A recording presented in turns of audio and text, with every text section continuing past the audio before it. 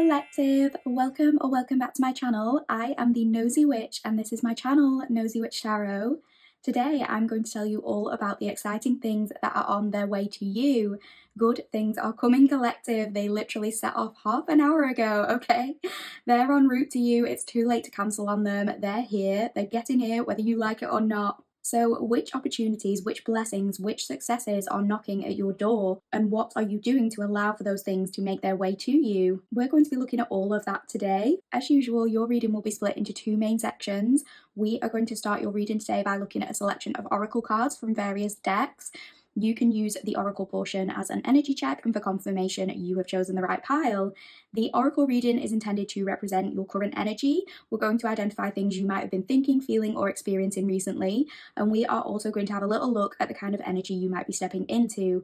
Basically, what is the overarching feeling of that new energy? We will then move on to the tarot reading, where we will elaborate on this energy and go into more specific detail regarding these opportunities, these surprises, these gifts, these blessings. But similarly to my last reading, we are going to do a thorough breakdown. We're going to be asking questions and looking at 3 cards at a time to get an answer for those questions. We're not just going to be slapping any old card on the table. We're in Virgo season, so we're going to be very organized. We're going to look at each question very carefully, very precisely, very demure, very mindful. So firstly, we're going to be asking what's going on for you right now. How are you feeling? Is there anything holding you back right now? And are you ready for this shift? That kind of thing. This will just be an elaboration on what is discussed throughout the oracle. Then we are going to be moving along to what is coming in for you. What's happening? How are things shifting? What kinds of opportunities are coming your way? What specifically is going to surprise you? We are then going to talk about how you're going to be feeling and what you're going to be experiencing once these surprises come in. What's your energy going to be like when things start happening for you? We're then going to finish the tarot portion of the reading off by looking a little further into the future and asking, what's next for you? Not just after this first energy shift, but following that, what other blessings might be on their way following this initial step? We are then going to be closing the reading with some hopefully uplifting advice from the Work Your Light Oracle. And I really love that deck. It has helped me through many, many hard times. If you know me, you'll know I have been practicing tarot since I was a child, but I only really got into oracle cards, I would say like in my early 20s. And this is one of the first ones I bought for myself. I bought one for myself and one of my friends, and it has always really helped guide me. And I want to share that with you for those of you who need that right now. So before we start introducing the piles, I just want to give my usual disclaimers. Gotta do it, gotta get it out of the way, so let's do that. So first of all, please bear in mind that these are not personal readings. These are collective readings on YouTube. I, of course, do hope that they resonate with you personally on some level, and I'd always love to hear from you if that is the case. However, please be aware that not every single detail or example I give will resonate for you, your life, your situation, and that's okay. I would never expect it to. As long as the overarching energy, regardless of the specific tangible examples I use, sounds the same, that is likely to mean you have chosen the right pile. However, you never need to accept something as your story if it simply isn't. And you are always welcome to choose a different pile or choose more than one pile if more than one is calling to you. If you don't resonate with any particular pile, it might just mean that this is not your reading today, and that's also okay. Take what is for you and leave the rest for somebody else. Don't force anything if it doesn't fit. Maybe you're at a different place on the timeline right now and you don't need this particular guidance at this very moment in your life. However, the reading is intended to be timeless, and you are always welcome back here if or when you do need that piece of advice. Even if you only connect with one small thing from this reading, I'd still love to hear from you, and you're still very welcome no matter what kind of journey you are currently on. These readings are here to connect us, offer clarity, and allow us to take a good look at our individual and collective human experiences. But please do remember, I am literally just a random person offering readings on the internet. I don't get to dictate your future for you. You get to decide what's for you and what isn't, and you are in the driver's seat of your own life. Any predictive messages can be interpreted as just one of a number of potential outcomes on the trajectory of your life. You are the creator of your own reality, and nothing ever has to be set in stone. Please remember that. With all of that said, let's take a little look at the piles today. Here we have pile 1 and the Modern Witch Tarot with the palm tree sticker. That is pile 1 with the Modern Witch Tarot and the palm tree sticker. Here we have pile 2 and the Way of the Panda Tarot with the lolly sticker. That is pile 2 and the Way of the Panda Tarot with the lollipop sticker. Here we have pile 3 and the Everyday Witch Tarot with the cup of tea sticker. That is pile 3, the Everyday Witch Tarot and the cup of tea sticker. And over here we have pile 4 with the Britt's Third Eye Tarot and the basic witch sticker. That is pile 4 with the Britt's Third Eye Tarot and the basic witch sticker. Once you have chosen a pile, please head to the pinned comment or the description box below. Timestamps will be listed there and they will take you to the start of your chosen pile. I list timestamps for both the oracle reading and the tarot reading, as I realise these readings are long, and if you only get a chance to listen to one portion, it means you can come back later and skip straight to the next portion. Obviously, I always recommend listening to the whole pile and starting with the oracle reading for confirmation you're in the right place. We give a lot of details in the oracle reading, and that way the tarot reading will make sense. But ultimately, it's your life and you can do whatever you want. As I always say, I am literally just the vessel. With all of that said, I just want to thank you all so much for being here and taking time out of your day to listen to my readings. I never ever take your support for granted, and trust me when I say I notice every single like, every single comment, and every single subscriber. It just means the world to me when I get to hear from you regarding aspects of the reading that resonated, and I just love connecting with you all so much. So thank you for being here, thank you for being kind, thank you for listening. I'm just so grateful, and if you haven't done any of the above already, please consider doing that. It's the easiest way to support me in this channel and allow me to grow. It's completely free, and not only that, but on a personal level, hearing from you makes my absolute day. But with all of that said, without any further hesitation, let's get started with your reading. I'll see you at your chosen pile, collective. Hi Pile 1 Collective! If you chose the Modern Witch Tarot and you chose the palm tree sticker, you are in the correct place. Welcome to your reading, friends. As usual, this reading will be split into 2 main sections, and we are going to start by looking at your oracle cards. So I am just going to move your tarot cards to one side for now so we can focus on these oracle cards. If you would like a full reading breakdown so you know what to expect from this reading, then please go ahead and check out the introduction. I go through everything there. But today we are here to discuss what's next for you. What exciting things are heading your way? Good things are coming. There are beautiful positive surprises en route. But what are they? This reading is all about your next successes, your opportunities, your gifts, your blessings, and how you'll be stepping into an energy of being ready to receive these. I am so happy to have you here, and I feel incredibly fortunate to be able to deliver these messages. So without hesitation, let's get started and have a look at the cards that we pulled for you, Pile 1. Okay, so we have got number 76, Schedule, Management, Plan, Organize. We have got Create Your Own Happiness. We have got Protest, Start a Revolution, number 28. We have got Sleep. And we have got number 15, Golden Teacher, Magic Mushroom, Introspection. Okay, I always like to start these readings by mentioning the numbers on the cards. When we use cards with numbers, these do not have to apply for this to be your pile, but if any of them do, it's just that little bit of extra confirmation for you more than anything. So please interpret this as like these numbers could be relevant in terms of ages, dates, synchronicities, angel numbers, things you are seeing a lot of. Go ahead and look them up if that's the case. They could be significant. In terms of a reading about exciting things coming for you, this could also be in terms of days or months from when you are hearing the reading. So here we have number 76, number 28, and number 15. So that could be like 15 months from now, for example, 28 days from now, 76 hours from now. You get the point. It could also be the 15th or the 28th of any given month being a crucial date in terms of these blessings. So I always encourage you jotting these things down in case you feel like that could be a thing for you. Maybe check out what's going on astrologically or in your birth chart. Look at how you could use certain dates to your benefit if that applies. But yeah, like now on with the actual reading. So the first thing I'm wondering, have you been struggling with your sleep lately, Pile 1, with the sleep card coming through? Have some of you like messed your sleeping pattern up to the point where it feels irreparable? Maybe some of you have been experiencing sluggishness and brain fog throughout the day or something like that. But it's interesting, there's something about restlessness being highlighted here and also something about vivid dreams or REM sleep being significant. So I'm getting this feeling of like you can't get to sleep when you feel like you're supposed to. Maybe you have all kinds of thoughts running through your head at night and it's difficult for your brain to kind of switch off. But then when you do drift off, let's say during the early hours of the morning, you fall into this deeper sleep and you experience a lot of intense, maybe very visceral dreams. And it almost feels like these dreams are downloads. They serve a purpose. You feel like you're on the verge of something in your very real feeling dream world. And then your alarm goes off and you don't feel ready to face the 3D world again. It's something like that. It's this sluggishness after a period of deep, deep sleep. it's like you're pulled away from that dream world, and maybe then you're kind of in this slump, or maybe you're a little bit grumpy even, when you first wake up because you haven't had enough sleep, or it felt like you were in the middle of your best sleep and then, the alarm sounded and broke you out of it when you just weren't ready. If you sleep next to somebody or you sleep with another person in the same room as you could have been told that you twitch or move or fidget in your sleep, or in some instances like you talk or you laugh in your sleep, and it's because of these vivid dreams. Some you might be able to remember better than others, but the main thing I'm getting is that they feel so vivid at the time. Like you can touch, smell, taste, all your senses are on high alert, and it kind of feels like you're in this alternate dimension. But then once you're pulled back into the 3D, it's like as the day goes on, you maybe forget what those dreams were trying to tell you, but it does seem like they are trying to put you onto something. Some of you might have been feeling like you want to create a dream journal recently, and some of you really should, like, definitely do that. You don't have to buy a dream journal specifically, use the notes app in your phone, but it's important, I'm getting, for you to try to do this first thing while the memories of your dreams are still fresh in your mind. And I know some of you, because you've been struggling so much with mornings, you're kind of like, oh, not another thing to do in the morning when I'm busy, when I'm feeling so exhausted.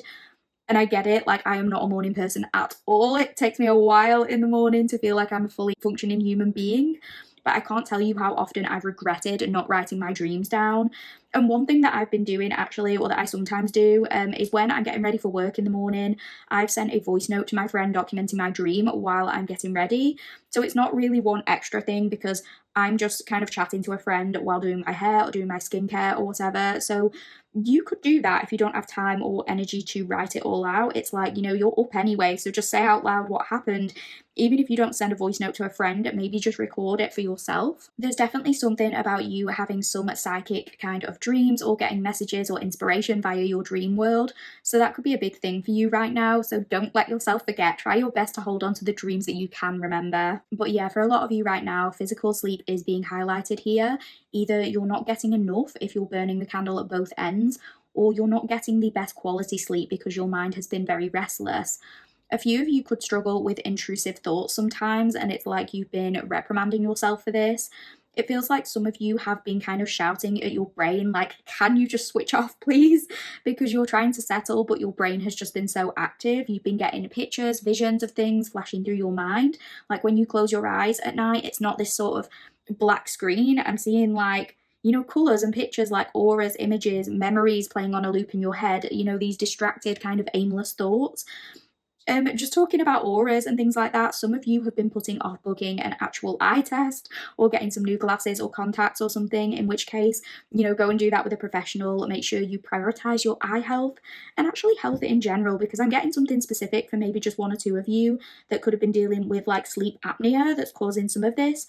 So if this is relating to you, please go and get that checked out. Visit a medical professional if you have access to that, because something like that could be responsible for some of this sluggishness, and it could really help you to get support with that.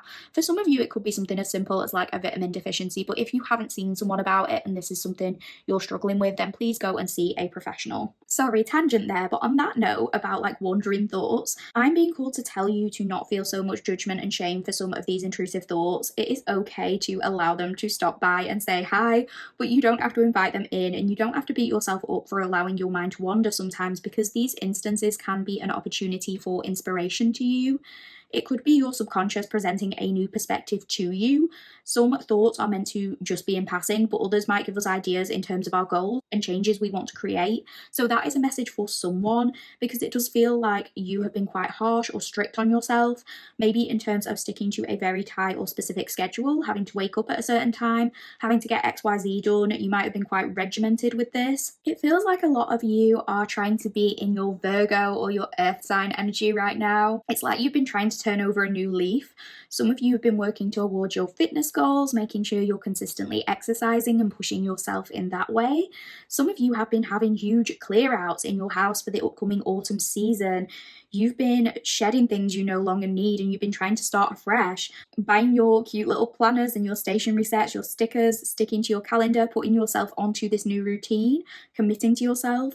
Some of you even could be like teachers of some kind, working in education or teaching a course online, with this golden teacher coming through. That doesn't have to apply, but for some of you, where this is a goal to do with the job, it's like you are trying to be the golden boy or golden girl in your field. You're trying to shine. You could be trying to work for that promotion or work for recognition. But for some of you, like due to maybe external things, you could be working yourself just a little bit too hard or working yourself into the ground and experiencing that burnout already. So, this next big surprise for you, this next big blessing, this opportunity could be to do with you rejigging something, creating a lifestyle, adhering to a schedule, but it's one that suits you and one that fits in with your current lifestyle and allows you to also prioritize your rest and your self care. Because some of you, I'm getting this phrase too much too soon. So it's like you're trying to do everything at once, and maybe some of you are very all or nothing in your approach. Some of you could have experienced like a slump recently. For example, like you fell off the wagon with your self care or fitness or diet, or even like you lost enthusiasm for your work or your passions, like your side job, or you lost, a bit of passion towards your relationship, whatever it is. So now you're trying to like go in full steam. But I think there's a need to really listen to your body right now and to be patient with yourself, because you're trying to revolutionize your life. You're really taking charge, you're taking control, you want to do the work, you're motivated, and that's amazing. But you need to be patient with yourself, because you are revolutionary, but you have human needs you need to attend to and you need to prioritize. And I know that's so frustrating to hear when you're in that energy of just wanting to dive right in and really create that success for yourself. I get it, but you need to do something that is sustainable. And that could be kind of what you're missing right now. It's like you can't go from doing zero exercise and barely being able to wash your face to doing a 30-step skincare routine and walking 20k steps every single day. Like, well, you could, but it wouldn't be sustainable, especially because there are other factors at play here in terms of the time you are able to dedicate to yourself and to your goals. You could have health issues or childcare or work to consider. Maybe some of you have had a lot of demands placed on you recently. This could be in terms of a managerial figure at work, someone, maybe expecting too much of you. It could also be in terms of a romantic partner and a delegation of domestic labor or emotional energy, like the mental load of things. It feels like you've had to go along with something, accept some kinds of like burdens, carry some kind of weight, stick to a plan, whether it's something imposed by someone else or by yourself. You've been feeling like it has to be this one specific way and there's no room for movement, but that's been keeping you in this kind of sleep state. You could have been feeling a little out of touch with your present. You could have been doing things on autopilot, is what I'm getting, or as one example, walking into rooms and forgetting why you went in, zoning out a lot. You could have been having some maladaptive daydreams. If you have ADHD or anything like that, it could be this feeling of like, my meds just aren't working properly, or the ADHD is ADHDing recently. If so, I relate to this majorly, so no judgments from me whatsoever. But for some of you, it's because you haven't been getting enough rest. Some of you might have been encouraged to meditate in the past and you've been like, I don't want to do that because I can't focus, I won't be able to switch my mind off, or I don't have the time to sit there and meditate. But some of you might really need to, because you need to give yourself that time and space for your brain to wander. Like, it's okay if you experience visions or pictures while you're meditating. It could be that your brain is kind of, experiencing this at work or in conversations with people, or during times where you're trying to focus on other things, during times when you feel like it shouldn't be experiencing this because you're not giving yourself, even 10 minutes in the evening or in the morning to do it. Like, you need time to dedicate to this. For some of you, it feels like you're trying to do everything, you're trying to accommodate everyone, and I need you to know that that isn't your responsibility. You are really so tough on yourself, pile one, and in some instances you can be your own worst critic, or you feel like you're not being productive enough when actually you might be pushing yourself too hard to meet the standards of yourself or of others. So what's coming for you is this realization that you can't be everything to everyone at all times. And a part of this blessing is you waking up and revolutionizing your life by realizing that, you're not stuck like this. You can change anything at any time. You can move things around to suit you.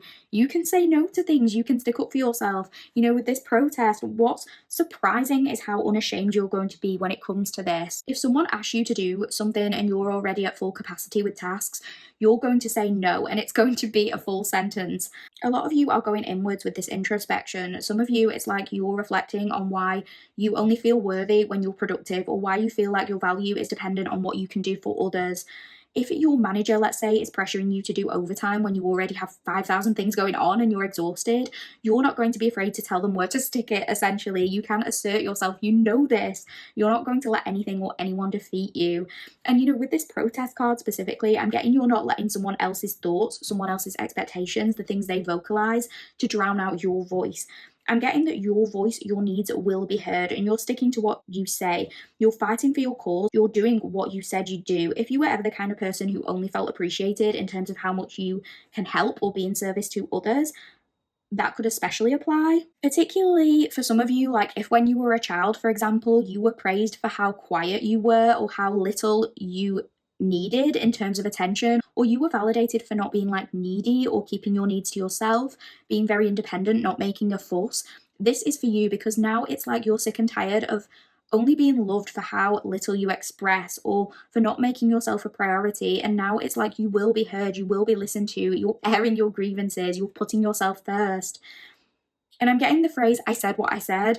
So this blessing is you feeling unapologetic with this. If you've ever been the kind of person to go back on something to accommodate someone else, this is for you, because here I see you sticking to your word. You're making a promise to yourself out of respect. And this specific example doesn't have to resonate, but to describe the kind of thing I'm feeling, it's like if you've ever assigned chores to your child or to a family member, for example, and if you tried to set a boundary of like, I'm the only one who ever does the washing up, let's say, and maybe you're like, I'm not doing it next time. Someone else also needs to take accountability for this. Let's say it's your teenage child or a sibling or a roommate. You're like, I'm not going to be the only one doing this. So you tell them that. But then the next day you come home from work and you see those plates piling up in the sink and you're like, you know what? Like, I'm just going to do it, because if I don't do it, it won't get done, or they won't do it the right way, something like that. So I might as well just take that load on and do it. Maybe you're that kind of person, like the little things bother you. You always feel the need to be doing something. Some of you could actually have OCD, and I don't mean to trivialize that in any way. I know OCD is more than wanting things a certain way, but we did get something about intrusive thoughts, and I did get ADHD before, so it could be one or the other or both in some instances. But yeah, it doesn't have to be that example, but it's something where in the past you've made a promise to yourself and you've gone back on your word just for easiness or something like that. It could be you saying like, I'm never giving this person another chance, and then giving them another chance. Or when I come back to work, I'm going to say no to that overtime, then feeling like you have to do the overtime anyway. But the energy you're stepping into, it's like you're making those promises to yourself, to others, and you're keeping them. And it's going to change your life in an absolutely massive way. You're waking up to this idea that things don't always have to be the way they have always been. You can adapt your schedule. You get to create your happiness. You get to adopt the kind of lifestyle that works for you. Other people are going to have to get with it and fit around you because you said what you said and you mean it, okay? That is the energy. For some of you, it's like you just feel you need to take on everything, and that's changing, okay? Some of you, you're going to be delegating tasks and trusting someone else to do things, to pick up the slack. It doesn't always have to fall on you. You're releasing some of that control. This could be anything. It could be domestic labor. If you've ever been a person who's like, if me and my family are planning a trip, I have to be the one who organizes everything. I have to book the flights. I have to do the packing. I have to make sure the passports are up to date. I have to sort the itinerary, because if I don't do it, it's going to result in a big mess. If I don't do it, this person won't. Not that exact example, but the overarching message is, stop letting people in your life get away with mediocrity. Stop letting people use weaponizing competence to get you to take on everything. Let the cards fall where they may. So for some of you, this next big surprise, this next big blessing is people feeling accountable because you're teaching them a lesson. You're not just going to pick up after them. If someone has taken for granted that it's always you who picks up the slack or does a certain task, whether it's at work or in your personal relationships, whatever, they're going to be realizing what it is you do and what you bring to the table, and they're going to be realizing not all of that has to fall on you, that they have to step up as well. Because you're a human, you need your rest, you need to look after you, and you're going to be doing that. Something is going to be becoming less of a burden, even if it's just you unburdening yourself from some of your own expectations. This could be your workplace realizing that you are heavily understaffed and hiring more people on a team to support you. It could be you relying on a colleague or a partner more and being able to delegate tasks more fairly.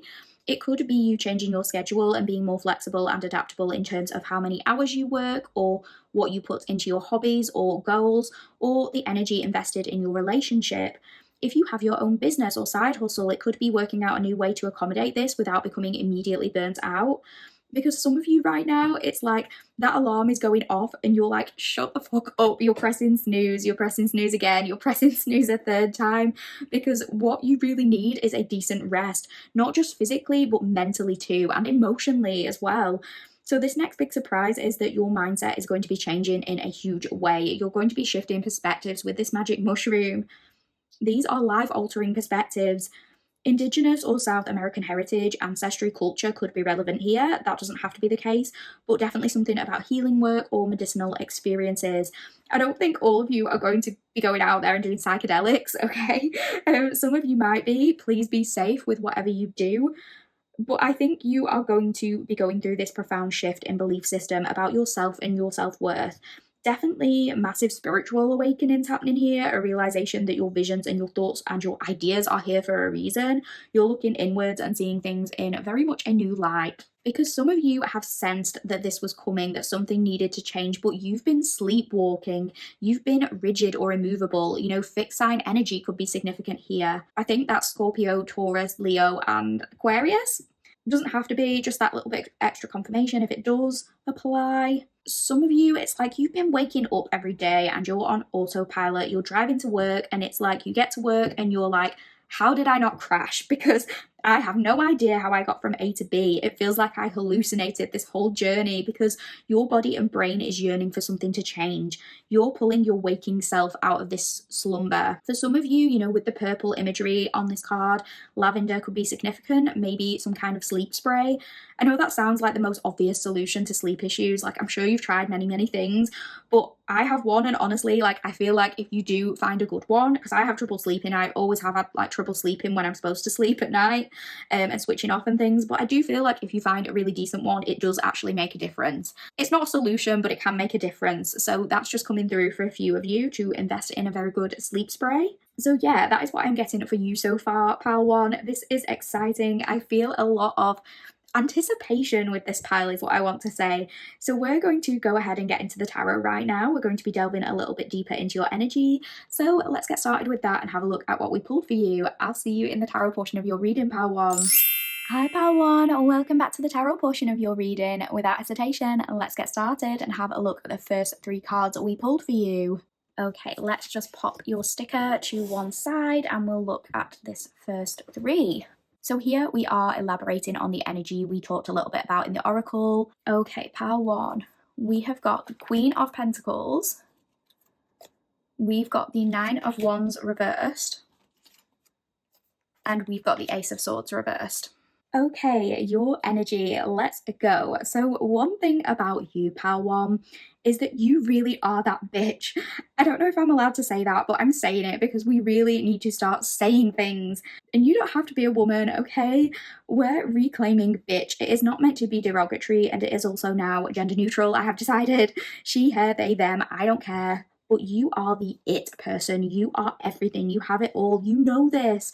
I know this, we all know this, but I feel like you are in need of a little reminder of this, pal one, because you have always had a lot of self-respect, I think, with this Queen of Pentacles, but lately you may have been forgetting to implement that self-respect practically by undermining your own needs, either to accommodate others or to adhere to this high expectation you've set for yourself. And I'm getting that you've always done what was expected of you. You've done it gracefully, you've done it diligently, you put your head down and you've worked hard, and you've done it with a lot of dignity. But I'm hearing, I have more respect for myself than this. So there is this understanding that something has to change. This is something you know, you're aware of this. So you're creating these new rules and you're going to step into this new way of operating with your head held high. With that same dignity, you're going to be prioritizing what you want and what you need while still remaining true to yourself. You know, the Queen of Pentacles, she is the businesswoman and the homemaker. She's the mother and the healer. She's financially independent while also being loving and nurturing. And this is you. Whether or not the specifics apply, this way of being is integral to you.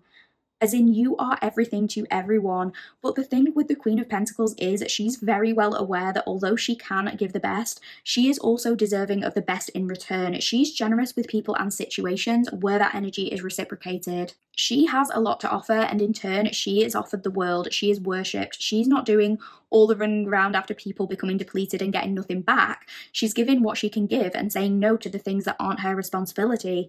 And on some level, you know that that's what you need to do. And now I'm getting, let someone give you a foot rub for once. I don't know why that's coming through. That feels very specific.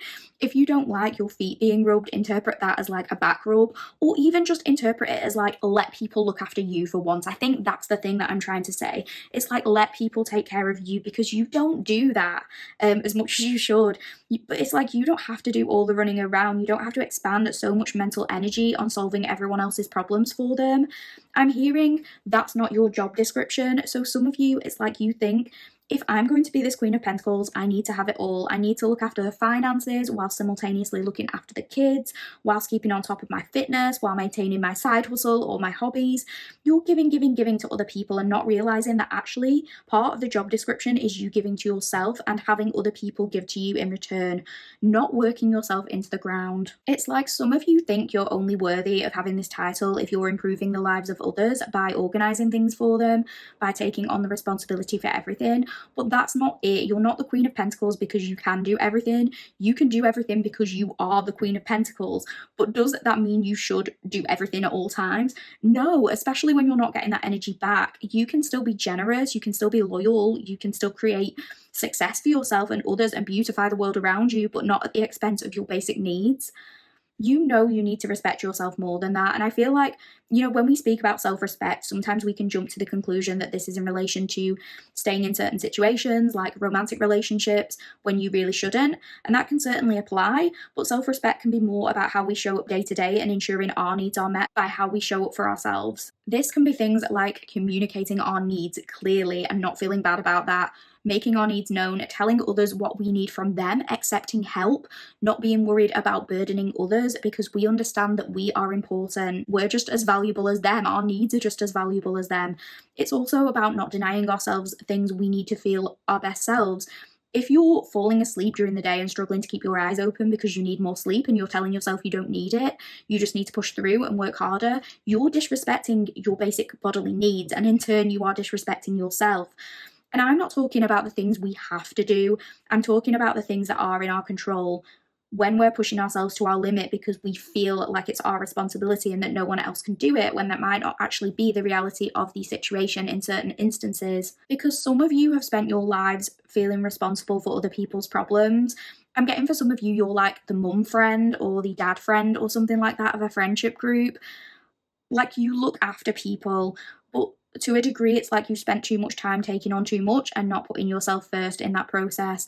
And I do understand that there are certain circumstances where you have to put other people first because they are literally relying on you for survival. Like, if you have a child or a pet, for example, you can't just sit them down and be like, go and make your own food. That's not my problem.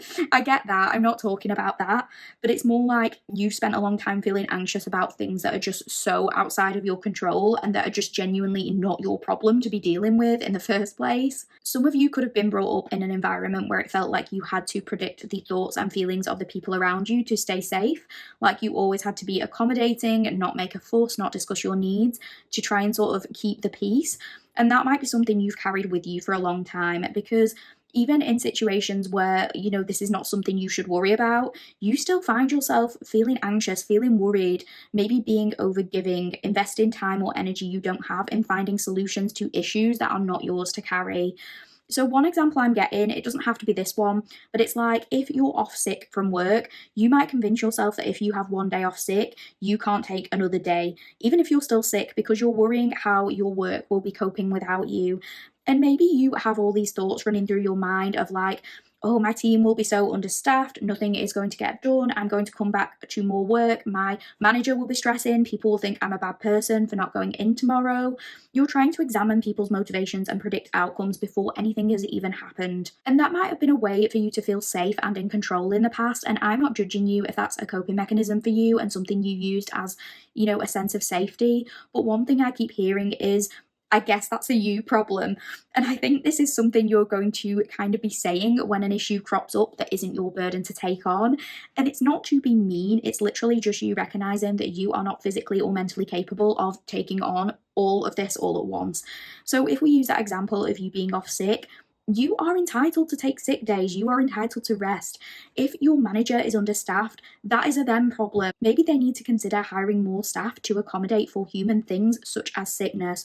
Not to be unkind to that person, but their business is their responsibility. You do not have to waste time that you need to be resting, bending over backwards to find a solution for someone else's problem, or feeling guilty for things you shouldn't feel guilty over. And if you are in a toxic workplace, or whatever situation it is that applies to your circumstances, if you're in a difficult environment that reinforces certain beliefs about you only being valuable when you're giving to others, if your employer is trying to make you feel guilty for being a human and occasionally getting sick, then please consider getting the fuck out, because that could be holding you back. And I know that's easier said than done. I'm not saying, just quit your job if you don't have anything else lined up, but consider at least thinking about other positions, applying to other positions, because you're not stuck. Even if you feel like you are, or even if this is like a self-imposed expectation, you are free to move. You're more free than what you think.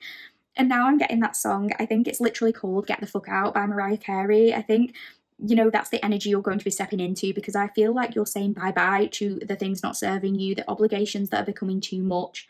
Anything not falling in line with you is out. You don't need it.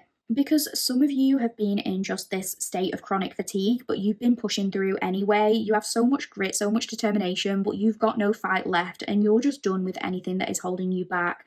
You might have been refusing to compromise on something because you felt like there was only one way to do it, but you are very well aware that something has to shift here, and it is shifting. That stubbornness and that rigidity is going to be lifting. It's going to have to go.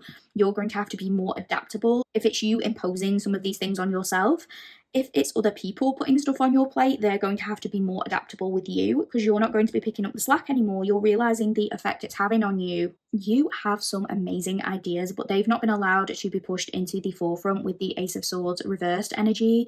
You have amazing intellectual capacity, but you've not had a chance to shine in that way because your focus has been taken up by so many other things.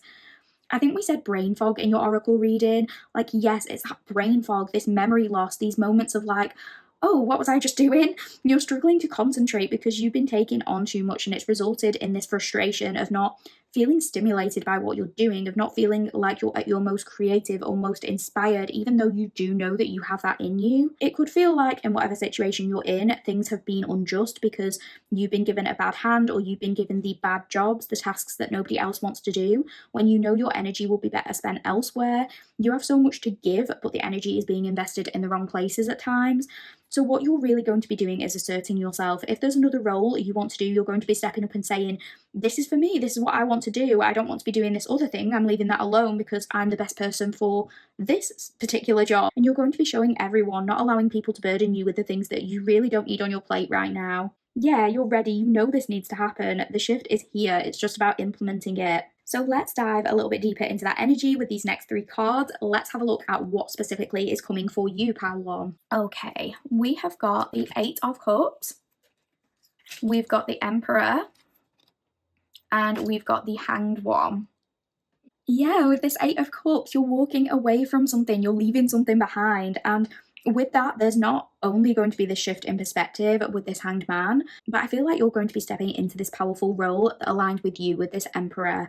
And I'm getting something about taking your power back, because I'm hearing The Emperor's New Clothes by Panic at the Disco. I can't remember all of the lyrics, but I know he's like, I'm taking back the crown and I see what's mine and take it. That's what you've been experiencing currently, the way you've been living, the people and situations you've been dealing with.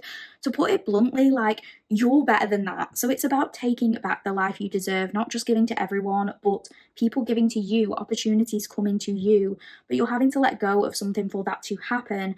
And sometimes when I get the 8 of Cups showing up in a reading, I feel this sense of loss when it comes to releasing an attachment to something. But here I keep getting the phrase, it's time to go, time to walk away, time to put this behind you. And it's more like you're feeling empowered by it, because it feels like it's been a long time coming. I don't know what it is with me and getting all these songs coming through today, but now I'm even getting I'm Walking Away by Craig David. I think it's by Craig David anyway. I've not heard that song in years, but it's making me think of like you're just over this, you're fed up of being in this situation, of feeling this way, because the lyrics in that song are like, I think it's like, I'm walking away from the trouble in my life.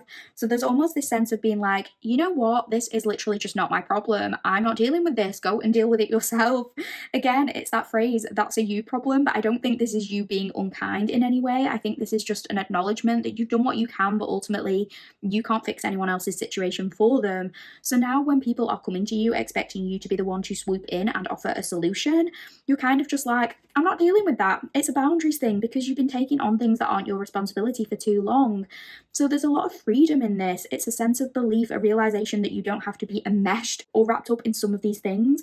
For some of you, this could literally be about an older male figure in your life to some extent, and that might manifest in different ways depending on where you're at and what you're looking for. For some of you, this was a father figure or some kind of caregiver with a more masculine energy, regardless of their actual gender, and they imposed these high expectations on you. Maybe you always felt like you had to please them.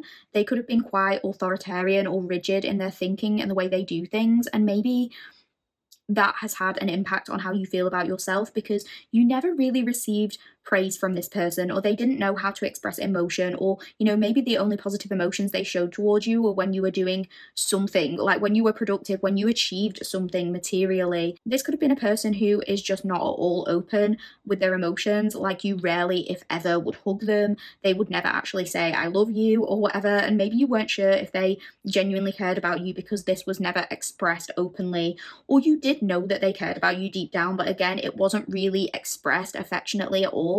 So you grew up to associate love and validation this one particular way. There's something about that coming through. So maybe you've grown up feeling like you were never doing enough, you always had to do more, and some of it comes from this need to have this caregiver validate you. But something I'm getting now is like something surprising that's happening for you is that you're being given this gift of knowing that the only person you need to validate you is yourself. The only expectations you need to live up to are your own. It's like you could have had some kind of emperor figure affect you in a more negative way, but now you're turning that around and becoming that emperor yourself, because maybe you're realizing that person wasn't perfect. They might not have ever known how to express love or affection, but it was never anything to do with you. That's something they might have learned through their own parents. There might have been a time where you thought, the sun rose and set with this person. Like if you saw that they were successful, it's like you wanted to copy what they did. Maybe this person taught you about finances or about having good business sense. They taught you about practical things, maybe even about how to fix or build things. So there's elements of what you learned with this connection that you want to carry with you because those were valuable lessons. And if this is, for example, a father figure, there could have been this thing of when you were younger, you thinking, I want to be a boss just like my dad, or I want to own a company like him, or I want to do this job and I want to impress him and show him I'd be good at it.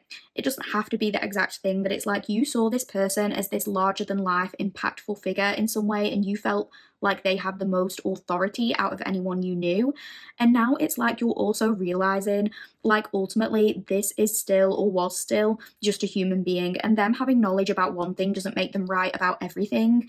So it's like you're understanding that you can be this emperor figure, but even better because you've carried some of that knowledge from them, but you also know how to be emotionally nurturing, kind, generous. With that Queen of Pentacles we got, it's like, we said you have it all. You can be the emperor in your own life, and you can also be that Queen of Pentacles. So for some of you, it's walking away from that belief that you needed to meet a person's expectations. It's walking away from a pattern of behavior that was instilled in you throughout your childhood. But talking about an older male figure, it could also be that some of you are walking away from a romantic relationship. You're separating from this older masculine energy. And for some of you, it's even both. Like you had that authority figure in your early life who had that impact on you, and then you gravitated towards people like that within your romantic relationships later in life. It could be that there was an unequal division of labor in this relationship, or there has been recently, and this person made you feel like this was all your responsibility, but your perspective has changed recently and you're like, no, I'm not doing this. So for some of you, it is a bigger thing, like actually ending the relationship, separating, moving out, asking this person to leave, divorcing. And for others, it's just setting firm boundaries with this person and saying, something has to change. I'm not taking on all of this. I'm not doing it anymore. This is making me think of someone who is very, very regimented in the way things have to be done, but it's about wanting something different. You know, this emperor person could be somebody who is quite traditional or patriarchal even in their views, and maybe you're realizing the way they're viewing things and the things they're expecting of you, it isn't right and you deserve more than that. And this is nothing against like traditional relationships or traditional gender roles in and of themselves. Whatever a couple decides between themselves is up to them. If both people work, if one is the breadwinner and the other carries out the domestic labor, regardless of gender, I don't care as long as everyone is happy with that arrangement. But I do think there is this expectation of certain men demanding a traditional woman, by which I mean they want her to be the homemaker, they want her to do all the chores, cook the meals, look after the children. But there's this hypocrisy with it because they also expect her to provide financially. And I just think, well, you can't have it both ways. Like, you can't complain that you don't have a traditional woman just because you have your partner working a 12-hour shift and she wants the division of labor to be equal when everyone gets home. It just doesn't work like that. Like, if you both work, you both need to be contributing to those things.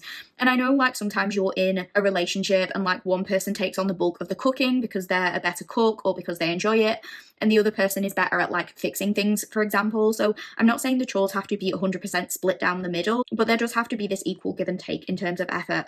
Obviously not accounting for health issues and bad days, which we all go through, but generally, I mean, it has to be equal. But for some of you, it's like you've been with somebody who was a little misogynistic, maybe not outwardly. They might not have been going around saying they expect XYZ, but you knew that they just let everything fall on you. You know, we got that Queen of Pentacles before, so it's like you were doing everything and they just let you. They didn't listen. They could have used like weaponized incompetence. So for some of you, it's like you're actually leaving them, you've left them. And I think you knew this had to happen. They took you for granted, they overworked you, they didn't appreciate you, and one day you were just gone.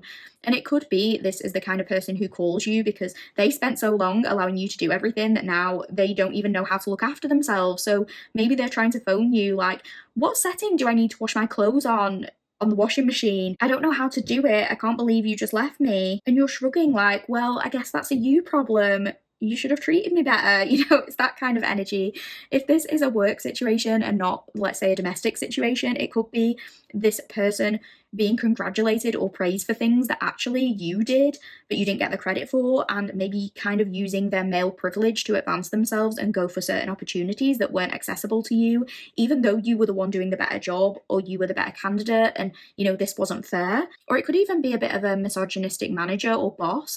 This doesn't even have to be a male boss. It could be a female boss with like internalized misogyny, but it's someone who used their masculine energy in more of a toxic way to assert control over you, to make life hard for you. Maybe they made the environment toxic or they put too much on your plate.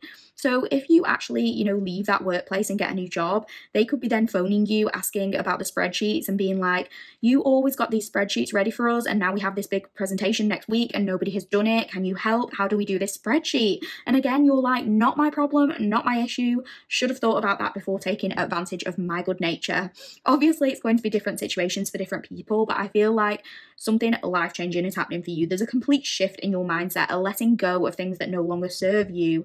You're adhering to your own set of rules and your own schedule with this emperor, and you're finding a way of being, a way of doing things that works for you, and you're asserting yourself when it comes to doing things your way. So yeah, the big surprise is you finally getting the courage to abandon something, to leave it all behind, whether it's a person, you know, a romantic partner, a work environment, a negative thought pattern you've been attached to, whatever it may be. It's allowing you to shine and step up into this emperor role. Some of you could even be meeting a new masculine energy. An emperor might be entering your life, could be someone you meet and start dating, or if this is an already established relationship, it could just mean this person is surprising you by fully stepping into that role. They're stepping into the person you need them to be.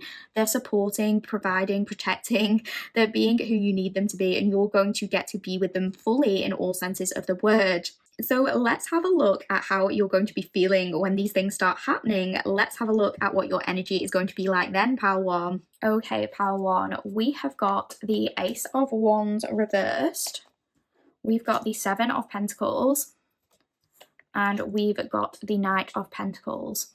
So we'll talk a little bit about this Ace of Wands reverse, because I think for some of you there is going to be an initial element of frustration, but I think it's only because there's kind of like this fire lit up under you. Once you've had these realizations that you are worth way more than what you're giving to yourself, there's this urge to move things along, but it might feel like you're experiencing certain setbacks that are out of your control. For example, if you've had this earth-shattering realization that you need to escape your place of work, let's say, because it's bringing you down, It's one thing knowing that, but it's another thing actually doing it, because maybe you don't have another job to fall back on. So every day you're going in while simultaneously knowing, I want to be out of this situation at the first chance I get, but you're waiting until you get that new job. For some of you, this big surprise, if it is actually that offer of a new job, there's excitement, you're enthusiastic, you're ready to go full steam ahead with it. You know that it's your perfect job, but maybe it's something like, the hiring managers say to you, yeah, you're hired, but the role only starts in January and it's September, so you have to stay at your current job for a few more months, when really you just wanted to get out and go straight onto something new. It feels like there's this waiting period of sorts. If it's a separation, it could be frustration over delays in terms of legal documents not going through or a court date being pushed back, and you just wanting to get things over and done with. It could be you sort of knowing that a relationship is over, but you or they can't move out, so there's this waiting period while someone builds up their finances so you can officially move on and feel like you're fully doing things your own way. Like, if this person lives with you and you want them out, you're just praying for that time where like you can have the house to yourself or something like that. If this is a new person coming in, even somebody you already know of or have feelings for, like if it is that new Emperor energy we talked about, it could be the two of you knowing that you belong together, but there's some kind of delay in actually being together initially. So there's all this excitement in the sense that, potentially true feelings are revealed, but maybe the two of you are long distance or something has to end before you're able to officially be together. There could be some frustrating obstacles at first, but I do think that this is going to be something temporary, because whatever this is, the perseverance will pay off. You're going to be glad you didn't give up on whatever or whoever this is. A little bit of a trigger warning here for a small discussion surrounding fertility and pregnancy loss. If you don't want to hear about that right now, I would advise you to skip a couple of minutes if it's not in your best interest to listen. But I am getting a few messages about pregnancy. So it's like some of you could have either been trying for a long time to conceive and it hasn't worked out, there have been delays, or you've unfortunately experienced a loss. In which case, I am very, very sorry. You could have experienced some disappointing news in relation to this.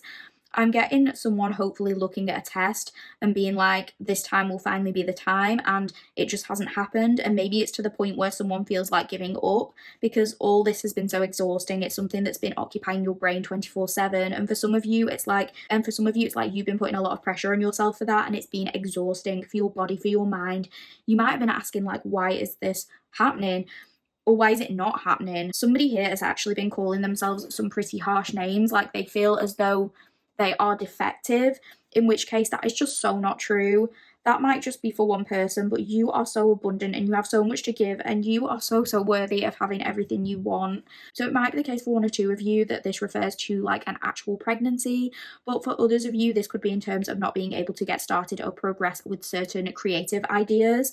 But one thing I'm getting, and I do really want this to be a hopeful message for someone who is down and who might need to hear this right now, and please bear in mind this won't be for everyone, but in terms of either a pregnancy or in terms of just giving life to an idea, the Seven of Pentacles represents gestation. It talked about nurturing something. Something is growing. You are creating something. You are building it. So for some of you, in terms of this actual pregnancy, it could be like you detached from the idea of forcing this to happen. You walked away from the notion that this would ever become a reality for you, because obviously we got that Eight of Cups coming through in the last little bit of the tarot. And it's almost like once you let go, it's as though your manifestation comes in. It actually happens because you're not putting so much pressure on yourself, and you're going to kind of be standing back and taking stock of things. With this Seven of Pentacles, you're going to be in this energy of questioning if things are working and kind of shuffling things around when it comes to anything that needs adjustment. And both of these cards here, the Seven of Pentacles and the Knight of Pentacles, it's about finishing what you started. It's about perseverance, about not giving up on yourself. And I think that's the energy you're going to be in, because we mentioned previously, if you've ever been the kind of person who has struggled with not giving into the demands of others, if you've said like, I'm no longer going to put up with XYZ, but you've kind of gone back on your word in that way to accommodate other people, this is you sticking to your guns and knowing if something needs to end, it needs to end. We are finishing what we started. We are finalizing something. And this can be in relation to anything. You know, if you've gone back on what you said by agreeing to give another person a chance to be in your life, even if you knew that wasn't what was best for you, this could be you feeling confident about officially ending that, and you're like, this is it, it's finished, you're moving out, you're signing a lease, something very final. It could be about moving on from a job, like, you know, officially severing a contract rather than just applying for jobs but not really taking it anywhere. If you get an interview or something like that, it's you finishing what you started by actually taking that new role. like, yes, we are ready for a fresh start. You've been patient and it feels like things are really paying off for you. After that initial delay, things start coming into alignment and it feels like you're able to cultivate this dream life for yourself. You've been responsible, you've persevered, you've worked on things diligently, and now things are shifting in a way that allows some of your dreams and wishes to bloom and to be pushed to the forefront. The Knight of Pentacles can also talk about working with nature to get the things you want. So this could apply to some of you, particularly those of you who are trying for a baby. This could be something to do with working with your natural cycles and being more in tune with your body in terms of physically creating life. Obviously, that's not for everyone. It could even be termed in terms of listening to your menstrual cycle when trying to plan certain creative ideas, like maybe you're more creative at a certain time of the month during ovulation or something like that. So it's working with yourself rather than against yourself.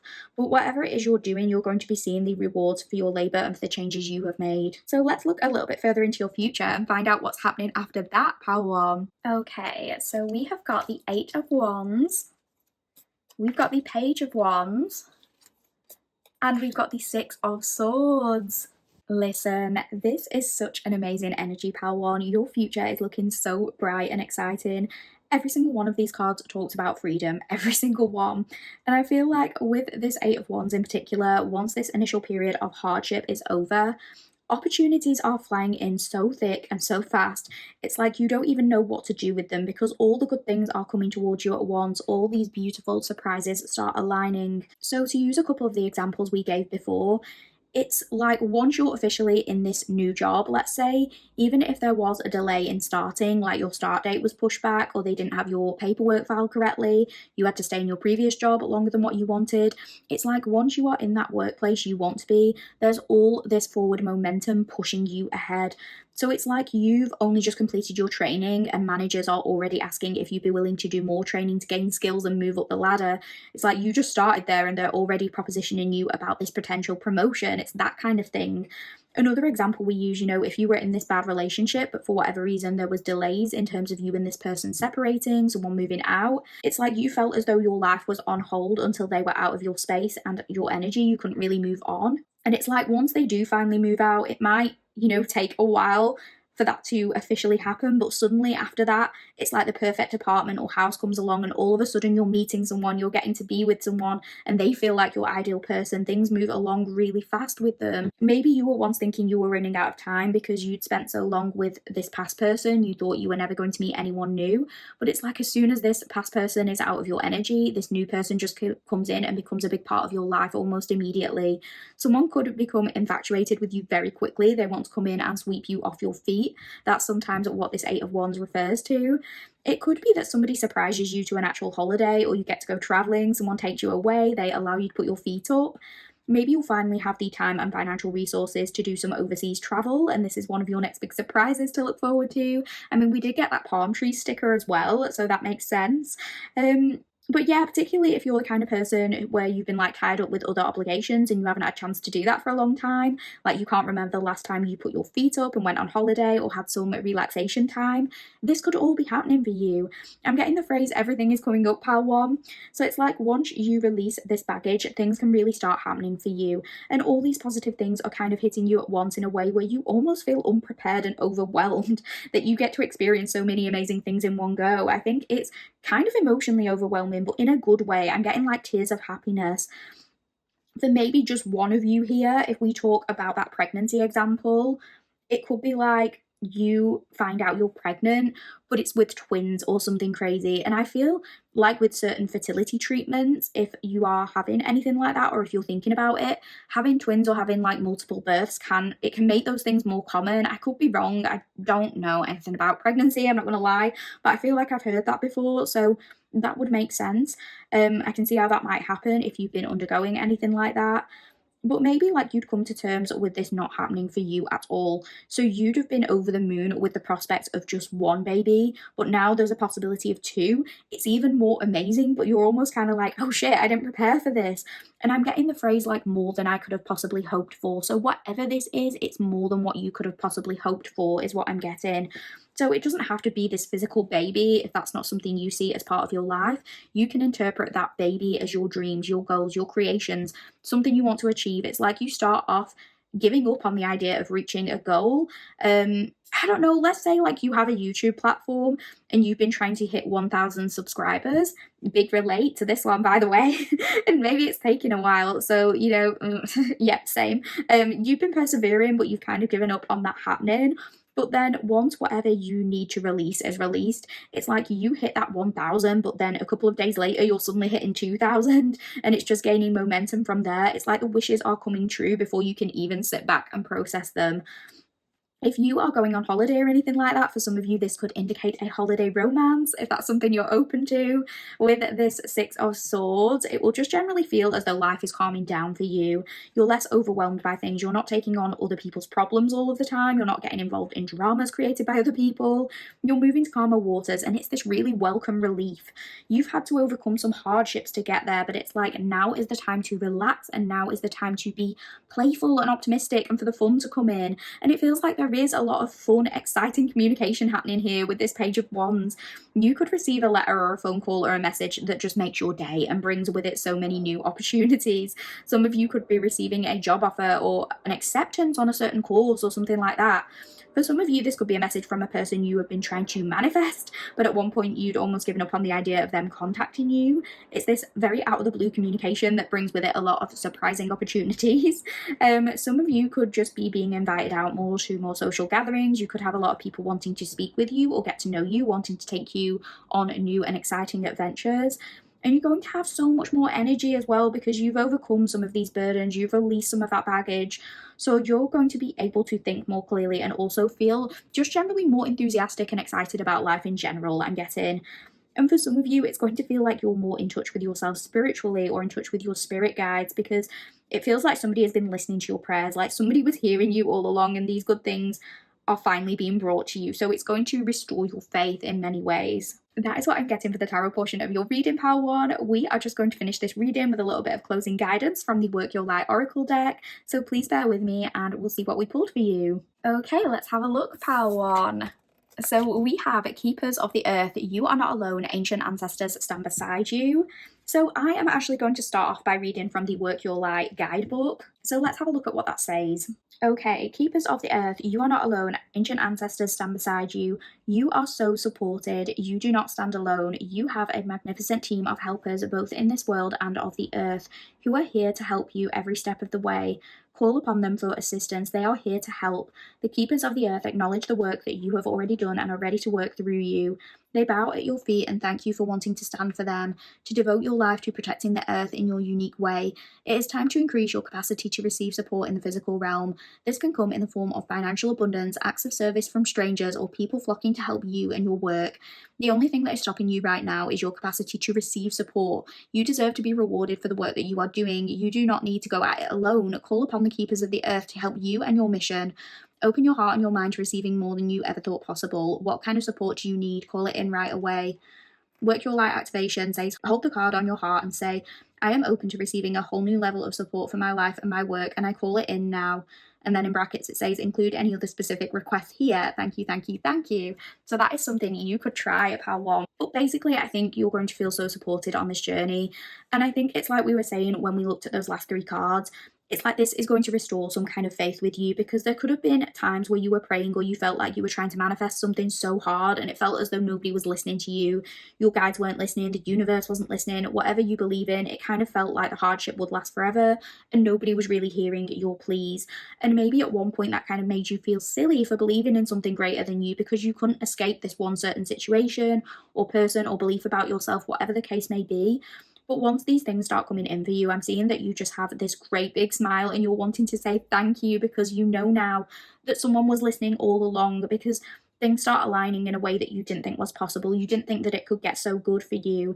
And after feeling like you're receiving nothing, it's like everything just starts to make sense.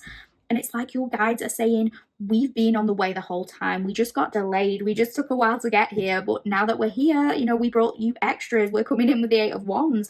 It's not just that one thing you wanted, but it's all the things. And that's clarity for you. But I think not only that, this is also about you being open and willing to accept support when it shows up in your life in the form of other people, individuals who want to offer you assistance. You've been in this mindset for so long of really thinking you have to do everything, or you can't delegate certain things to people, you can't trust them with it, you have to be in control. But you're releasing some of that, and you're actually learning that, again, you don't just have to give to others all the time, people can give to you. So this could show up in the form of colleagues taking on some of your tasks.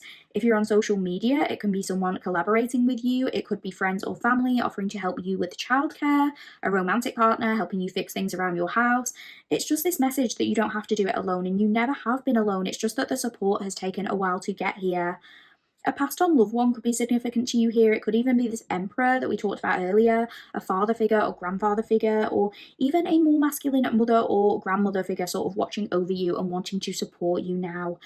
And there could be some closure on your end with that, because maybe this person, like, I'm getting like when they were alive in this life, when they were in the 3D, they couldn't do that for you. They didn't know what you needed. They didn't know how best to support you. But it's like their higher self is kind of giving this confirmation of like, it's okay, I'm here for you now in the ways you need me to be. I wasn't able to give you the opportunities I should have given you when I had the chance, but I'm giving them to you now. That might be a message for someone very specific, so I know that won't apply to everyone. Don't take it if it doesn't resonate, but it's like this acknowledgement from this person that they maybe put too much pressure on you when they were in the physical, and now it's like they need you to know that you need to live for you. Like, they recognize that, so they're doing everything possible to make sure you get the opportunities and praise that you deserve now. For some of you, it's just this recognition from ancestors generally that your energy will be better spent elsewhere, so they're trying to facilitate that for you because they know that you're capable of big things and that you're worthy of much more. So that is what I am getting for your reading, pal one. I really hope you enjoyed this reading. If you did enjoy the reading, please do me a massive favour and like this video. It will take you literally like one tiny second, and it would just mean the world to me. If you could also comment and subscribe if you haven't done so already. Literally, it's free and it only takes a minute, and it is the best way to support me and this channel and help me grow, and it lets me know you like the content. So I'd love to hear about what resonated. Even if you just tell me which pal you picked, that all helps me a lot. With all of that said, I really hope you enjoyed this reading. Thank you so much for being here. Thank you so much for listening. Take care, pal one, and I'll see you in the next one. Hi, pal 2 collective. If you chose the Way of the Panda Tarot and you chose the lollipop sticker, you are in the correct place. Welcome to your reading, friends. As usual, this reading will be split into 2 main sections, and we are going to start by looking at your oracle cards.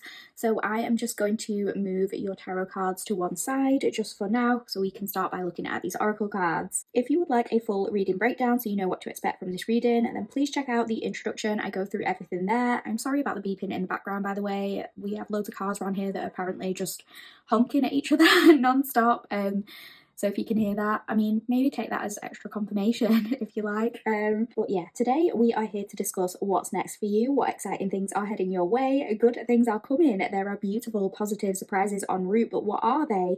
This reading is all about your next successes, your opportunities, your gifts, your blessings, and how you'll be stepping into an energy of being able to receive these. I am so happy to have you here, and I feel incredibly fortunate to be able to deliver these messages. So without hesitation, let's get started and have a look at the cards we pulled for you, pal 2. Okay, we have got number 4, pride, self-esteem, self-worth, ego. We have got trust your intuition, she's always right. We have got number 2, evil queen, you deserve sugar, not salt. We've got metamorphosis. And we have got number 33, indigo milk cap, true colours. Okay, I always like to start by mentioning the numbers on the cards. When we use cards with numbers on them, these do not have to apply. Please bear that in mind. They don't have to apply at all for this to be your pal, but if any of them do, it's just that little bit of extra confirmation. These numbers could be relevant in terms of age, dates, synchronicities, angel numbers that you are seeing a lot of. Go ahead and look them up. If that is the case, that could be significant to you. In terms of a reading about exciting things coming for you, this could also be in terms of days or months from when you are hearing the reading. Here we have number 4, number 2, and number 33. So that could be like 2 to 4 months from now, for example, or 33 days from now might be significant. You get the point. It could also be like the 2nd or the 4th of any given month being a crucial date in terms of these blessings coming through for you. But with the numbers out of the way, let's get started with the actual reading. And the first thing I want to say is that I'm very much getting this message of we're healing our feminine energy right now, and it's going to result in this absolutely beautiful glow up with this metamorphosis card in particular. You don't have to identify as a feminine to be listening to this, and please bear in mind we all have a mix of masculine and feminine energy, but it feels like for some of you, you have been in this era of not really listening to your natural instincts all of the time, or you have been pushing something your intuition is telling you to one side, and within that, it's like you have abandoned a part of yourself that is really wanting to be heard. There's a part of you that knows the truth about a situation, and this next big surprise is that something is coming to light with this True Colours card, but it's for the benefit of allowing you to grow and change and become mutable in some way. Something is revealed, someone's true colours show, and this can no longer be ignored. It's pushed right out into the forefront. Everything is exposed, and you're going to be seeing a situation for what it really is, or a person for who they really are, if that applies. This is going to open your eyes and allow you to shift so many things. We could have been battling some self-worth issues with this pride card here. Maybe we've been struggling to feel confident about doing something. It could also be that our pride, our ego, is getting in the way of us being able to see something clearly, but I'm getting that all of that is falling away with this indigo milk cap card. For some of you, you've been feeling this way. Your intuition is getting a sense of something already, and you know exactly what I'm talking about.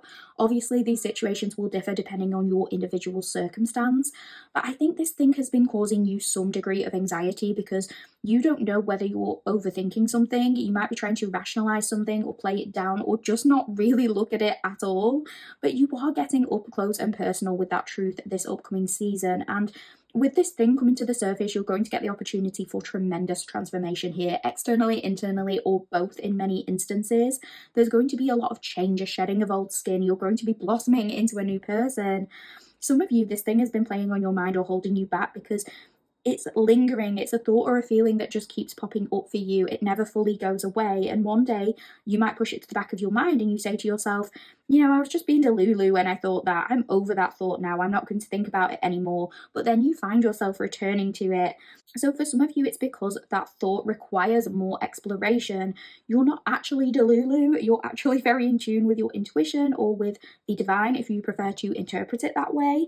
And if you do have that close relationship with the divine or with your spirit guides or the universe, they want this glow up for you. They're trying to usher in this transformation by giving you the information you need. They're trying to offer you that truth so you can make an informed decision and draw a line under something. It's so that you can act accordingly and you don't have to waste any more precious energy wondering if what you're thinking or feeling has value, wondering should I or shouldn't I. You're being encouraged to trust yourself and welcome this next glow up by relying on your internal voice for guidance. Because I think a light has to be shone on something first before this can happen. I'm getting the layers have to be peeled back so someone can take a good hard look at something, whether that is in relation to another person or a pattern of your own behaviour or just a general situation. It's like there is going to be all of this shedding taking place. And it's funny, I am also getting a little bit of an overlap with Pal 1 here because Pal 1's energy was also very much about having to release something, but Pal 1 was more heavily focused on this masculine energy, and here there's more this emphasis on healing the feminine. And also with Pal 1, it's like there was this knowing that something had to be released, whereas in your current energy, it is feeling a bit like there's a refusal to fully acknowledge the truth right now. Someone is going back and forth on something. It's like you know this truth deep down, but you're not looking at it head on. Something has to be brought out into the open and fully accepted. I'm getting some of you feel like you have to have proof before something can change here. But one thing you need to know is that for a lot of you, this decision needs to be based on trust and faith rather than a tangible truth. And I know that is easier said than done, but all of this is about relearning how to listen to your intuition. Some of you could be more like scientifically minded in some way, and I'm getting that for many of you, you might have a complex relationship with the divine. Like maybe you were at once agnostic, or you do believe in like something, but you're not sure what it is, or you view spirituality through more of a secular or scientific lens. Maybe you're open to it, but it takes you a lot to truly believe in things like manifestation, as just one example. You might have been the kind of person, for example, like when you were growing up, you would ask God or your spirit guides or the universe to do something to prove they are listening. Like you could be looking at a pen on the side of the table and you're like, if you really exist, just move this pen an inch to the left. And it's like that has never lost you in a way, because some of you, this decision you're making now, this truth you're perhaps not looking at, it's like you need that sign, you need something external to confirm you're making the right choice. But a part of this is realizing that you really, really don't. You have always been able to trust yourself, but sometimes the voice is drowning out your intuition. You know, things like anxiety, intrusive thoughts, etc. Sometimes they can be loud and sometimes it's really hard to listen. But a part of this transformation for you is really doing that listening and not relying on anyone to confirm whether or not you're doing the right thing. It's realizing you only need to do right by you. Some of you could be feeling excited about doing a certain thing, but you're holding back and you're kind of sending thoughts out into the universe like, if I see this angel number, that's the universe telling me that I should do it. But if I don't, then I won't do it.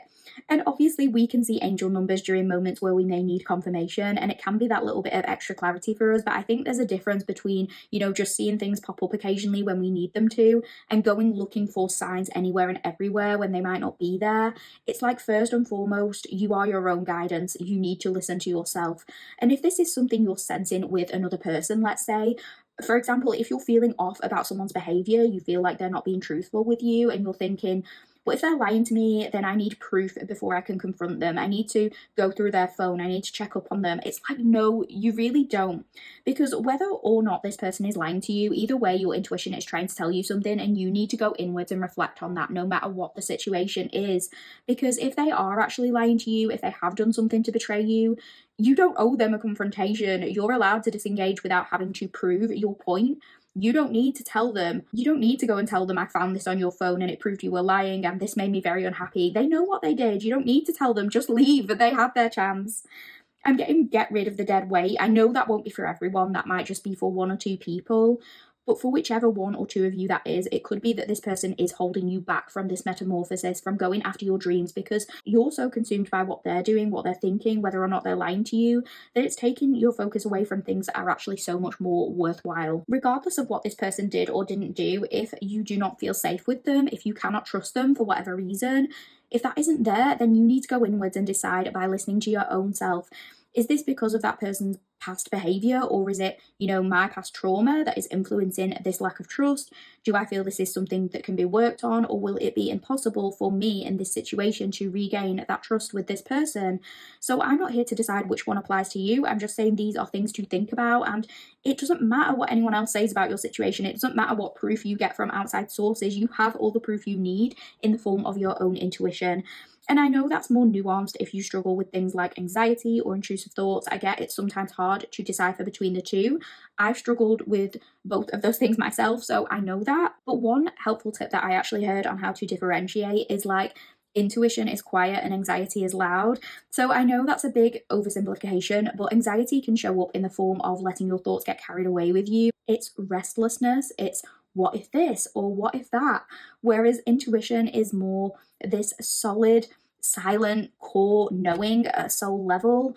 It's more something where you don't feel the need for proof. It just is. You know it is without looking. I don't know if I'm explaining that well, and I'm sure you can find other spiritual people who can articulate this better, but that explanation has helped me in the past. I feel like with anxiety, when you're anxious about a certain situation, sometimes you're like Googling or whatever, looking for answers to explain it. But with intuition, it's like you know something without looking at it. I don't know, like, I'm trying to explain this in the best way I can, but I'm not giving probably a very good example here. But yeah, we are getting all of the feminine energy here. And again, you do not have to be a woman for this to resonate, but we are getting, I suppose, a lot of female identifiers, e.g. listen to your intuition, she is always right, and this evil queen card. I think this is about the shedding of old skin to step into that divine feminine power in a way. It's like in pile 1, we were talking about our daddy issues, and now in pile 2, we're talking about our mummy issues. I don't mean to make light of that because it's obviously not funny, but it is something that many of us go through and many of us have had to overcome, and I'm just trying to like simplify the messages that I'm getting. You can also interpret this as like, you know, daddy energy being Saturn energy and mummy energy being to do with the moon. So Saturn is restriction and the moon card can be about repression, and both of these things can hold us back or stall our progress in some way. So this can be about your relationship with your own mother, or your relationship with your children, or with your creations as a parent, literally like your children, or metaphorically more like your ideas or your creations.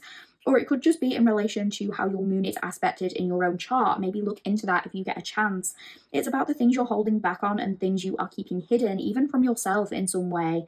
So I know that all sounds a little bit abstract, and as we get into the reading, I will be giving more specific examples. But if this is making sense in some small way, then please stick with me. We're going to see how it goes. But what I really want to say here too is like, it feels like your masculine and feminine energies are a little out of balance because the masculine has taken over to some degree. And I just want to say that if you're a woman listening to this and you're like, well, I'm not masculine at all, I'm actually very feminine, I wear makeup and dresses and I do all the things associated with being girly or womanly, I'm not into masculine things, that's not at all what I mean. I'm not saying you show up looking masculine or carrying yourself in a masculine way or doing masculine things stereotypically. I don't mean it in that way. I just mean that there's some aspects of your feminine energy that have been or are being ignored, and part of this new energy you're stepping into is realigning yourself with that feminine energy and really tapping into that power. Because the thing is, pal, too, is that you've always had that power in abundance. Your intuition has always been a guiding light to you. It's always been there for you to rely on. Often you've just had an inner knowing. I think you do have the ability to be very tapped in spiritually. You've probably always been able to read people up and down since you were a child even. I'm also getting something about you having the gift of illumination. You might have seen videos about that popping up. If you have, I would maybe encourage you to look into those. It could provide some insight for you. You've maybe always been drawn to spiritual things in some way because of your deep down sense of knowing, and because at the center of you is like this source, this place you can go to gain clarity and answers and insight. But throughout your life, to keep yourself safe and protected, you've kind of had to throw a cloak over that in a way, make it so you can't look at it because your focus was taken by other things. And again, I'm getting something about needing proof, or like I'm getting the phrase cite your source when it comes to this truth. So I feel like a lot of you at some point maybe became more skeptical when it came to spiritual matters. And like we said earlier, this could have shown up as you ignoring your inner voice because you're trying to approach everything from a scientific perspective. Everything has to be approached with logic. You've tried to rationalize things away, but sometimes it's at the expense of ignoring your own inner wisdom, because you are the source. You have always been the source. And for the most part, there's absolutely nothing wrong with being skeptical. There's nothing wrong with wanting to have the facts, research things, be investigative in your approach. But I feel like some of the logic you have implemented was actually done out of a place of past hurt or trauma. In your mind, it was logic, but in actuality, if we were to look at it from an objective perspective, it wasn't as neutral as you think it was. It might have been coming more from a place of negative self-talk or negative beliefs about the world and other people and what you can and can't trust. As in, your brain is like talking you out of something or talking you into something, even if your intuition is pulling you in a different direction, because that is just your brain's way of keeping you safe. It was logical to you because it was this thought process that your brain conjured because it was the best way to protect you. But it wasn't actually this level-headed perspective you thought it was. It was something holding you back. It wasn't actual logic. It was more anxiety. I don't know if this is even making sense to anyone, but this is coming through really strongly. So this could show up in many different ways in your life, and I do want to give a few examples because these conversations are currently kind of abstract and I do want to ground them a little bit into your reality. The specific examples don't have to resonate with you, but you can use the overarching message and apply it to your situation. So I think potentially some of you, when you heard me mention self-worth or self-esteem issues, you were maybe like, well, that message isn't for me because I know my worth, I respect myself. And I think a lot of you do. A lot of you have no issue being on your own. Many of you are extremely independent, but for some of you, you've had to look after yourself for a long time. Maybe you've had to provide for yourself, you've had to pave your own path. But for a certain group of you, it's turned into this hyper independence that is at the expense of some of your deep-rooted goals or dreams. And that's what we're referring to when we talk about this need to heal the feminine parts of ourselves. Because I think when we think of like toxic femininity, when people use that phrase, we sometimes think of like a feminine who is overly insecure or dependent or needy on external sources of validation, someone who always needs a romantic partner, for example, someone who is overly emotional or manipulative with their emotions. And you might be listening to this and you might think, well, that's not me. In fact, I've had feminine energies in my life who were like that, and I've made a point to never be that way. And I think that's very true. You're not like that. And yes, that is how unhealed feminine energy can present itself. But it can also present itself in the form of hyper-independence and hyper-vigilance that is rooted in the inability to trust others or to trust ourselves. It can show up in the form of repressing our feelings, having our guard up, trying to force or control things, not being open to trust that things can work out for us, an unwillingness to receive, an inability to be receptive when it comes to offers of friendship or love or opportunities, not being able to express our true selves, not trusting that our deepest desires are worthy of exploration, reprimanding ourselves for wanting to go with our intuition and instead always feeling like we're going with our head over our heart because our heart can't be trusted, and not opening up about our needs because we see any display of emotions as weakness and we do not believe that we can be vulnerable with others or with ourselves.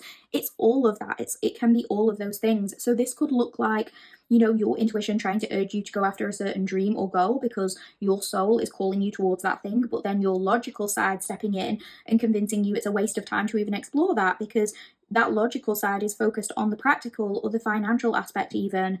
This could look like you telling yourself not to follow a certain career path, even if it's something you've always wanted to do, because your brain is saying to you, well, the statistics say that this percentage of people don't make this amount of money with this career, so what's the point in even trying?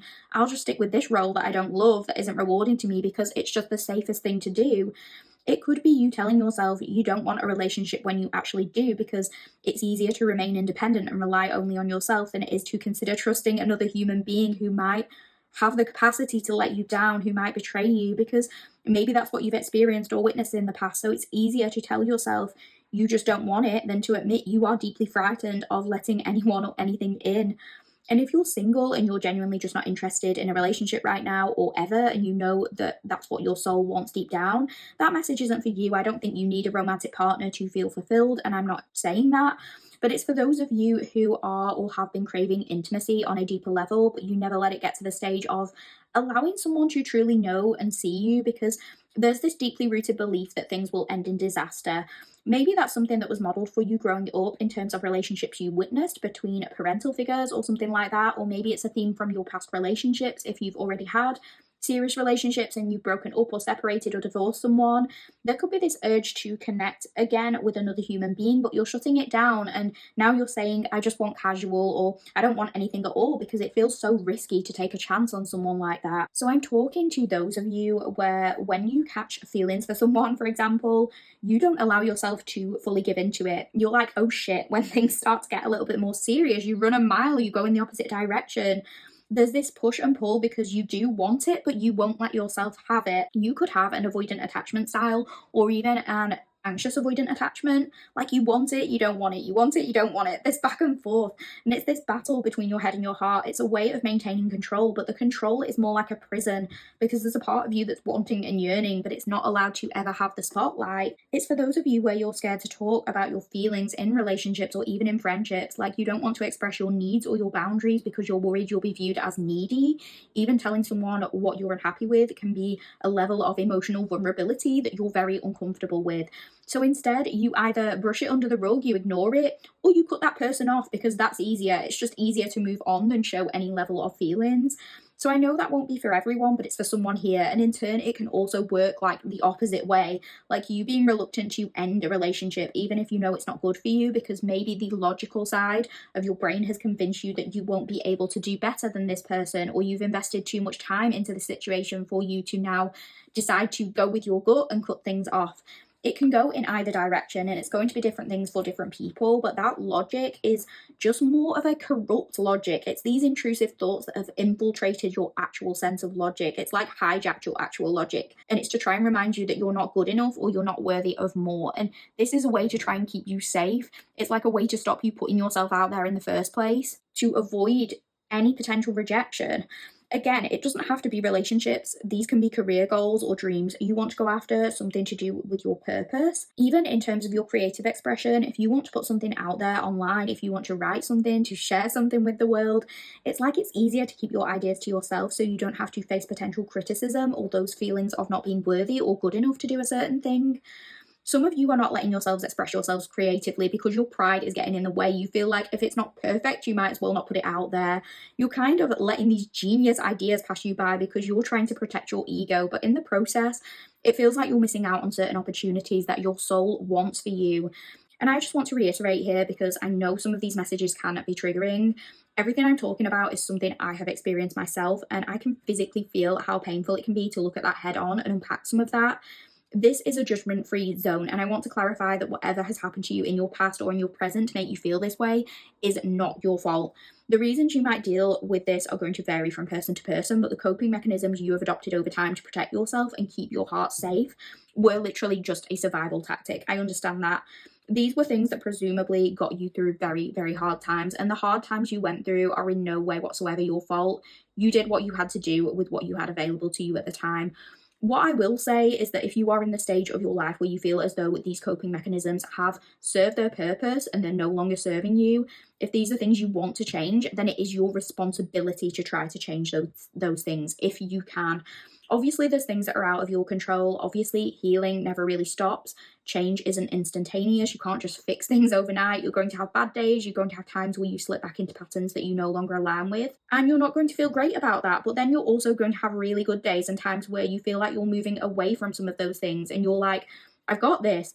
I always say it's not a linear journey, but it is your responsibility in the way that if this is something you want to work on, literally nobody else on the planet can do it for you but you. You don't owe it to anyone, but if you feel as though you owe it to yourself, then you're the one who has to take action. You're the one who has to make the change. If you have been dealt a bad hand, you never deserve that. You didn't ask for it. There wasn't anything you could do about it and you couldn't change it. But you can work on how you approach things going forward. You can work on changing the things you can change. Doesn't mean it will happen overnight, and that's okay.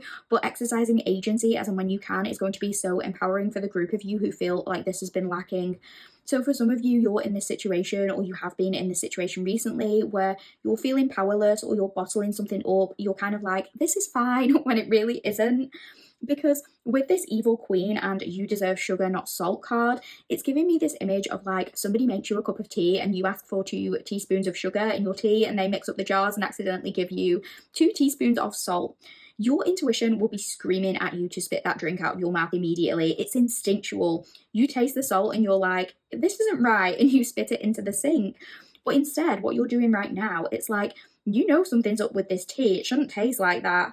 But you're kind of ignoring the bad flavour and you're swirling it around in your mouth, letting it marinate and kind of then just gulping it down, just accepting it. And the person who made your tea is like, is your tea okay? And you're like, yeah, the tea is fine. When you know it's not fine, you know there's something wrong with it, but you're just trying to not think about that. And you're trying to trick your brain into believing things are sweet and that you have a nice sugary tea when actually it's all just salt. And you don't deserve that. And you do owe it to yourself to look at that cup of tea for what it is. Because on the other side of that niggling fear, the big surprise that's waiting for you, it might not just be this bog standard sugary tea. It could be a professionally crafted fancy latte made by the world's most talented barista, and they do the little artwork on top. You get the little foam latte art in the shape of a leaf on the top of your coffee.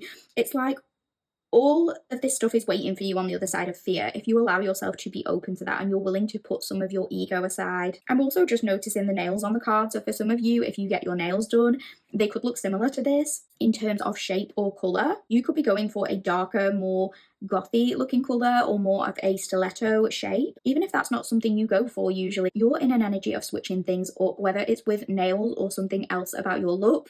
Maybe if someone told you not to get your nails done or not to get your hair cut or coloured a certain way, not to get tattoos, not to dress a certain way, maybe you're like, fuck it, I'm doing it. I'm getting don't be scared of your own success and the things that you can achieve. This could mean believing that you can reach a certain goal when it comes to your career, changing careers, getting a better job, gaining a skill, putting your creative ideas out there, starting your own business.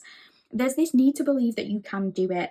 It can also refer to you seeing someone else's true colours. If you're staying in a relationship that is no longer good for you, it's facing that truth and doing something about it. So if you have someone in your life who you have kind of been ignoring your intuition to accommodate, and this does not have to be a romantic partner. For some of you it will be, but it could also be a colleague, a manager, a family member, a friend. If you've been putting off discussing a certain issue and undermining your own needs because you'd rather just accept the salty cup of tea than let someone know they made it wrong, then this is kind of your call to action in a way.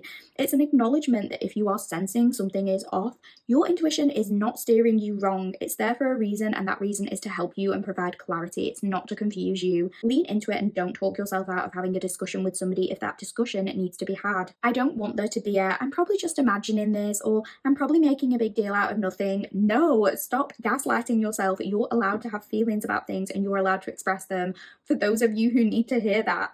And likewise, it works the opposite way. It's not just for those times when you're not happy with a person's behavior or with how you're being treated. It's also a call to lean into the good things that your intuition is calling you towards, the things and people that make you genuinely feel safe and happy and comfortable.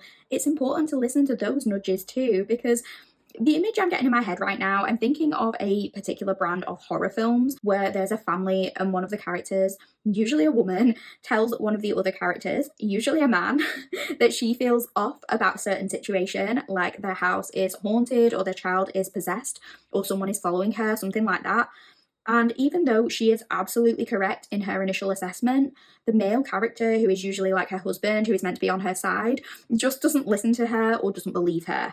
And I'm not even going to name one specific example of this kind of film because I'm sure you guys know of many. There are lots of films that are like this. But I think the reason it's coming into my head now is because there is a very important message about trusting your intuition coming through here. It keeps coming through. It won't stop coming through. Because when these women in these films notice that something is off, like, babe, our child is giving like kind of possessed vibes. I just think we should maybe do something about that. It's usually quite early on when they might be able to do something about it. But what happens is their husbands are like, have you ever considered the idea that you might actually just be making all of this up for attention? Meanwhile, we, the audience, are screaming because your child is literally walking on the ceiling and their head is spinning around 360 degrees. Like, no, she's not making it up. But by the time he believes her, she can't even get the I told you so moment because the demon possessing the kid's body is already running around offing people. It's too late to do anything substantial about it. The demons are already unleashed. So this relationship between, that stereotypical husband and wife in a horror movie, it reminds me of the two different sides of you. Like, your intuition is screaming something at you, but you stay trying to rationalize it when the true answer is obvious and it's something your gut already knows deep down. So I know that was a lot, but I am very intrigued to see where this energy is going and the potential glow up and transformation you are likely to be going through, pal 2. So let's move on to the tarot and elaborate on this energy a little bit more. Thank you for listening so far, and I'll see you in the tarot portion of your reading, pal 2. Hi, pal 2 collective. Welcome back to the tarot portion of your reading. Without hesitation, let's get started and have a look at the first 3 cards we pulled for you. I'm just going to pop this sticker to one side. So we are going to be elaborating on the energy that we spoke about in the oracle with these first 3 cards. So let's have a look what we've got. Okay, we've got the Queen of Pentacles in reverse. We've got the Sun in reverse. And we've got the King of Pentacles. Okay, this makes sense. I know what this is. So this transformation you're going to be going through involves you relearning who you are. And I say relearning because this is something you have always known deep down. It's not a new discovery, it's a rediscovery, but some of this feels so brand new because it's like it has been hidden from you for so long. You've hidden it from yourself and from other people, but this in itself was a learned behavior. This was a coping mechanism. This was conditioning. This was something you did to protect yourself. This was something you resorted to when you felt like you couldn't trust yourself. But now you're seeing the truth and things are coming to the surface and you're realizing you don't need to rely on some of these other things you once relied on. Whether that's another person or an old belief, it's not something you're going to be as attached to throughout this period of metamorphosis. In the oracle, we spoke about self-esteem and self-worth issues, and I think with this Sun in reverse in particular, this has been a prominent theme for you because somewhere down the line in your past, you have felt stifled or you haven't felt safe to be your genuine, authentic self. This could have a lot to do with inner child healing, and I believe we are talking about a feminine influence here with this Queen of Pentacles in reverse. So for many of you, this is likely to be someone in your family. I would suggest a maternal figure, a caregiver who was around you growing up, because this is someone who I'm sensing had this big impact on you in terms of you maybe doubting yourself. This is likely to be someone who was a big part of your childhood, and if you attend any kind of therapy right now, I would think that the relationship with this person is probably touched upon in some of your sessions. Maybe for some of you, you don't really have a relationship with this person anymore, or if you do, maybe it's still not a great relationship because maybe there's things you've never discussed. And that being said, like with me talking about the therapy thing, maybe literally you haven't wanted to acknowledge this, even if you do see like some kind of therapist or you go to counseling, maybe it hasn't been discussed yet because maybe you haven't wanted to look at that, you haven't wanted to go there. or you don't understand how 2 plus 2 equals 4, in that you might say, like, yes, I'm having XYZ issues right now, but that has nothing to do with this person. Like, what has my childhood got to do with it? What has my mother got to do with any of this? And the answer is like everything. But some of you have distanced yourself so much from that point in time or from that person that you're not sure how these things correlate. Because maybe you're like, what's that person got to do with it? I'm nothing like them. My life looks nothing like theirs.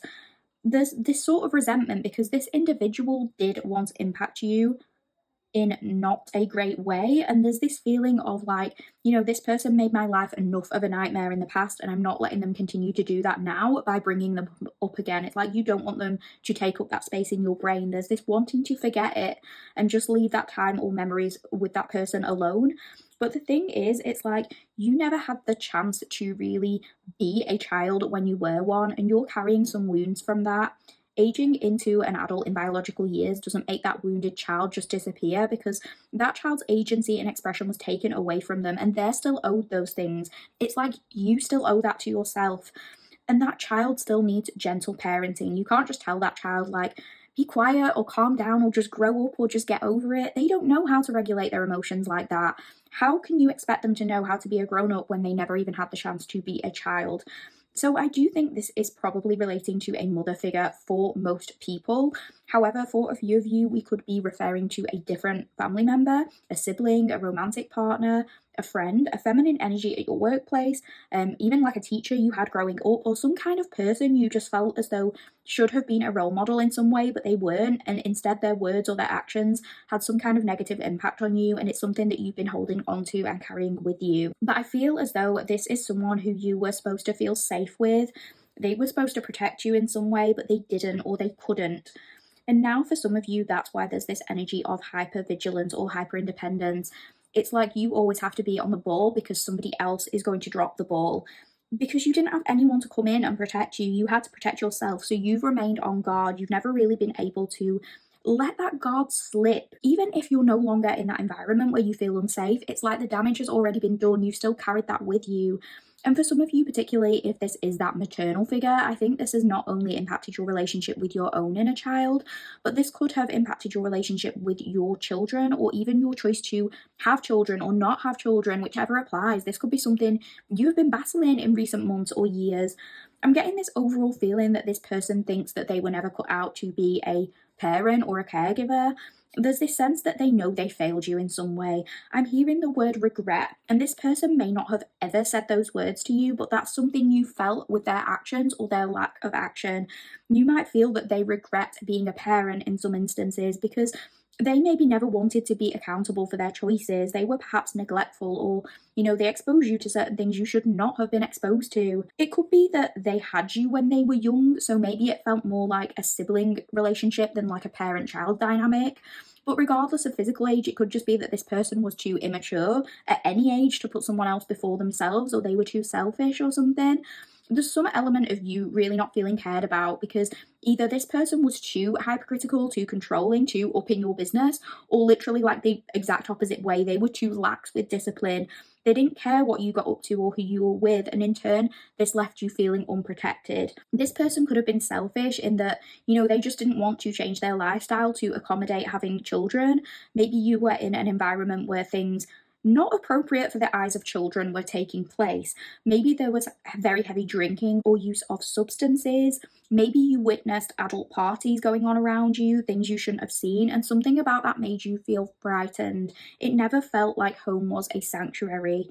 Things in your household could have been generally chaotic emotionally. If there were frequent arguments or even physical fighting, there could have been a need for a child here to step on eggshells, or I'm getting to be seen and not heard. It could also be that this child wasn't adequately provided for in a material sense.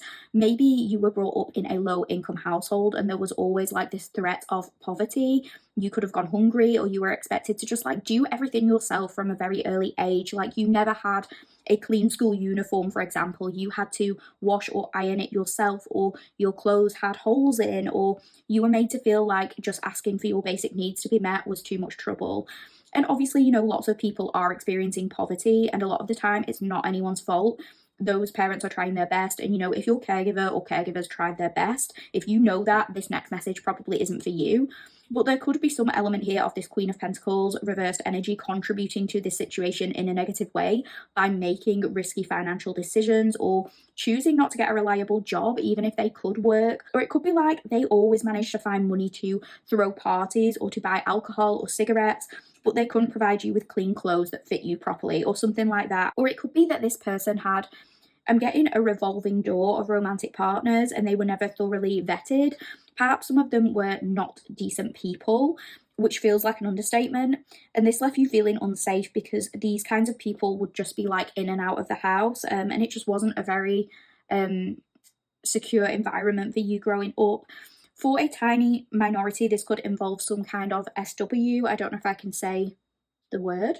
Or romantic involvement with somebody for financial benefit, if I word it like that. And by the way, I have nothing against consenting adults doing SW, but there's a difference between a person having like an OnlyFans account and a person inviting random people back to their house where their children live and are exposed to this. Do you know what I mean? So basically, it feels like this person made decisions in terms of their lifestyle that put you in some kind of danger or risky situation. And there is pain over that because you never got to experience being a child in the true sense. You know, this can talk about exploitation. So it could be that you felt exploited by this individual or even one of their romantic partners. And I don't want to go too deeply into that because there's something where I'm just feeling very protective of your privacy here. And that might not be something you feel like broaching right now, so I'm going to kind of leave that one alone. But it was coming through. I have to be honest, that's not going to apply for everyone. Whatever the situation is though, there's this overall feeling of like a lack of security. For some, it's not going to be as extreme. For some of you though, it is going to be those more extreme situations. But overall, there's this sense that there's resentment that this Queen of Pentacles prioritized her relationships with these potentially terrible people over the safety of her child or children.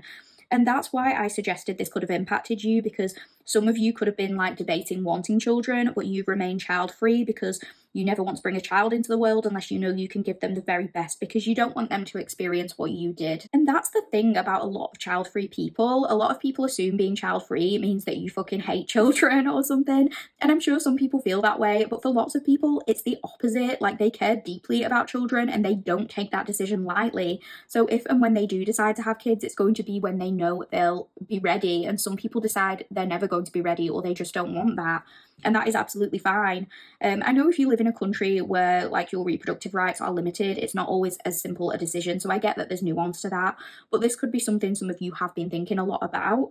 Or if you do have kids, this past person could have influenced you in the way that, because you know you're nothing like that person, you're like, I'm always going to make sure I put my children first, that I give them everything they need. And that's amazing. It comes from this beautiful place of genuine love and of truly wanting to be better and break these generational cycles. But some of it could come from a little bit of a place of fear, because maybe you're so dead set on, you know, not doing things the way this past person did them, that maybe you never put yourself first. You don't allow yourself to be looked after. Maybe you're reluctant to date, or you feel like you need to treat all potential dates with suspicion because you never want to end up in a situation again where you feel unsafe or your children feel unsafe. So this could be like not trusting that there are good people out there, for example, and also not allowing people to do things for you because that concept is so foreign to you. You've been doing everything yourself your whole life. So when someone comes in wanting to treat you, wanting to give to you, you're like, what is this? What's going on? Like, what are their motives? Maybe this past Queen of Pentacles reverse person was emotionally manipulative, or they were only nice to you, for example, when they wanted you to behave a certain way. I'm getting for some of you, they knew the social worker was coming to visit. It doesn't have to be the social worker. It could be like another family member where this person is like trying to pretend that everything's fine. But in this example, it's like the social worker is coming to visit, and it's the only time that this Queen of Pentacles person cleans the entire house or brushes your hair for you or buys you a treat, because they're trying to butter you up or bribe you for their benefit. But then once that visit's done, they can't be bothered with you again. They use you when they need you. Everything feels transactional. It could also be that this person maybe sometimes broke down in front of you and promised they'd get better. Maybe even some of them cried and said like, I know I'm a bad mother, I know I'm a bad parent. And they tried to get you to comfort them, even though you were the one who bore the brunt of their ABUSE. I don't know whether I'm allowed to say that, but that's what it is. Like, it's emotional ABUSE at the very least. They tried to get you to feel bad for them, and they changed their tune for a while, but it would always fall back into past patterns because ultimately this person was selfish. They could have even been jealous or competitive with you as you got older, like they wanted to live vicariously through you or something. And this could apply particularly if this was a mother figure who had a child young. They might have felt that they didn't get to enjoy their teenage years, so they almost try to infiltrate yours. Like they, for example, flirt with age inappropriate people, or if you have your friends over, it's like they try and hang out and they won't go away when you tell them to. And it maybe made you uncomfortable. Like maybe you'd say, you know, can I just be with my friends alone? And this person would be like, what's the problem? Your friends are fine with me being here and it's my house anyway. It's giving me like, I'm not like a regular mom, I'm a cool mom kind of vibes. And maybe your friends sort of found it funny. They could have even thought it was kind of cool at the time, like, oh, pal two's mum lets us drink or smoke weed or something. But to you, it was just so embarrassing. This person just never felt like a real parental figure, and they always seem to overstep their boundaries, and it's as though you were never allowed to have boundaries with them, and it's as though they were trying to make up for lost time, but in the process they could have been like ruining your childhood experience. And now you're trying to break that cycle, either by not having kids or by raising kids in a very different way, trying to make the lives of your children better with your career potentially, or just in terms of working on healing your feminine. It could be one or all of those things. So I know we spoke a lot about those reversals, but let's chat a little bit about the King of Pentacles, because this is going to mean different things to different people. But for some of you, you have the opportunity to connect with a King of Pentacles person. Regardless of gender, this is a more masculine energy. And this is honestly just someone who truly has their shit together and they're serious about you. They're not looking for a short-term fling here. They are emotionally mature. They could be financially successful or have their own business, or that could be something they're working on or they're wanting to start. They have big goals of bettering themselves. A few of them could have some kind of higher status within a particular community. It doesn't have to be that they're like a celebrity or anything like that. It could just be that they are well known or an important person within the environment you encounter them. Like if you live in a small city, for example, they could be involved somehow in local politics within that small city. Or if it's at a job, it doesn't have to be that they are like the highest paid employee, but it's like they are to some degree the person that people can come to and rely on for answers. Like, oh, you need XYZ, go and talk to this King of Pentacles. It's that kind of energy. I'm getting they're the ones with access to certain things. So it could be like physical keys to a building or just social connections. They have a higher degree of access within this place where you see them. This could be someone you will be connecting with soon. And for others of you, you know exactly who this is, but you find it difficult to fully trust the situation because you've never experienced this kind of person before. So maybe you're like, you know, hang on, what is the catch here? Because this person wants to protect you and provide for you. They want to be that source of encouragement and support for you. But you've been doing that for yourself your whole life. So it feels strange to sort of give in to that. For some of you, the only control you've ever had is your independence, so it feels jarring to sit back and allow yourself to receive. Maybe you're not fully trusting it and you're thinking, you know, this person just has a savior complex and I don't need anyone to come in and save me, like I save myself.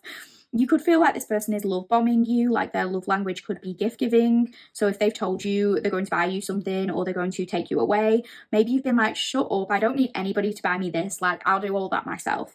But it's not about that. This person isn't trying to make you depend on them because they want you to somehow feel lesser. They don't want you to feel weak.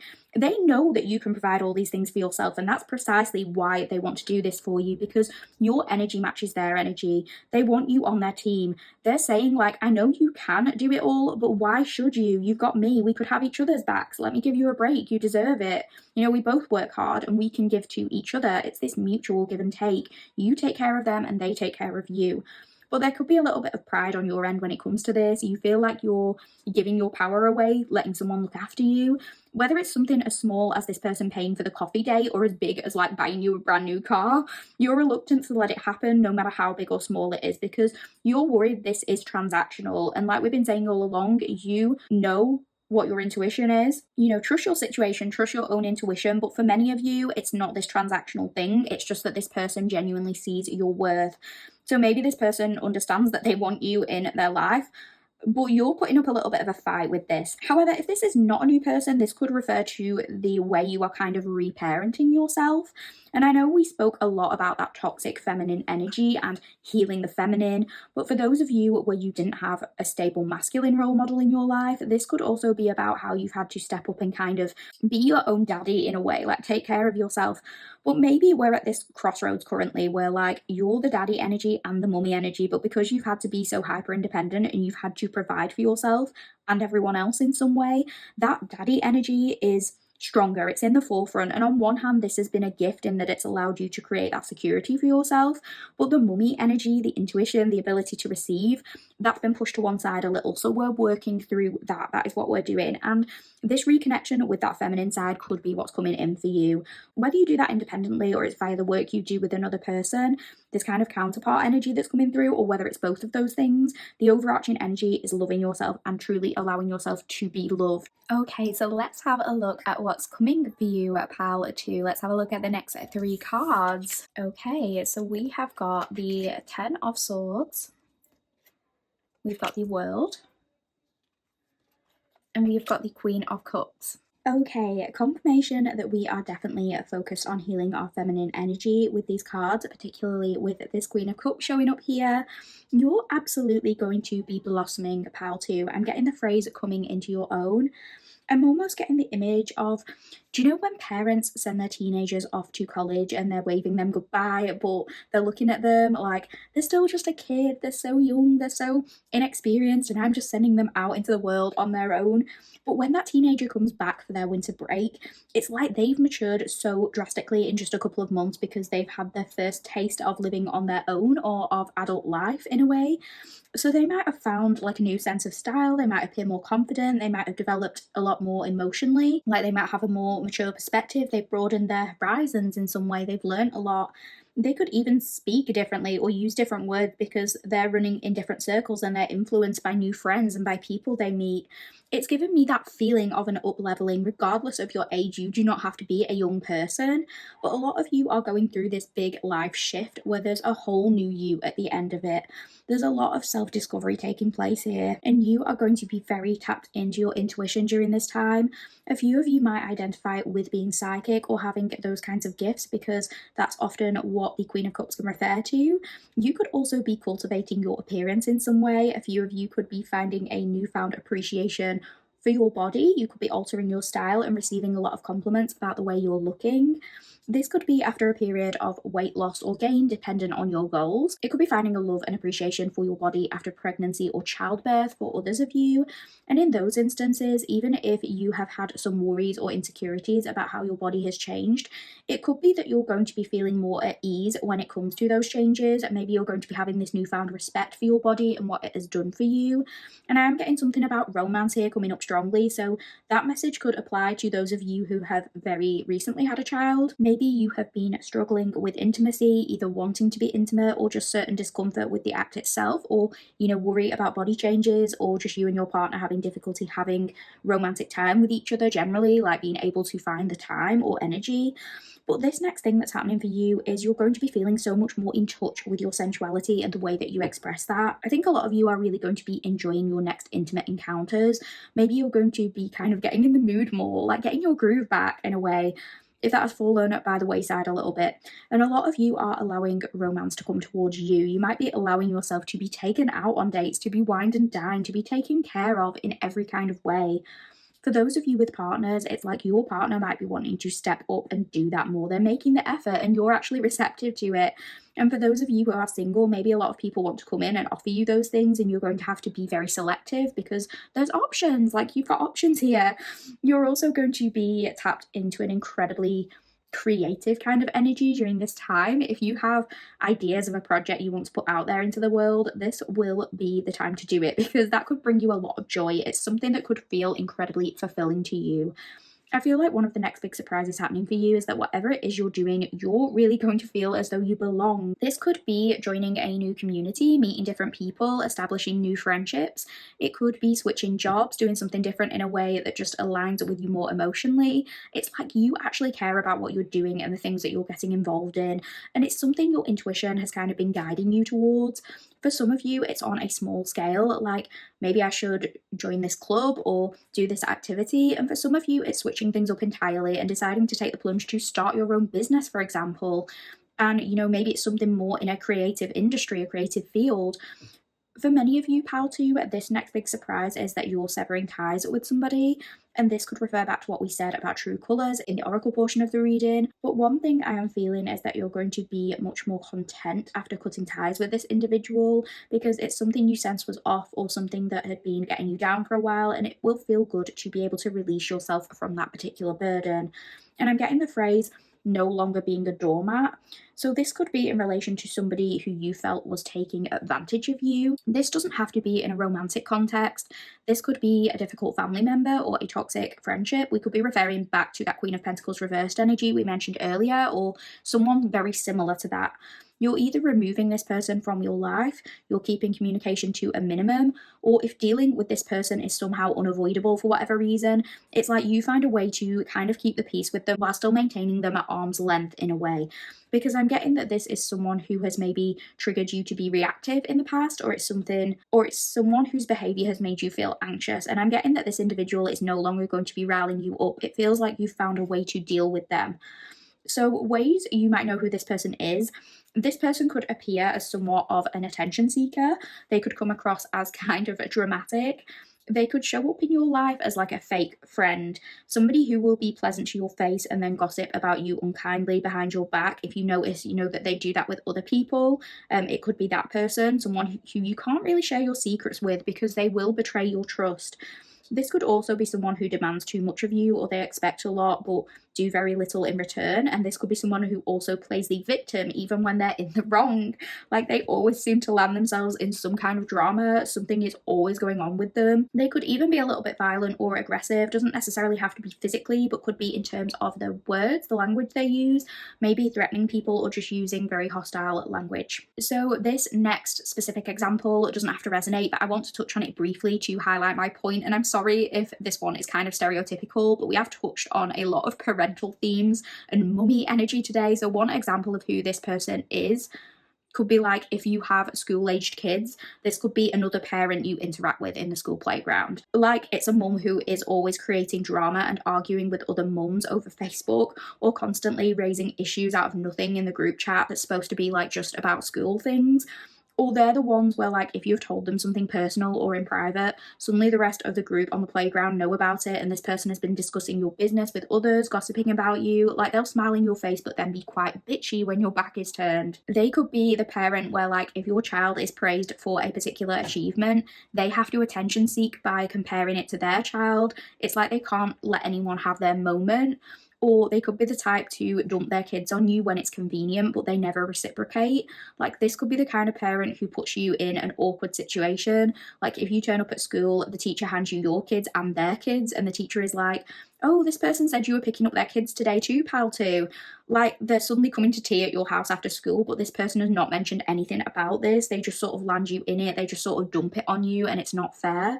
Obviously, it won't be these exact examples, but it's something along those lines. Apply it to your situation. This could be a person at work or just some kind of fake friend, but you could have found this situation very difficult to cope with, particularly in those instances where like the school example does apply. Obviously, if your kids have just returned to school or something, with it being September and this has been a big issue, you could have been worried about this over the summer break. Maybe you've been contemplating how to distance yourself from this person or how to deal with that situation because you can't cope with them anymore. But I am seeing this person being less of a problem for you. You're going to find a way to resolve things peacefully. Maybe this person is moving on to a new victim, like they're realizing they can't depend on you anymore, or you won't tolerate their behavior. Because a big part of your feminine healing is you being able to say your piece. You're going to be voicing things, you're going to be open, you're going to be communicative. So if something is getting too much for you, you're going to say. If something's bothering you, you're talking about it. You might be surprising yourself in this way, and you're going to be finding this sense of belonging somewhere. If we use that example of the school playground, again, doesn't have to be this one, but there could have been like this worry of, that person we talked about who you need to cut off, getting in the way of you forming other friendships, isolating you, pushing you out of a friendship circle, and maybe you've been worried about like finding your place in the world. So this could be you finding a better group of parents to socialise with, people who are more laid back, friendly and emotionally mature. or it's just you realizing, even if I don't have these friends on the playground, I'm fine. I'm good because I've got my own friends to confide in. I don't need to make friends here if they're going to be backstabbers. It's that kind of feeling of you being like, I'm good either way, like I'm not worried anymore. Some of you might connect with a group of people and chat about things openly and honestly, and you're just like, these are my people, I can really be genuine with them. It could even be some kind of online community. One example could be like a first-time mum finding a group of other first-time mums and discussing personal issues in this safe environment. And I think there's going to be a big focus on family for you, appreciating quality time, finding joy in the small moments. I'm also getting something about your inner circle being significant. So this could refer to these direct loved ones that you live with. And I'm sorry that I keep using the example of children because I know that won't apply to everyone. Not all of you have or want children, but it is coming through strongly today for someone. Again, like don't use this specific example, just apply it like in whatever way it applies to you. But it's like whatever age your kids are, if you have them, you're going to be finding joy in acknowledging their milestones. I'm getting something about reaching certain milestones here. So your children or your child could achieve something that you're really proud of, and you're kind of like, oh, they're growing up so fast. Could be in terms of developmental milestones or academic milestones. Could be a niece or a nephew, a younger sibling, a friend with kids. For younger children, it could be something like, learning a new word that surprises you, talking, walking, really advancing in that way. This could be your child settling in really well during their first few weeks of school. Or if it's an older child, it could be them getting really good results or getting into their first relationship and, getting some advice from you about that. Passing their driving test, moving to university, all of these big things. And you could be really proud of that person. I guess it could also be the milestones of adult kids or younger siblings in your life, like getting married or having children of their own, something like that. And if that doesn't apply, it could even be you appreciating the time spent with your pets. You might just have this random thought of like, my dog, my cat is like X years old now, that's crazy. And you just look at them and you're really appreciating being with them. Could even be a pet learning a new trick or like surprising you by how they behaving in a different way. Maybe some of you even have like crow friends and they bring you treats. I know that's random, but it's just something like that is very cute and surprising. An animal or a loved one surprising you. I think your family and loved ones are also going to have an appreciation for you. I think they're going to be seeing that you're much more yourself, you're happier, you're thriving, and it could also be that you're helping people in your life by offering them advice, counseling them through things, and they're going to feel like you have some really profound wisdom to offer. I feel that people are just generally going to be becoming more generous towards you. You might get people wanting to help you randomly. People are going to be having this very warm energy towards you. They're going to be a lot more affectionate, and it's going to bring you this sense of joy, but also give you a little bit of peace. So this could be a romantic partner engaging with more physical touch. It could be your kids wanting to come over and hug you more. It might be people giving you compliments, or colleagues offering to do things for you, take some stuff off your plate, something like that. And it's coming to you because you're in this more receptive energy. I'm also getting something about pretty privilege, so that could apply to those of you who feel like you've had a big physical glow up. It could be literally like people, because some people are kind of shallow, are behaving nicer towards you because you're looking really good. Or maybe it's just the confidence and the openness in terms of the vibes you're giving out that sort of bringing this in. And overall, you're getting to dream more. I think it's like some of the burdens are going to be taken off your plate. You're going to feel like there's more time to just sit back and to be taken care of in a way. So let's have a look at the next 3 cards, and let's have a look specifically at what you're going to be feeling at this time when these opportunities come in, pal 2. Okay, pal 2, we have the 8 of Wands, we have the Moon, and we have the 10 of Wands. So pal 2, the thing is, once these blessings start coming in for you, it's like the ball gets rolling pretty fast with this 8 of Wands. Once things start aligning, there's no stopping them. It's that kind of energy. And all of these things we've mentioned are beautiful things. They're going to offer you a lot of happiness and fulfillment. But I'm not going to lie, I think at first you're going to feel just a little bit uncomfortable because you're not used to any of this. And a part of you is, I'm getting the phrase waiting for the other shoe to drop.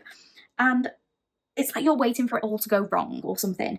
And I'm also getting the phrase too good to be true. Like you're wondering if there's some kind of illusion here. You're feeling uncertain because you've spent a long time in one certain energy, and now you've made these big changes. A lot of opportunities start popping up left, right, and center for you. But there's almost this sense of like, where did this all come from? This just appeared out of the blue, and what do I even do with any of this? I think this will be, like, more than anything, just an adjustment period. It's just you adjusting to this new phase in your life, and that's completely normal. That strong sense of intuition has always been there for you, but because it's being pushed more to the forefront and you're going to be becoming more willing to tap into it, it's like it's going to take practice for you to feel comfortable and confident relying on it more and more. I'm hearing the phrase ever the skeptic. So there is this part of you that's going to still be assessing things, analyzing things. A part of you will still be cautious. But now it's like we're learning to incorporate our intuition into a lot of these discussions. So you're treading carefully with it, but you are becoming more and more in tune with using all of those things to make decisions. It's just that it doesn't all happen overnight. Listening to our intuition is like a daily practice in a way. And the more you do it, the more in tune you become. So that's going to be happening for you. But again, throughout these initial stages, you might still be in a little bit of that energy of like, yeah, but I want the proof that I can trust this. You're like, I don't want to go full steam ahead before I can say for certain that this will pan out. You're a little bit resistant to allowing things to be in the flow. There's a part of you that still wants to maintain control over certain situations. But the more you start to listen to yourself, the more of this is released. It's just going to be a bit of a learning curve. Maybe this sense of like 1 foot in, 1 foot out initially. So let's say this is in relation to you manifesting a divine counterpart, and it's to do with your trust in the universe. You might be consuming content related to that, and you come away from it like, I'm on this journey now, I trust it, I'm going to let the universe do its thing, and I'm just going to do mine, and I'm just going to have fun. But at the same time, you're like, but let's just watch another video just to make sure that this is happening, or just to make sure that this is in relation to the person I'm thinking of. It's like you're starting to trust in the unseen more, but you're still relying on the external rather than your internal compass to guide you to some extent. This all feels very new and risky to you, and that's so understandable because you've gotten used to doing things a certain way. So this, like, it's no shame or judgment here whatsoever because you've got to start somewhere. Think of your intuition as a muscle, for example. It's got to be used daily to grow over time. If someone has like never stepped foot in a gym and wants to lift weights, gets a personal trainer, that trainer isn't going to say to them, okay, we're going to lift like twice your body weight today. They're going to start them off small. And that's not to say that their body isn't capable of using heavier weights, but they need to build that up over time. And it's like you with your intuition. You've always had the skill. It's just putting it to use again and trusting it. But initially there could be a little reluctance or resistance. It's going back to that feeling of like, I have to know for certain, or I have to have the proof. I'm getting the image of a person sort of dipping their toe into the water, but the water is dark. They can't see under the surface. So they're asking, what if there are sharks in there? Like, I don't know if it's safe. I can't see. And there's this feeling of, well, if you want to swim here, you're just going to have to trust that there's no sharks in there and take that plunge. You have to trust you're going to be protected. Obviously not that example, but it's that feeling of somebody being cautious. They want to keep 1 foot firmly planted on the ground instead of diving headfirst into the water. It's like, for example, if you do meet this newer person, that King of Pentacles we spoke about earlier, maybe a big part of you is like, this feels good, no red flags so far, I'm just going to take it one step at a time. But then another part of you is like, but what if this person is playing me in some way? Like, you're kind of side-eyeing them. So a lot of you could be looking at readings that are asking, you know, what are their intentions? What are their true thoughts about you? Because you don't fully believe that good things might be happening. And listen, a lot of us listen to those readings just out of genuine curiosity. And I sometimes do those kinds of relationship readings. So it's not in my best interest to tell you not to listen to that kind of content. But what I will say is if you're finding tarot readings are more confusing than they are clarifying when it comes to this person, then take a step back if you need to. I and many other readers who I personally watch encourage you to go with your own intuition when it comes to things. And I think if you're watching like 1 or 2 readings here and there just for a bit of fun or extra confirmation or because you just want the gossip, then that's all good. That's very much what I encourage. I think that's quite healthy.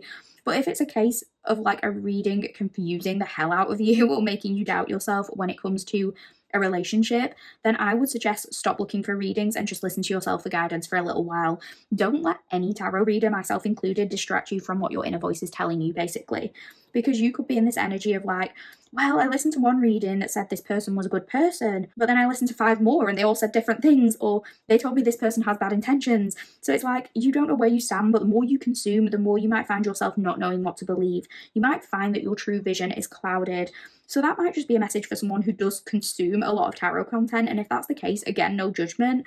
I've done that myself when I've been seeking answers before, but sometimes we can get a little bit carried away looking outside of ourselves for answers. I also often put like tarot readings on in the background when I'm doing chores, so if you do that, it's like sometimes you don't realize you just listened to 10 readings in a row back to back and you're coming out of them more baffled than when you went in.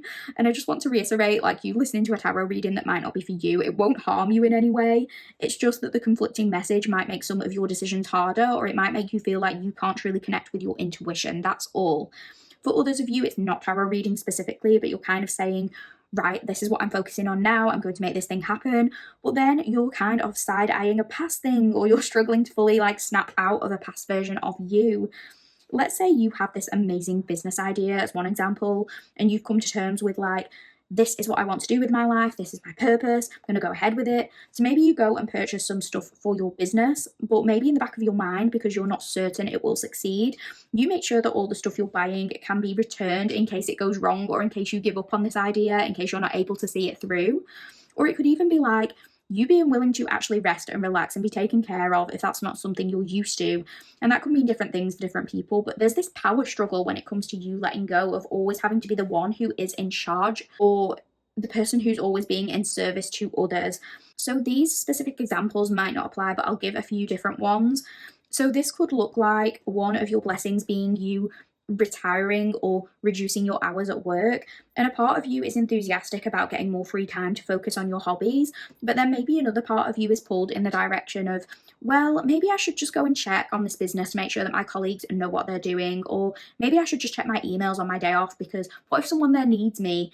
It could also be like, if you've recently had a child, it could be that you've been exhausted because you take care of your child day in, day out, and maybe one of these blessings is you being offered an evening to yourself or a date night. You get to go somewhere nice and you get some peace and quiet. And a part of you is like, this is going to be amazing. I've not got dressed up in so long. It'll be nice getting to do that and have some adult time and adult conversations. But then once you go on your first date night after months and months and months, you might find yourself worrying a lot about the baby, or like texting and calling your babysitter every now and again, even if you said you'd stay off your phone that night, just because you're a little bit anxious. You're like, did I remember to tell them this? What if they don't know about this? It's the first time maybe you've been somewhere without your baby, so you're just a little bit extra cautious about it. Or maybe if you're a parent who has older children, for example, like teenagers or whatever, and they're at the stage you can leave them at home for a few days and they can fend for themselves, it could be that you've not had a holiday in years and you found this amazing travel offer, or your King of Pentacles person wants to take you somewhere. You can finally have some fun and freedom, and a big part of you is excited for it, like, I've been wanting to do this forever. But another big part of you is like, oh, but will my kids cope without me? Maybe you're wanting to check up on them. Maybe you're wanting to make sure they're eating right. Maybe you're wanting to make sure they're not throwing parties or doing things they shouldn't be. And if that applies to you, if you are a parent, some of you need to know, like, they're perfectly fine. They're fine because you raised them. They know they're cared for, so I'm sure they are going to be becoming healthy adults. But some of them might be going through some transitional periods where they feel like they need to exercise their independence a little bit more, and so they're happy for you to step back a little bit. Some of you may be overprotective when it comes to your children, but this isn't a bad thing. It just seems like you've always tried to make it a priority to put them first and protect them, because that's something you didn't always experience during your own childhood. You maybe wanted them to have a childhood that you didn't, but some of them maybe need to learn how to do some things for themselves. Some of them are getting to that age where they are finding themselves and they need to kind of make their own mistakes or fight their own battles, is a phrase that I'm getting. And for some of you, it's so hard for you to step back, because I think you're kind of fiery when it comes to your children or your loved ones generally. Like, if children doesn't apply, take it to mean loved ones in whatever way that means to you. It's like if somebody wrongs one of your loved ones, that's when your beast mode comes out, because you're very protective of your cubs in whatever way that applies. But I feel like, particularly if you have teenagers or anything like that, sometimes they could be reluctant to tell you certain things, because if somebody hurts them, you're going to go apeshit at that person. I don't know why I'm getting that phrase. And you know, like, teenagers can get embarrassed easily, so sometimes your child might just kind of want you to calm down and listen to them. I mean, I feel like that's all teenagers. I'm sure when we were teenagers, we all did things that we didn't tell our parents. And anything you do, it's obviously because you love them. Often you stick up for your loved ones more than you do stick up for yourself. But sometimes they just want to vent to you about their problems without you turning around and saying, like, who said that to you? I'm going to go and deal with it. Sometimes they just want you to sit and listen is what I'm getting. But I think with the last 3 cards, we spoke about you being more in that Queen of Cups energy and using your intuition. So with that example in mind, one message I'm getting is that you are going to be like listening to what your loved ones need more from you, and they are going to be more open with you. You know, maybe in that example, your child might say to you, I fell out with this person, but if I tell you about it, you have to promise not to say anything to them. And you do promise, and you do mean it, and you do genuinely listen to them. And so it allows the trust and respect to grow between you and your loved one. And if you're not a parent, that doesn't have to be a child. This could just be a family member or friend or romantic partner, or even a pet. Like, a lot of you could have a really strong connection to animals, and you're the kind of person where, like, you don't support unaliving someone, but if someone hurt an animal, you might consider it. It's that kind of energy. But I think your loved ones are going to be feeling a lot closer to you because you're going to be in an energy of doing things that truly bring you joy. So you're going to be less stressed about what everybody else is doing because your loved ones know that you deserve a break too. You deserve to take care of yourself. And it's so funny because I feel like you're very clued up when it comes to other people's mental health. Like, if one of your friends came to you and said they were burnt out, or they needed time away from their job, or they needed like a mental health day, you will be so supportive of that. You'd give them the best advice. You'd be like, yes, prioritize you. You can't pour from an empty cup, blah, blah, blah. But it's like, when it comes to you, you sometimes don't take your own advice. You can be quite harsh on yourself or think like, but that doesn't apply to me. Like, I couldn't take the day off. But you are worthy of the same things you advocate for when it comes to other people. You really are. And I think that's going to be something that you're starting to believe. But the feelings you're going to be having, that's normal. This is the thing. These are things you have to get used to, but it's going to take time to adjust to this new chapter in your life. Maybe it's as like one example, it's like you go away for a few nights and you leave your teenagers at home, and when you come back, you're worried they wouldn't have been able to cope without you, and you're anxiously asking like, was everything okay? I was worried that you wouldn't be able to use the washing machine properly or something. And they're like, yeah, it was absolutely fine. And the washing is done, everything is reasonably tidy. So you're like, maybe this isn't so bad, maybe I could do this again. And the next time you could travel for slightly longer. Things start loosening up a bit, even when you feel quite uneasy with it at first. It's like your children or your loved ones have always been able to rely on you. So now they're showing you that you can rely on them too, because you've raised them well. You've done a brilliant job, but now it's your time to step back and enjoy it yourself. There's this overarching message of like, now is your time. So whatever doubts you're having are just doubts. We don't have to judge them. We don't have to shame ourselves for having them. We just let them pass and we continue doing what we're doing, because that's eventually going to get us to where we want to be. So let's look a little bit further into your future and find out what's happening after that, pal too. Okay, let's have a look. So we have got the 10 of Pentacles, we have got the 2 of Swords, and we have got the Magician. So looking ahead, the future looks very, very, very bright for you, pal too. We have this beautiful energy here with the 10 of Pentacles and with the Magician. But I want to talk about the 2 of Swords for just a sec, because interestingly, when this one came out, I wasn't sure whether to take it upright or in reverse, because it kind of fell out of the deck horizontally, like splattered. But I actually think there's elements of both the upright and reverse meanings relevant to this. And I want to read out just a tiny little section from tarotguide.com just about the spiritual meaning of the 2 of Swords in the reverse position, because I feel like this articulates a lot of what we've been saying throughout this reading. So it says, in a spirituality context, the 2 of Swords reverse tells you that while it is good to familiarize yourself with information on spiritual practices, there is such a thing as information overload. Don't make your spiritual path a purely academic exercise by reading every book there is to read on every spiritual practice ever conceived. You have so much wisdom inside yourself. So I feel like this is exactly what we've been talking about in terms of listen to your own voice. Don't let an external person decide something for you. This is powerful because ultimately it's saying like you are in the driver's seat of your own life. You're going to have decisions to make throughout the rest of your life. Some are big decisions, some are small decisions, some will take you a lot of deliberation, some things you'll decide overnight. But whatever you choose, there's this sense of like, if you are truly able to use your own discernment, you will always land on your feet with this. You'll always have solid ground beneath you. And every time you use your intuition to help guide you down a certain path, this is you facing your fears, because you're realizing you don't have to have everything figured out. You don't have to have 100% proof that everything is going to work out exactly the way you imagined 100% of the time. You can just appreciate the journey. The Magician talks about this Virgo and Gemini energy. You could have strong mercurial energy in your chart, although that doesn't have to be the case. But the reason I'm mentioning this is just because I find it so interesting that these signs, and the Magician is associated with logic and intellect, but it's also associated with having psychic powers. So it's this sense of like, those two things can coexist. You can use your intellect and your intuition. It's this sense of duality, and you being able to tap into that will help put you in alignment when it comes to achieving everything you want from life. The magician is resourceful, and before I think we mentioned something with the word source, like cite your sources, but I think this is saying you are your own resource. You have the knowledge, the power is within you. You just need to practice utilizing it. You have all the ingredients you need to make the potion, and your potion making abilities are only going to be becoming stronger over time. And that in turn is going to create these tremendous opportunities for you with this Ten of Pentacles. The decisions you make have the potential to reward you with great financial success and abundance in the long term.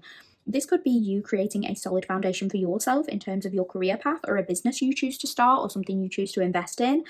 And I keep getting the phrase investment being highlighted here. It could be that someone feels you are an investment. They want to create solid ground and a long-term stable future with you. Or you could find somebody where you feel that way about them. You could be interacting with some very connected individuals or individuals that have a degree of privilege in a material sense. It could be a person you end up partnering with, whether that's in terms of a marriage or in a business way, has a lot that they can put into this shared collaboration. They're going to be able to provide something to fall back on, because the Ten of Pentacles talks about windfall, lump sums of money, inheritance. It could be that you will be receiving an unexpected sum of money when somebody passes. Like, you didn't know they even had this money. You didn't know that you will be taken care of like this. This can also be about marrying into money. So maybe you get to know someone, and if they're not outwardly bragging about their financial situation, you might not know they come from money, but you find out later down the line their family are like in this whole different tax bracket to yours. They just never made a big deal over it or something. I'm getting the phrase old money, so that might be relevant to someone. I'm getting like you finding out someone's surname and connecting it to some big well-known business, and then you find out like actually it's not just a coincidence, their family owns that company or something along those lines. The Ten of Pentacles can also talk about domestic bliss. It can talk about having support. So this could be a home where everybody knows their responsibilities and it doesn't all just fall on one person. It also talks about settling down, and I think in this instance it's like whatever transitional periods take place in your life, you're going to feel like you made good decisions and things are going to become much more settled. When we first make certain changes, it can be uncomfortable, but eventually this is going to feel like second nature to you. This could be like, for example, if you've been single for a long time and you're used to having your own space. This could be like you get a romantic partner, and when you move in together, at first you're not sure if you like this person being in your personal space. You have to kind of adjust to it. You might feel like they get under your feet a little bit at first, but eventually it becomes this happy little routine where you're glad to have them around. Everyone knows what they're doing, everyone is settled in, and everyone is content with this arrangement. This inheritance, by the way, might not even actually relate to when someone passes. For some people it will, but if we go back to the example of your children growing up or something like that, it could be that your children have inherited all the skills they need to succeed because of your parenting. They can thrive. And eventually that comes back to you tenfold. Like, you've always prioritized them. You've invested so much into them. You've put a lot of love into them. And because you've done this, they have everything they need to create a beautiful life for themselves. And once they achieve their dream career or they start doing well for themselves, it's like they want to give back to you in a way. Maybe they want to spend some money on you. They are like, my pal to parent or loved one did everything for me, and now I want to give them something. So it's like the love you put out coming back to you in some kind of material way. So this could be a son or a daughter, a sibling. It can be anyone, but I'm thinking more like someone of a younger generation giving back to you in the future. Equally, this could be something you're doing, like you've invested in an idea, you're creating something, and the love you put into that, eventually you see financial rewards come from it. I know I've used a lot of parent and child examples here, but if that does not apply to you in any way, please interpret your child as your creativity or your business idea, something like that. But that is what I'm getting for the tarot portion of your reading. We are just going to finish off this portion of the reading by looking at some advice from the Work Your Light Oracle, so please bear with me and we'll have a look at what we pulled for you. Okay, pal two, let's have a look. We have got Star Mother. How can you mother yourself? And this is how I know that tarot is absolutely the real deal, because I cannot make this up. With this card coming through, like, do I need to say anything else? Probably not, but I will because I am a waffler. But I think initially I'm just going to read from the guidebook because I think that will tell us what we need to know. So let me do that. Okay, Star Mother, how can you mother yourself? You are more held than you could possibly imagine, loved and cherished so dearly that if you knew, you would not spend 1 second of your life in separation, worry, or fear. Let the mother carry your burdens. Let her rock away your fears. Lay all of your worries, regrets, shame, and guilt on her altar. Please, please, sweet child, do not fear. You are love in motion. If you allow it, you are already healed. Let her remind you of your goodness. Let her love away your fears.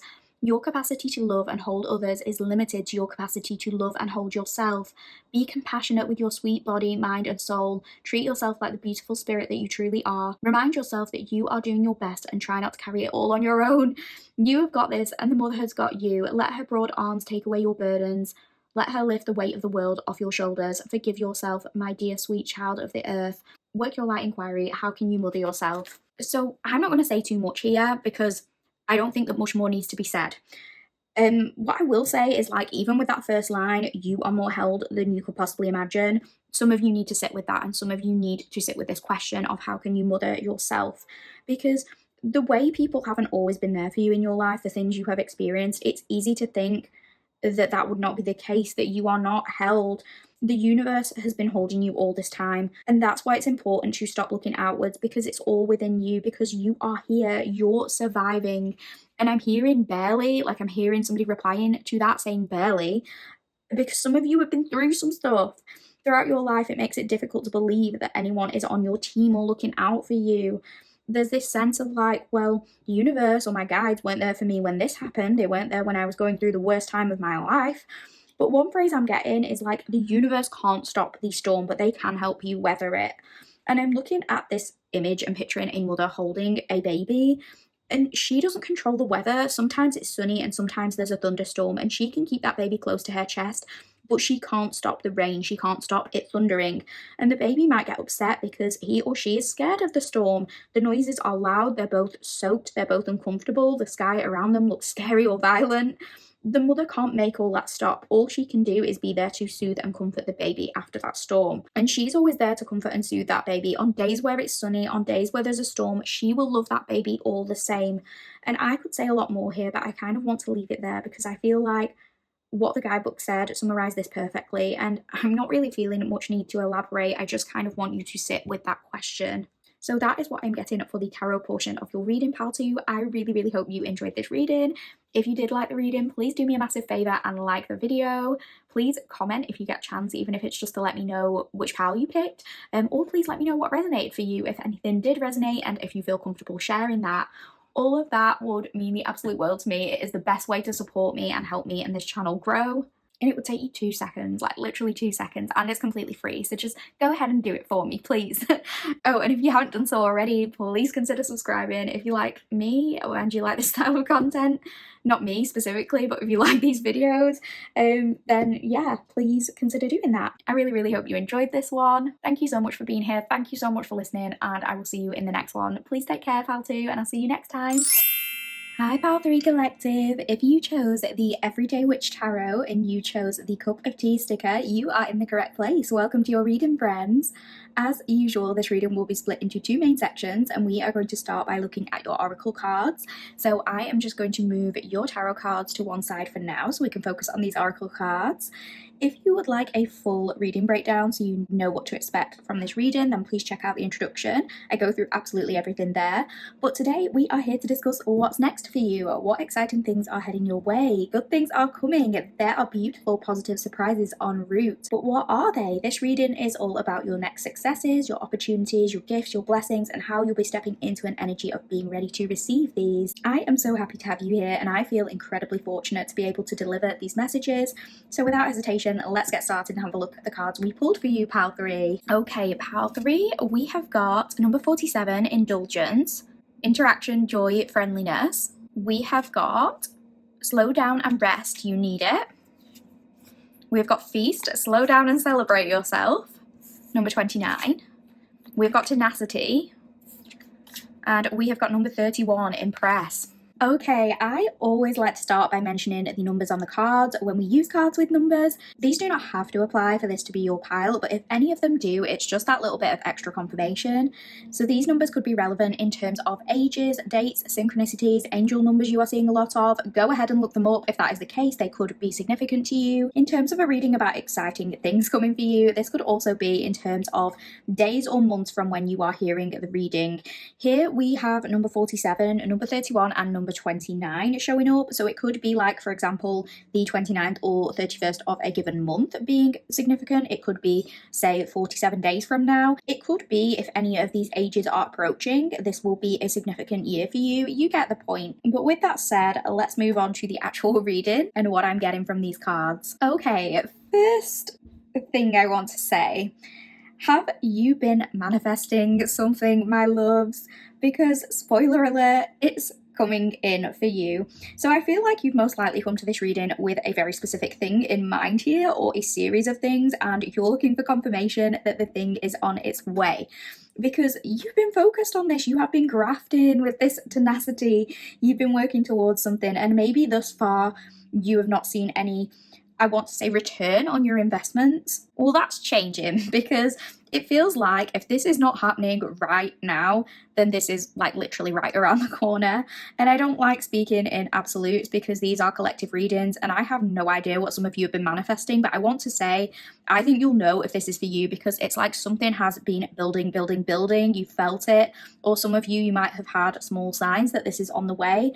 And I'm inclined to say like, well, of course it is, because how could it not be coming in? Because you've been putting in the work. Like this is something you have actively been putting effort towards, whether that's through doing something over and over again, persevering with a particular action, building your skill set, learning something, or whether it's being focused on going inwards and focusing on your healing. You've been putting in this deliberate action. So how could it not be coming?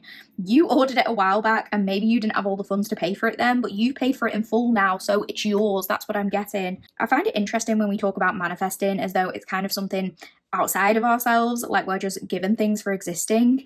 And don't get me wrong, we are given the ability to create some of these opportunities for ourselves just because we exist, because we are that physical embodiment of the universe. But those are just tools, and ultimately it's up to us what we do with them. We can use those things to better ourselves, but we have to do the work, and you've been doing it. So this success was in many ways inevitable. So if you're just sat there and you're like, I want to manifest £1 million, and you're not doing anything and you're thinking that £1 million is going to be pushed through your letterbox, obviously that's not the case.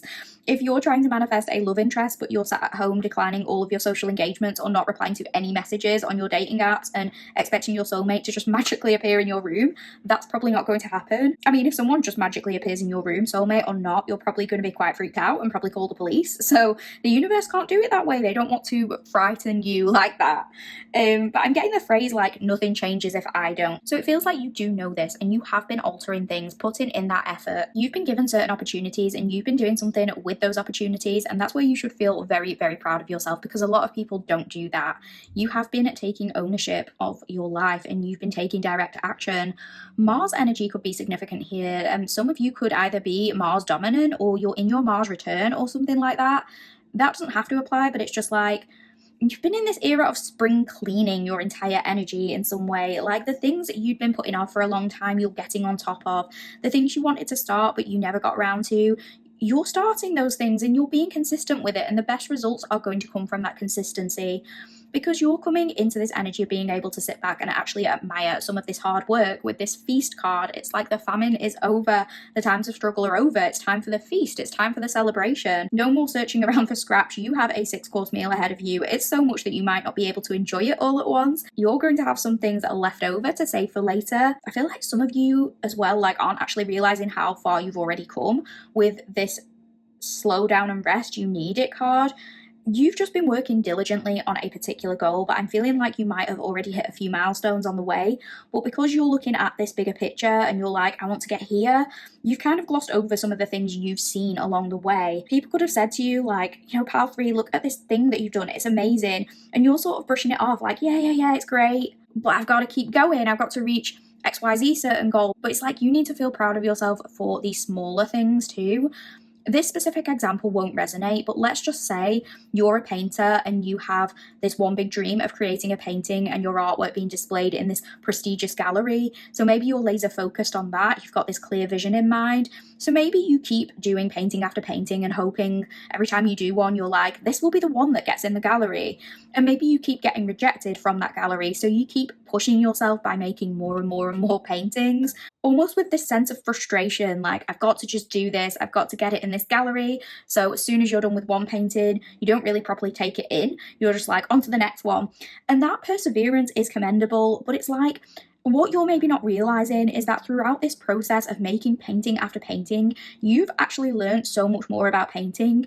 You've developed your skills, you're becoming more talented at what you do, and that in itself is going to attract a lot of attention. It's like maybe every time you do a new painting, you get more and more recognition, people want to buy your paintings, people are wanting to commission you for your work, but you're not fully taking that on board because your primary focus is getting it in this specific gallery. So it gets to this stage where, in this example, your latest painting is so good because you've spent so long improving your skills via each new piece of art you create that someone wants to pay you this huge amount of money to buy your work or paint like a mural for them or something.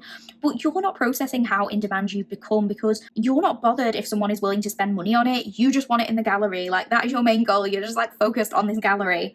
And I do think your gallery moment will happen, but it's because of all the work you've done, like all the blood, sweat and tears, and maybe the recognition you get in other ways. Like, maybe that will propel you forward into the spotlight. Maybe the gallery weren't paying attention to you before because they thought, you know, well, this work is good, like the paintings are good, but who even is this person? They're just like this up and coming artist. Nobody really knows their work. What benefit would we get from putting this in our gallery? But they're seeing that you're being recognized, that you are in demand, that people are taking notes of you. And that makes them gain more of an interest. Now they're like, okay, like, who is this? Maybe we should start taking them seriously. So whatever the situation is, the overall energy I'm getting is like, you're looking at the situation like, yeah, these things are good, but they're not the main goal. But what I'm saying is all of this is helping you with that bigger goal more than what you realize. And you're going to have a lot to celebrate very, very soon if you don't have that already. I feel as though you're coming into an era of truly getting to enjoy the fruits of your labor. And again, I keep getting this message of like the hardest part being over. And obviously this is going to vary massively between each individual. For some of you, you know, it might be these smaller manifestations coming in, and for some of you, it's these bigger dreams you've been working on. For some of you, it's as big as like starting your own business, but you've been putting in all the hours under the sun to make your business succeed, and new customers are going to start coming in for you because you've already put in all that effort. Now you get to sit back and welcome this new clientele. It could be putting a creative project out there. If you're like a content creator or something, reaching a certain milestone with your analytics, or just getting positive feedback from people who are noticing your work more and more. For some of you, you could have been working on something for a while and suddenly something you do goes viral, so people are going back to look at all your other work and it's gaining traction amongst different communities. With this Impress card, some of you could have felt like you've been under the radar for a while, but now people are paying attention to you and they're impressed with what they see. I'm getting the phrase household name, so particularly if it's that example of something going viral, people could be like, have you seen this person on YouTube/TikTok/Instagram or whatever? And they're talking about you. Or if you're a writer but you're not very well known, it's like more and more people discovering your book and hyping it up, something like that. Whatever example resonates for you, obviously I realise those ones might not, and like not all of those are going to apply, but there's this overall sense of like the hard work is already done. And when the rewards come in, by that point you're just sitting back because the book is already published, or you already have a bunch of content that people can binge watch on if you're a content creator. For some of you, it's on a smaller scale, or like you've been focusing on particular fitness goals, for example, maybe losing weight or putting on weight, and you're going to see those results. It could even be something as simple as like, I've been wanting to lose 5 pounds to fit in a particular dress for a special event. Could even be like your own wedding or someone close to you's wedding, if it's like a bridesmaid's dress or whatever. It doesn't have to be. Could just be some kind of formal attire, a nice outfit, a nice dress. But the image I'm getting is like, you've put the work in, you're getting the results, and whenever you attend this event, you're just going to get to sit back and enjoy it, feeling completely comfortable and happy because you've achieved what you set out to achieve. You've already done all the hard work. Journaling or some kind of vision board could be significant to you. Like maybe you bullet pointed or created a vision board about things you wanted to achieve back at the start of the new year, like your New Year's resolutions, and you were feeling like you wouldn't get there with some of them. So there could be this message to like look back at what you wrote in, say, January and actually think about how far you have come now that we're in September. And I always like to think of September as almost like a new year in and of itself. I know we mentioned something about spring cleaning, and I really just feel like September is a good time to do that. It's Virgo season and it's all about like getting organized. We're going back to school, we're getting our stationery supplies. So if you haven't done the aforementioned journal or vision board, this is something you might want to look into now to help you bring some of these things in. It could just be that you kind of need to get your diary or calendar organised so you can plan for some fun and enjoyment, because some of you may have been declining social events because you've been focusing on these specific goals. But I really feel like you're stepping into an energy of spending more time with your friends and loved ones and feeling like you do have time to enjoy things. With this indulgence card even, this could be you having a spa break, getting a well-deserved massage, enjoying some time in the jacuzzi, like going on a girls' trip or a boys' trip to mark a special occasion, whatever applies to you. For some of you, it could be like a hen do or stag do or something. That doesn't have to be the case. It could be that you're making time to sit in the sauna just after like a really long gym session and allowing your muscles to properly relax, or you're making time to have more long hot soaks, bubble baths, or showers if you prefer showers. But it's not going to be like always just those very rushed, quickly wash my body kind of showers. It's like you're getting a bit of time to think in the shower or to put your lotion on afterwards. It's a very sensuous thing. You're indulging in the little things and feeling grateful for them. I also get the sense it's the opportunity to indulge in luxury. This could be luxurious restaurants with feast. It's even making me consider whether food has something to do with a manifestation for some of you. Of course, that might just be for one person. If someone here wants to open their own business involving food, or they are like a food blogger or vlogger or something like that, or even if somebody here just wants to manifest their favorite restaurant opening up near them in their city, food could be significant here. And I'm also getting the phrase treat yourself. So it's like, yes, the rewards from the hard work are coming in and now you can breathe out, like you can breathe a sigh of relief. Because some of you have been stressed making these things happen or wondering if you'll get the results you want. And now you see it's definitely on its way. It's like, okay, like I can chill a little bit or I can let loose a little bit. So in that example of someone reaching their goal weight, you're like, I'm happy with where I'm at in my body currently, so I can indulge in a treat here and there. I can enjoy eating the foods and drinking the drinks at this celebration I'm attending because I'm content with where I'm at and I understand balance. It's that kind of feeling. If it's a new job you've been manifesting, it could be getting yourself motivated by treating yourself to new office supplies or new outfits that are going to make you feel good. For some of you, it's just in terms of the activities you do. Maybe you're finally at a place where you can treat yourself to that holiday, that little bit of travel, that spa break, or just more fun trips with your friends because you can sit back and be like, I've worked hard and I deserve this, and you do. Some of you, I'm getting like you're storing this energy or you're saving it for the future. I don't know how to explain that, but it's like, you recognize you need to relax a little more, but right now you're still in that grafting mode, but maybe you have some time off planned in the not so distant future. So you're still in that work mentality, but you're kind of like, when I have this time off in a few weeks or in a couple of months, I'm going to indulge in a spa break. I'm going to go to all these nice restaurants. It's like you're saving a little treat for later. Maybe you're in the process of like looking into that online. You're in the process of booking something like that. Some of you could be planning trips and that's one of these things you're saving until later. I'm also getting something about spiritual retreats. I realize that won't apply for many people. It could be something aligned with your religion or your particular beliefs, but it doesn't have to be traditional like that. It could just be planning to visit a place with particular cultural or spiritual significance to you in some way.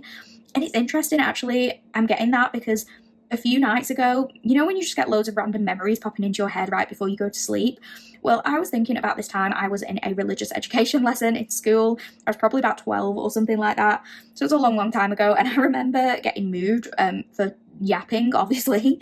But I remember because the lesson had actually been really interesting and we were learning about religious pilgrimages. So I just feel like that could be something a couple of people here have been considering.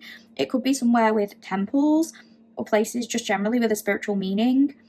Bali could be significant to someone here, or it could just be somewhere you've always wanted to visit due to some historical significance or because your ancestors came from there or something. Like, even if you identify with being a witch, it could be that at some point you want to visit Salem to sort of honour the witches throughout history or something like that, or learn more about that. Or even if you don't identify with any of the aforementioned, but you want to visit like a haunted house or an occult museum, somewhere that has paranormal experiences, or even for some of you, just like where a particular TV show or movie that means a lot to you was filmed. I know that's not the same as a spiritual retreat and there's a big variety there, but it's just planning to go someplace that you've always wanted to go and that is really important to you for whatever reason. That's something you're looking into or booking potentially. Or, you know, if we go back to that thing of spending time with friends, you and your friends could have always said, let's do a girls' trip or let's do a boys' trip, and you just never really got around to doing it. But now it's that time where you're like, we've been saying we'll do this forever, like, let's just book the flights. It could be with a partner or family, if not a friend group.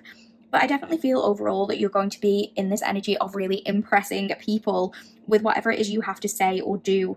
People are going to be impressed by you. I'm getting this feeling of like, whoa, who is that when you walk into a room? And it doesn't have to be literally, but it's like in whatever context this is, you are making an impression. With this image on the mushroom cards, I don't know if it's just my brain today being corrupt, but this imagery is just making me think of like some not very PG things. And I'm just looking at this mushroom and just thinking of it like springing up, like just boing. So take that metaphorically as like you walk into the room and people are standing to attention, they're impressed by you, they're attracted, whatever anatomy they have, that's irrelevant, they're on high alert, you have that kind of effect on the room, you have people standing to attention. It could also be that people are going out of their way to impress you, and I'm getting the phrase swinging their dicks around. So this could be people like vying for your attention in a romantic context. I'm sorry. Trying to seek approval from you, feeling like they have to like compete for your validation. But I'm also hearing the phrase, now they think I'm a somebody. So I don't know, it could be like people are treating you better than they once were. I think people are impressed by your skills in whatever it is you're trying to achieve. So because they're like, if Pal 3 knows what they're talking about when it comes to doing XYZ, they're important here, they're in the big leagues with this thing. We need to stay on their good side because they're the ones we need to refer to when it comes to this. It's just this sense of like, whoa, who is this? You come on the scene and you're knocking the competition out of the park. And that generates a lot more attention and more people wanting to impress you. It's like one example, you could have been a creator on YouTube for the past 2 years or whatever, and you've been commenting on other people's channels this whole time and people barely reply to you or you don't get much feedback on your own work. But now it's like suddenly there's this shift, maybe you have something go viral and everybody's reaching out to you, asking you what program you use to get your video looking so good, asking if you have an Etsy shop where they can buy some of your creations, something like that. Maybe people are popping up in the comments like, hey, I only just found you, but I binge watched your videos from 2 years ago and you're amazing at what you do. I can't believe I haven't found you sooner. It's that kind of thing. Also, when I first saw this Tenacity card, I immediately started thinking of Tribute by Tenacious D, which I hadn't heard in absolute years. So I looked it up to remind myself what the lyrics were. And obviously there's that bit where the devil stops them in the middle of the road and threatens to eat their soul if they don't play the best song in the world. So the lyrics are like, we played the first thing that came into our heads, which just so happened to be the best song in the world. So it's making me feel as though it's like you don't even have to try hard to produce something amazing because your talents are innate to you. Some of you could have overworked yourself because, let's use that content creation example, you could have been more focused on like what will be best for my analytics or what kind of thing will get the algorithm to promote me. But I feel like for you, you just need to focus on your passions towards this, because the first thing that comes into your head that feels like something you genuinely care about is the most genius idea, and that is the thing that's going to get you the most success essentially. And it's also the thing that's going to be easier to chip away at if it's a longer process, because if you're trying to do things just for views or just for subscribers because it's popular, but it's something you don't really give a shit about, you're not really connecting with that creation and it's going to feel more like a slog. So I think the message in that is just to focus on doing what you love and putting authentic messages out there, because the first thing that pops into your head might just be the very best idea. It might turn out to be your most successful endeavor. You don't have to overthink it as much as what you have been doing is something that I'm getting. Also, I keep getting really random trains of thought on this. So Tenacious D made me think of Jack Black, and then I was thinking of the School of Rock and, you know, that particular scene where the little girl is like reluctant to showcase her amazing voice because she's concerned that she doesn't look the part due to her weight. And Jack Black's character is like hyping her up and essentially saying like, who gives a fuck about your weight when you have such an amazing voice? So I feel like if some of you have been having those doubts creeping in of, am I really the right person for this part?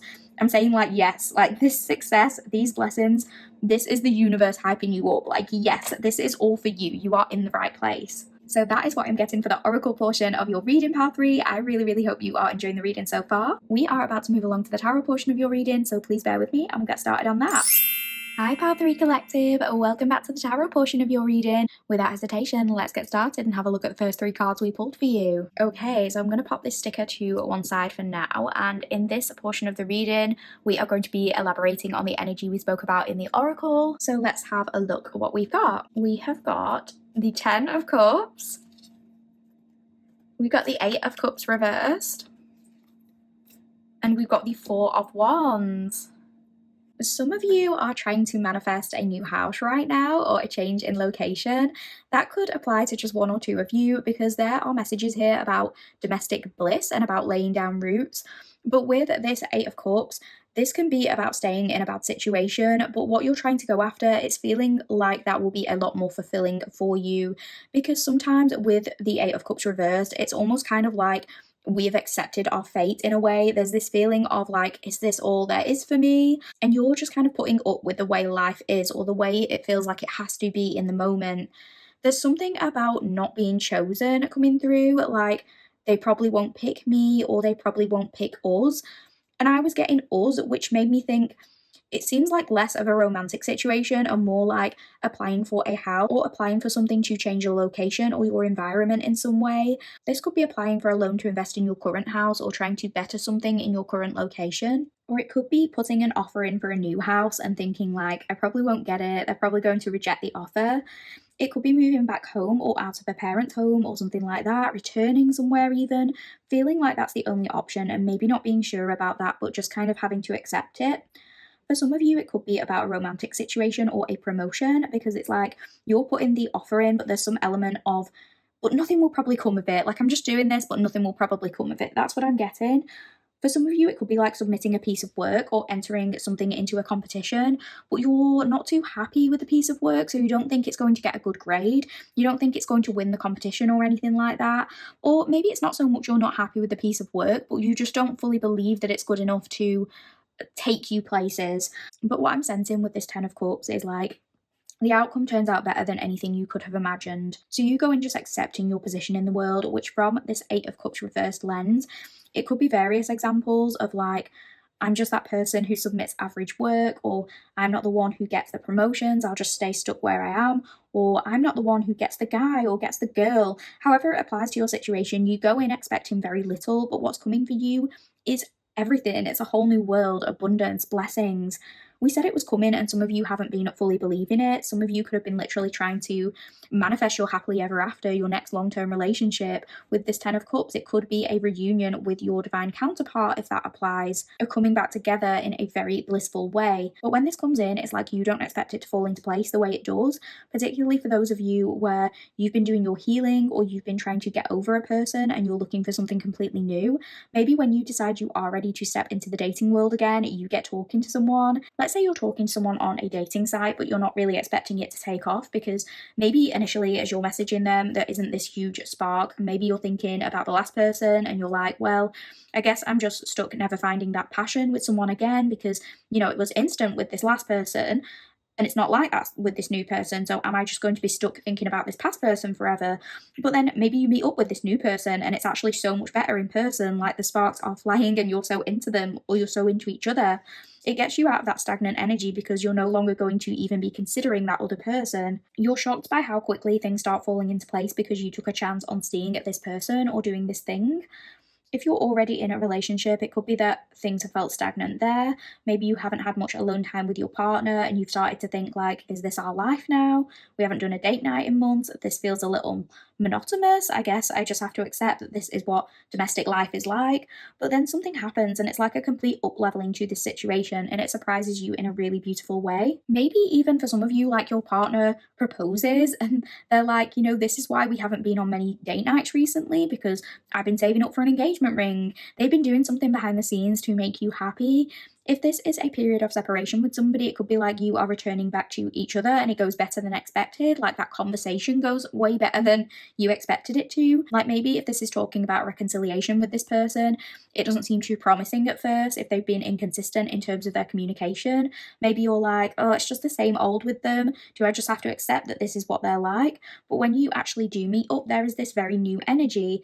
It's something that is going to bring with it a lot of emotional fulfillment and it's going to be this huge cause for celebration. I just heard the phrase mummy and daddy are getting back together and I don't know what that means, but I'm hearing like back in business. This could just talk about your own masculine and feminine energies aligning in a way that will bring you a lot of happiness, or it could mean literally for some getting back together with someone. I don't know. This mummy and daddy thing doesn't have to be literal, by the way. You don't have to actually be a parent, and this doesn't have to be a romantic thing even. For some of you it will be, but for others I feel like this could be more of a jokey comment made in a friendship group. Like, for example, if you are reuniting with a group of like-minded friends, or you're reconciling with somebody after a period of distance, I think this is a nice thing for other people around you to see. Like, it's not going to be awkward. It's just going to be these warm vibes. So it could be someone making this silly remark of like, oh, it's so nice to see mum and dad are back together. For example, if you identify as the mum or dad of a friendship group, it doesn't have to be even that one of you is male and the other is female or anything like that. You can be any gender. It's just talking about these individuals meeting back up and kind of bouncing energy off one another, working well together, cooperating, co-creating even, and the people around you love to see this. A lot of you are going to be attending family gatherings. You could be reuniting with extended family members who you don't see often or who you had at one point lost touch with. It feels like you're going to have some exciting things to tell them about, and I think they're going to want to hear about your achievements and just what's going on for you. They're going to want to hear about what's going on in your life, and it seems like a lot of you have some very positive things to say. And I feel like a lot of the events themselves are going to be these celebratory occasions, you know, things like weddings, engagements, baby showers, christenings, just general catch-ups. Also, it could be you going to your hometown for a period of time to reconvene with family you haven't seen in a while. And it feels like there's going to be a lot of fun things to talk about, no bad vibes kind of thing. It does feel like there are going to be potentially children present at some of these events, which is making me think of those larger events, like you're at a wedding reception and you're catching up with your cousins and their kids, and your kids are there if you have kids, and everyone's just getting to run around and play together. Obviously not that exact thing, but that is kind of what I'm picturing. It's just like this feeling of people who don't normally get to socialise, getting to have that fun together, maybe getting to dance and play games. And because we got feast in the Oracle, I'm literally getting the phrase good spread. So it could be people commenting on how good the food is at this event. I'm also picturing people standing in line at a buffet, and I'm hearing help yourself. And that's the energy, like not just at this event, but it's this feeling of there's plenty to go around, help yourself, it's all yours. That's what you're stepping into. For one or two of you, it could be to do with getting a job or working with children. If you have applied for anything like that recently, this could be a sign. For a few of you, this could be news relating to a pregnancy. It doesn't have to be you that's pregnant if that's not something you want, but at one of these occasions it could be that news is revealed about a pregnancy and you're very happy for whoever that news pertains to. Like maybe it's a family member or friend who has been trying for a long time and now it's happening or something like that. I'm getting the image of somebody who doesn't usually declining alcohol and then them subsequently announcing a pregnancy, but it's like the early stages or something like that. And I feel like you're really happy for this person. If it's you, you are happy to get to share that news with your loved ones, but it doesn't have to be that it's you if that's not something you want. It could also pertain to you or somebody else getting a new pet and extending your family that way and being excited to share pictures and get advice from people. Or maybe you're giving advice to somebody getting a pet. That person is asking you questions about your pet at one of these events. It could just be somebody saying to you like, oh, I'm thinking of getting a dog, and asking you questions about your dog or something like that. It just feels like there's going to be a lot of celebrating, a lot of news shared, particularly if these are social events with people you don't see all the time. I think people are going to be impressed by what you've been doing, and you're going to be getting to share very exciting news. Regardless of what the specific thing is for you, you're going to be feeling like you've found your place, a place where you fit in and you feel content. You're happy with where you're at in life, and it feels like there's lots of celebratory news to exchange here. The people you are going to be communicating with are making you feel very, very welcome and at home. If this is a new job situation or just you meeting new people at a new setting, it's like you quickly feel as though you belong there and you feel like you know what you're doing, that you're supported. It's not like you're going to a new office and everybody's really unkind or bitchy and nobody's willing to help you. It's like everyone is on the same team and it feels really harmonious, or you feel like you're going to be very happy there. It could even be for those of you attending college or university or living with a roommate or a group of people. It's like you're going to be settling into domesticity very well with these people and very quickly. It could be like if you were in one of those situations last year, maybe, where you had a lot of trouble with your roommates or you felt uncomfortable around them. They just weren't your kind of people, or they were making life difficult for you and you couldn't wait to get out of that situation. Or if you felt like there was no way out of that contract or something like that, it's like this new group that you found, or this new group you will find, you all just vibe together, things flow a lot more naturally. And you could have been like, you know, dreading getting new roommates, for example, if your older ones weren't the best people, but it goes better than expected.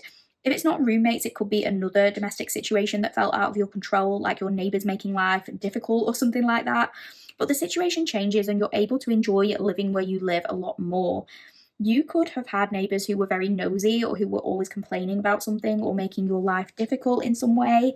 they could be really loud, having parties or play music all the time, or if they had like screaming children, or if they live above you in some kind of apartment situation. It could have been a lot of loud banging, somebody keeping you awake at night, and there just wasn't much you could do about it other than just accept it. But it feels like this situation is going to be changing. So it's either like new neighbors and you initially think like, oh no, who are we getting now? Like maybe you see this new family with 2 kids and maybe the old neighbor only had 1 kid, but they screamed all the time, and you're like, oh my God, this family have 2 kids, so it's going to be even worse. But actually, they're like the dream neighbors. Their kids are very well behaved. They come round to you with cookies and they're like, if anything is ever too loud, just let us know. They're a lot more cooperative than the previous tenants. So maybe the old tenants leave the house a mess if they're renting and they get kicked out, their contract isn't renewed, or you get the opportunity to move away from them. But whatever it is, the situation changes. It's in this way that works out better for you, but you're not really expecting it. Even if this neighbor doesn't move, it's just like they stop making problems for you. If it's an elderly person who complained all the time or made your life difficult, it could even be like one day you're thinking, it's been really quiet, I've not had a knock on my door complaining about trivial issues this week, and you find out that person has passed or they've gone to live in a nursing home. I'm getting something about palliative care or like them going to live with family or something like that. I'm not wishing that on any person, it's just the message I'm getting, and it's extra confirmation. If you find anything out about that soon, then you'll know who it's about. But the overarching feeling is there's a solution to these things that you didn't previously have control over. It's not going to be a problem for you anymore. So let's have a look at what else is coming for you at Pile 3. Okay, Pile 3, we have got the 9 of Cups. We got the 9 of Pentacles. And we've got these 7 of Cups. These cards are beautiful, Pile 3. Like, what? What are you doing? You're doing something. I'm convinced that some of you have been doing your new moon or your full moon rituals to bring something in. Like, you've been manifesting something heavily, and it's making itself known right here. Like, this is literally your wish fulfillment coming in with this 9 of Cups, and your confidence is going to be at an all-time high. You're not going to be having any doubts about whether this is really for you, because you're getting every confirmation under the sun that this is all yours.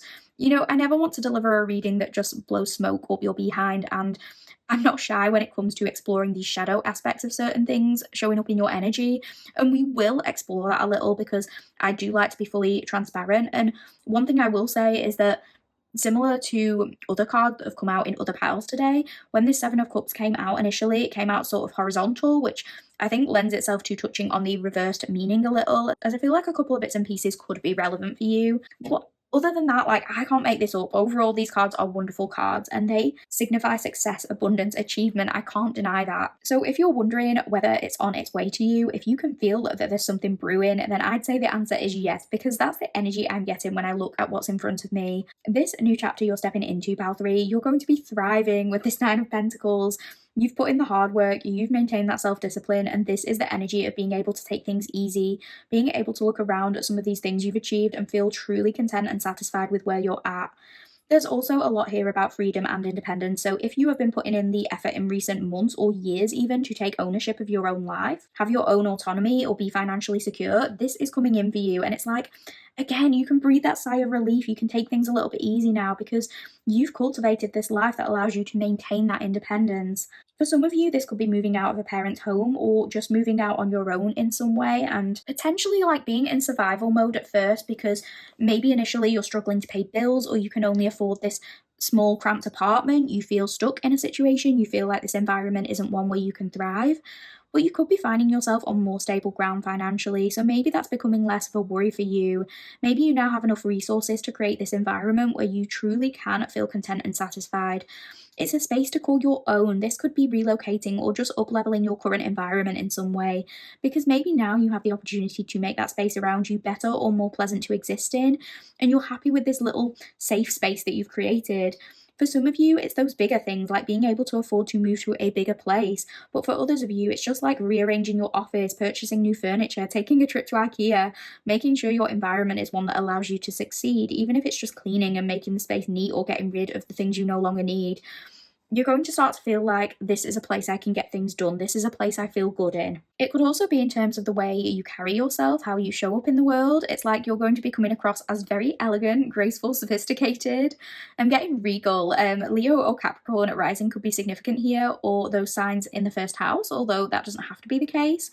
But people are going to be like, who is that? Feeling this need to impress you. You're going to be recognized for your gifts and talents. People are going to be celebrating you and giving you your flowers. The Nine of Cups can indicate fame. So for some of you, you could either be getting work in the entertainment industry and being in the public eye. For others of you, you have maybe social media platforms and you're going to be getting a lot of attention when it comes to those.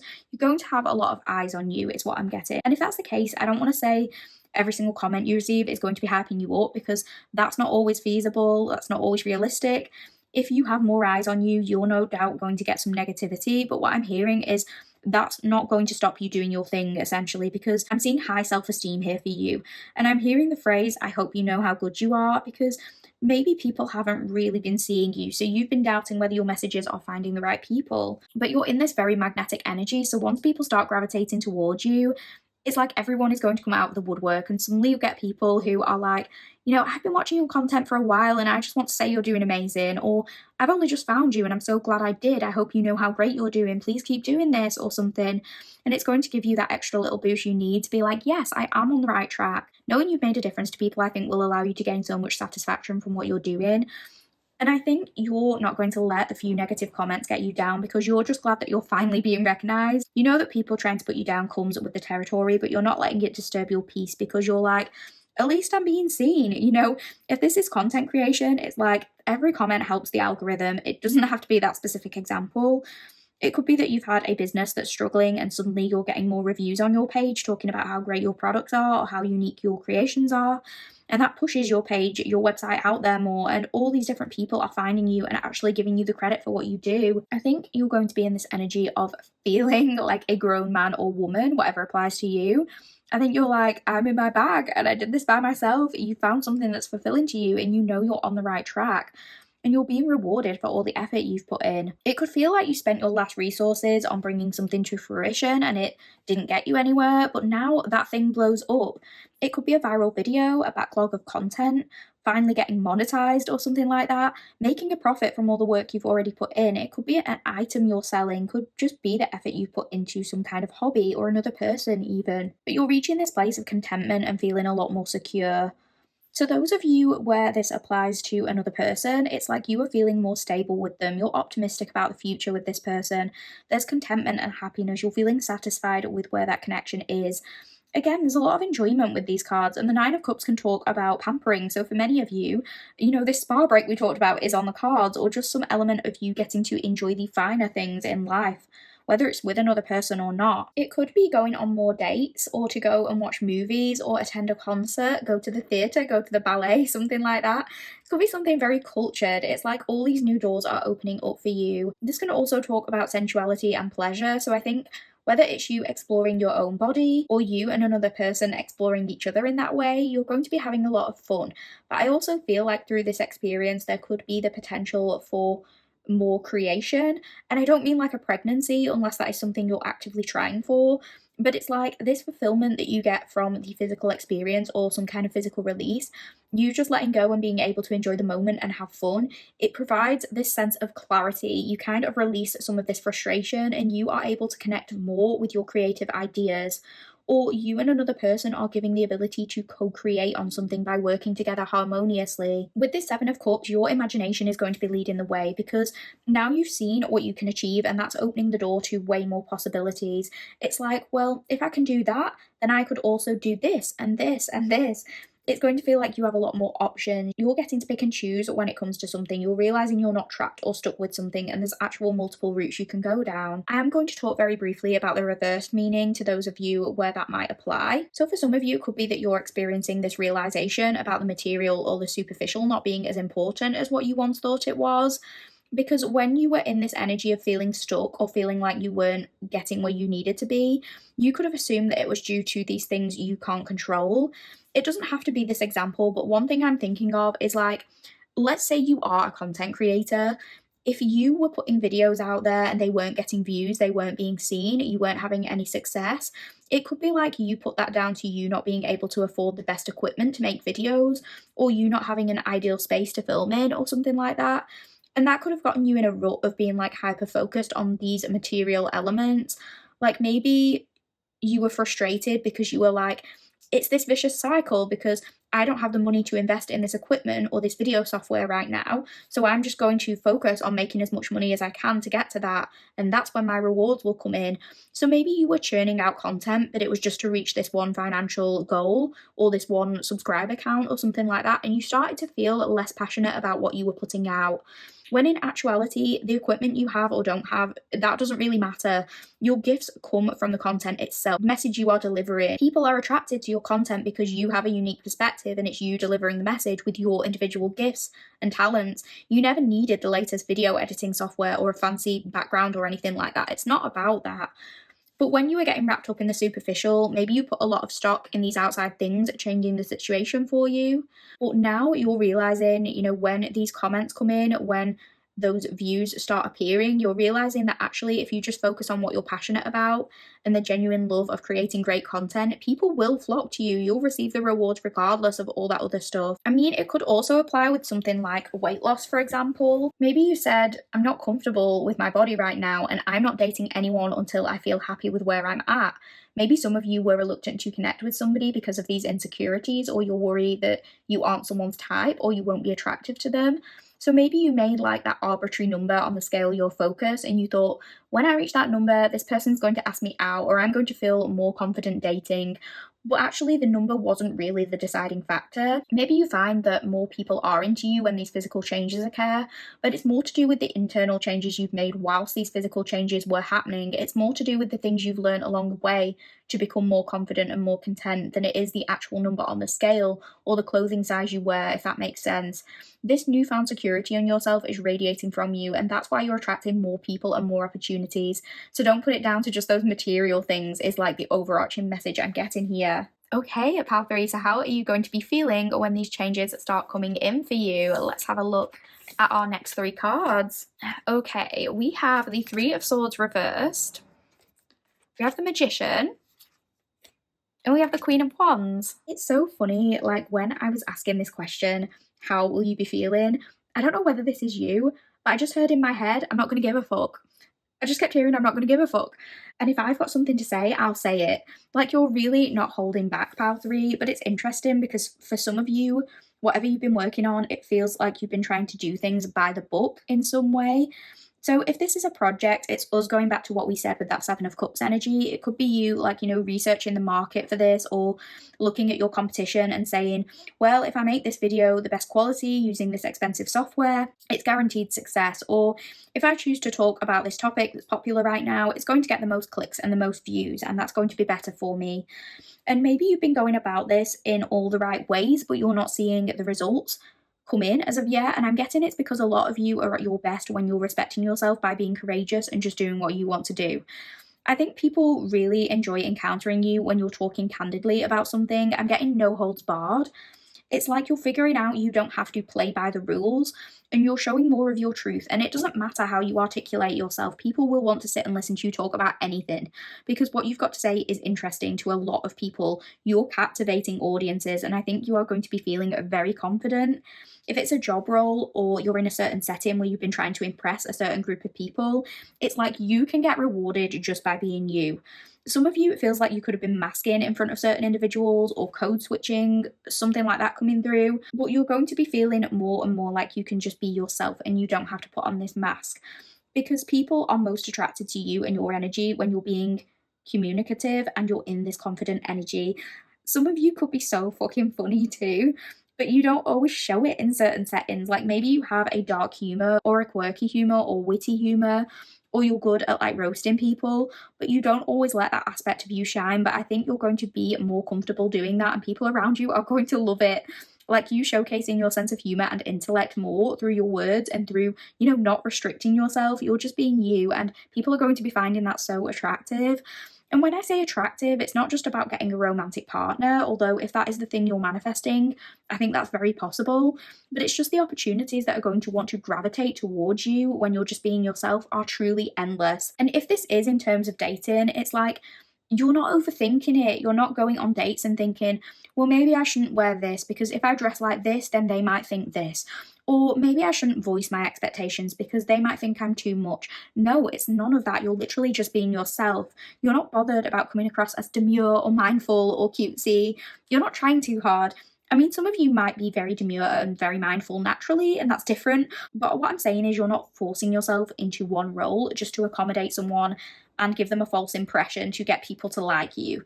You're just totally doing you. Like, I'll wear what I want, I'll say what I want, and if they don't like it, they can get in the bin. That's you. I'm just getting the image of like you going on a date and some lackluster husk of a person is trying to like neg you or something about your outfit or the way you look, even if you're clearly showing up as a solid 10 out of 10. It could even be something like them saying, I don't usually go for blondes, I usually prefer brunettes, but it looks okay on you. And you're just like, did I ask? Did I fucking ask, George? No, I don't think I did. And you're in this energy where you would literally just walk out with no explanation if somebody did something to piss you off. And I love that.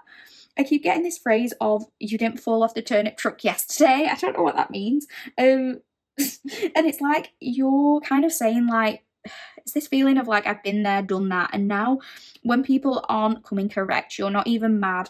You just want to laugh because you're going to feel confident just upping and leaving. I don't think people are wanting to piss you off though. I really don't. I think people know that you're not in an energy of tolerating nonsense because you're going to be a little bit hot-headed maybe, but I think it's just this energy of like, come on, let's get to the point. And that's going to be enticing to a lot of people, even if this is, you know, someone from your past that you're reconciling with, because we do have the Three of Swords in reverse, maybe indicative of this reconciliation. So if it is this reconciliation, you're not necessarily looking for an argument, you're just not wanting to have your time wasted is the thing. So it's about just getting everything out in the open. I'm also hearing the phrase like, are we done?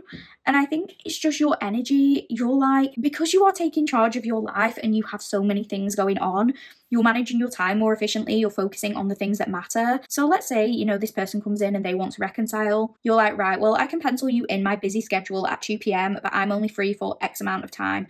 It's like you call in the shots and you're like, come on then, say what you need to say. But if the communication isn't up to par, I think you're just going to be like, okay, are we done here? Like, is that all?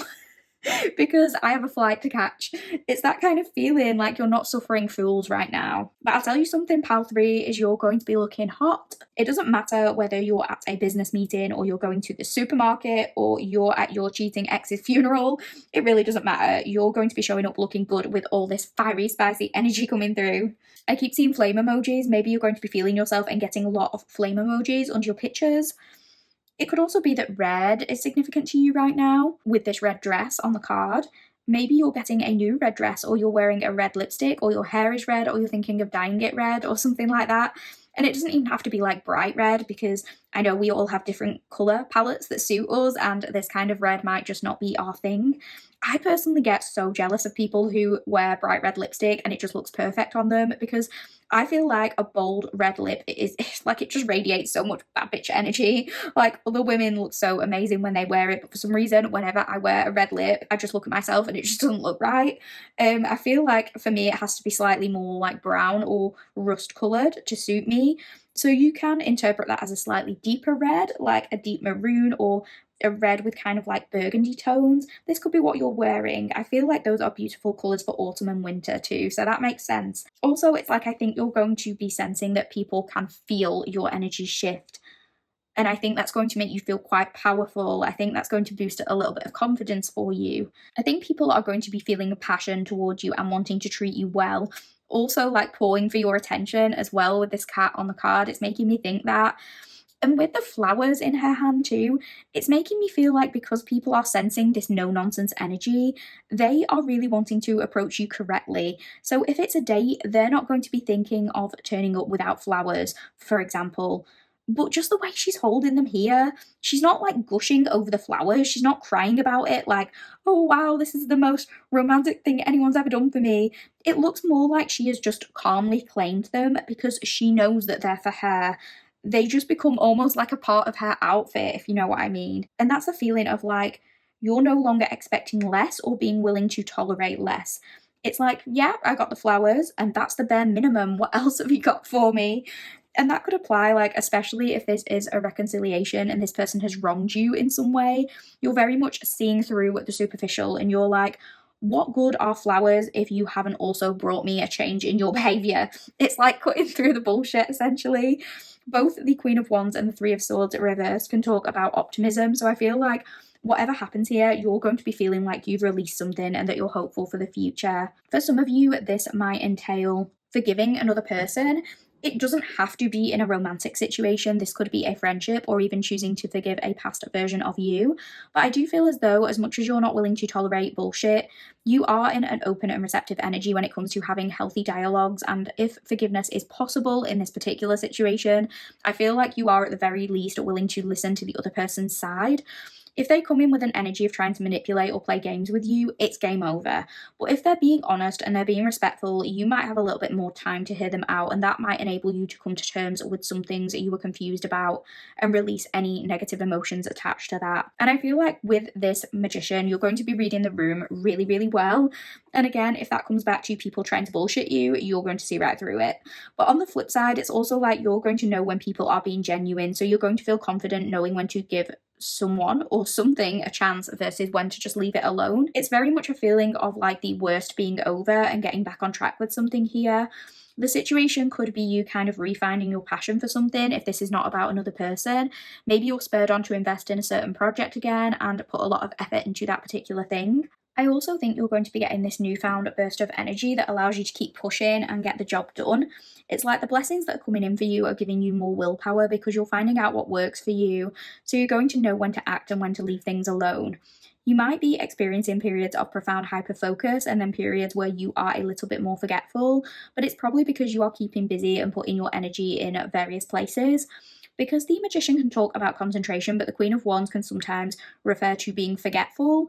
So it could be like you have your days where you are so invested in this one thing and you put your all into that, like if this is a hobby or a project you're really enthusiastic about, for example. But then the next day, maybe at your day job, you're a little bit more forgetful because your mind is still focused on the side thing that you really want to be doing. This could even refer to thinking about another person a lot. So then maybe when you're talking to other people, you're kind of like zoning out because you're having daydreams or replaying your interactions with that one specific person. That could be coming up a lot for you. But I don't think it's going to be affecting you too much because you are still feeling like you have the power and influence here and that you know what you're doing and you can use what you have. You can use the tools at your disposal, the time and the space that you do have access to create these beautiful opportunities. Could also be that your psychic gifts and intuition are going to feel very heightened at this time. So again, it's like you just know the right thing to do, the correct moves to make. Some of you, this could refer to being an influencer in some way in terms of a career, like people are going to be properly listening to what you have to say and you're going to be influencing more people. You're going to be in this sort of commanding leadership kind of energy and you are truly realizing your power. Okay, so let's look a little bit further into your future. What is happening for you after that, pile 3? Okay, we have got the Seven of Swords reversed. We've got the Page of Pentacles, and we have got Strength. What's coming for you, pile 3, is any self-doubt that you've been feeling towards a particular goal or something you are trying to manifest. You're not going to be feeling that anymore. With this Strength, it's like you're feeling more certain about your path and that you've chosen correctly. You feel strong in your conviction towards something. It's like you've had to be brave when it comes to opting for a certain path, but now that you've got the hard stuff out of the way, you feel so much more in control of your emotional world. And it's like you've been able to tame any self-limiting beliefs or negative self-talk in relation to your dreams. I think as time goes on, you are going to be stepping into more and more of this confident energy. With this Page of Pentacles, it seems like you have a lot of good news heading your way. And with it being the Pentacles, you know, this can refer to earthly matters.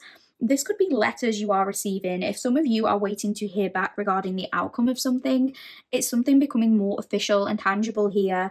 It could be legal documents or something to do with a home or contract. It could be like, you know that you've got the job, you've been given verbal confirmation, but now you've received your written contract, and that makes things feel more official. It feels more real, and that's exciting for you. It feels like the start of a new journey, and that there's a lot of good things this could result in, because this is only just the beginning. This could be results you get in the post on a test you did and you find out you passed. It could even be like medical tests you're waiting on for some, or details regarding an upcoming appointment that clarifies something for you. If you've been on a waiting list for an appointment for a long time, maybe that could come through for you and it's a little bit of relief. You're like, finally, I'm having this appointment that I needed. It could be some sort of financial relief, even like if you find out you've qualified for a disability payment, or you found out something is going to be discounted and that facilitates you in some way. It looks like many of you are going to be furthering your education or doing some training at some point in your future.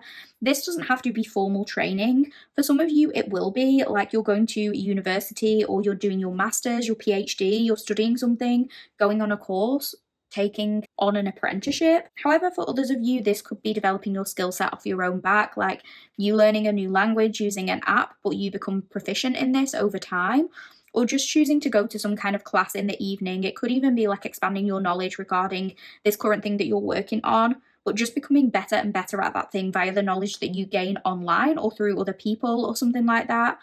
And that feels like it puts you more in line with some of your ambitions and where you want to go in the future. It feels like you're willing to jump into new opportunities. And if you're interested in something, it's like, yeah, I'll learn that. Yeah, I'll go on that course. Let's find out about this. For some of you, this could involve doing something with your hands, with this being associated with the material. For some of you, it's even like you are tarot readers, or you practice divination yourself and you want to conduct readings online. So maybe people are seeing your hands a lot. However, it doesn't have to be that specifically. It could be another creative field, building something, making something. Making jewelry. I'm getting something about resin specifically. I'm getting something about dioramas as well. You could also you could be making your own lotions or skincare or like perfume, something to do with body or like smelling good. It could equally be crochet, or like making press-on nails, or artwork, like digital artwork, animation. It can be anything. Those are just a few examples. But it's something where you're working to use your hands, and you're going to be excelling at this thing by gaining new knowledge and insight. But it's something to do with your hands. You're going to be excelling at this thing by gaining new knowledge and insight. So if you have your own business and you have like the creative stuff down, but you're unsure about things when it comes to like finances or marketing, let's say, it could be you being willing to learn about that stuff to better your business. It could also be that you can expand this business and maybe hire a new person to help you out with this in the future. The pentacles can refer to a grounded young person. So this could be like somebody who you train up or take under your wing in the future, and they are a very helpful addition to this business. Or you could be that grounded young person who is willing to go after your own ambitions, and you're loyal when it comes to developing yourself professionally. This could be a younger friend or younger romantic interest if we are referring to that other person and it's not in this business way. Take it however it resonates for your personal situation. But it feels like you're going to be really setting these tangible goals for yourself, and whatever it is you started, it feels like this solid beginning. You've been laying the foundations, and those foundations you're laying are bringing a lot of beneficial opportunities. And it feels like whatever this is has the potential to grow. It could also be that in the future you are going to make big decisions regarding your diet or lifestyle, and maybe some of you are going to be adopting a more healthy way of living. Maybe you're going to be walking more, or changing your eating habits, or prioritizing fitness, or just a certain way of living that works for you. This Seven of Swords could refer to you turning over a new leaf when it comes to your lifestyle, or when it comes to putting your all into certain goals. However, for some of you, it might refer to this other person who is finally confessing about something. Somebody is going to be coming clean and revealing a truth. This could be somebody expressing how they truly feel about you if they haven't already done that. If this is that past person, a few of you could feel like this individual is too late, or that you've moved on and you're happy with your choices. If you did try to reconcile but they weren't showing up in an honest energy, maybe you were like too little too late and you decided to move on without them. However, for others of you, if you do feel as though this situation is workable, you could be like, well, all I wanted was this person's honesty, and now they've admitted something, we can turn over a new leaf, or we can make this work. This doesn't have to be a romantic situation. Again, it could be a confession from a friend that they hurt you or backstabbed you in some way. And this gives you kind of a bit of closure or clarity to either know that you did the right thing leaving them behind, or it gives you that clarity of knowing how you can move forward with them if you want to. Could be someone slanderous, someone who gossips about you behind your back, but it's like you're going to know where you stand with this person or why certain problems were created for you in a past circumstance. Either way, I think you're going to be feeling like the potential for growth and progression is never really ending, and you're going to feel confident in your choices. You're going to know that you're on the right path and doing the right thing. That is what I am getting for the tarot portion of your reading, pile 3. We are just going to finish this reading up with a little bit of advice from the Work Your Light Oracle. So let's have a look at the card we pulled for you. Okay, let's have a look. We have Dance with Life, do something to change your energy. So I'm just going to read from the guidebook briefly for your closing advice. Okay, Dance with Life, do something to change your energy. Life is always moving. If you resist this ever-changing flow, your energy will become stagnant and you will fall out of flow with the universe. The universe has a mysterious, intelligent force, a natural rhythmic beat which governs all of life. One of the best ways to shift your energy, frequency, and vibration is to put on some music and dance along with it. When we dance unrestrained, our spirit takes over, and with each new bop, sway, and kick, we are rocked back into harmony with the rest of life. Get unstuck by doing something that shifts your vibration, put on some music, dance unrestrained, and fall into the frequency of life. In doing so, your body will begin to learn how to be moved by your intuition, which is connected with this systemic beat. If dancing isn't your thing, then simply do something that you would not usually do to shift the energy. You cannot solve a problem with the same mind that created it, and you cannot attract a different experience without changing your energy first. It's time to shift things up and to find a new way to dance along with the beat of life. Work your light action, do something to change your energy. So I think for those of you who have felt like you've been in a bit of a stagnant energy or your dreams aren't progressing the way you imagined, I think this could be indicating that you're going to be getting back into the flow of life. Like if you imagine life or the universe or whatever as your dance partner, but it's felt as though things have been out of sync, I think that is changing for you. Because I'm just imagining now that there's been certain times where your dance partner, life, has tossed you up in the air, but they haven't caught you and you've splat landed on the floor. But this energy here, it's about you and the universe being aligned with one another. So the universe, as your dance partner, is willing to catch you. You know all the moves, you know the steps, you don't step on each other's feet, you're not getting anything wrong. You're just in the flow of things, you're spinning and everything just flows succinctly. I think that's something that's happening for you, but it's also like, if you are currently feeling stagnant, this could be saying, get up and move. And that could apply to those of you where maybe you haven't been focusing on getting your steps in or walking or going outside, like going and touching grass. And I know that can apply to particularly those people where you have a work from home job or you're sat at a desk throughout the day. Sometimes we get sick and fed up of being in the same space, or we feel tired and lethargic and unmotivated. And sometimes getting up and having a change of scenery or moving around as and when we can really sort of change that and allow us to see things from a different perspective. Like, you never know where you're going to find inspiration. Sometimes going outside can do that for you. And it's like we can come back with this new inspiration and these new ideas, particularly if you've been feeling burnt out with the ideas process. Maybe refreshing your environment, changing your scenery in some way will allow you to come back and create a new brain dump is what I'm getting. Like, get pen to paper and help you organize your mind a little bit and plan for the new opportunities you'd like to manifest. It could also be indicating that music or dancing is literally a part of this manifestation in some way. That could be something as simple as creating a new inspirational playlist, taking inspiration from certain songs or music to do what you need to do. It could also be that you are a dancer, or that you play an instrument, or you sing, or you're into songwriting, and that this is significant in your connection to yourself or your goals, or it's significant to your connection with another person in some way. But it feels like you and your life are becoming one with each other's rhythms. So that's you with your goals, or you and another person getting into a good rhythm. Take it however it applies, but good things are definitely on their way to you, pile 3. That is what I'm getting for your reading, pile 3. I really hope you enjoyed this reading.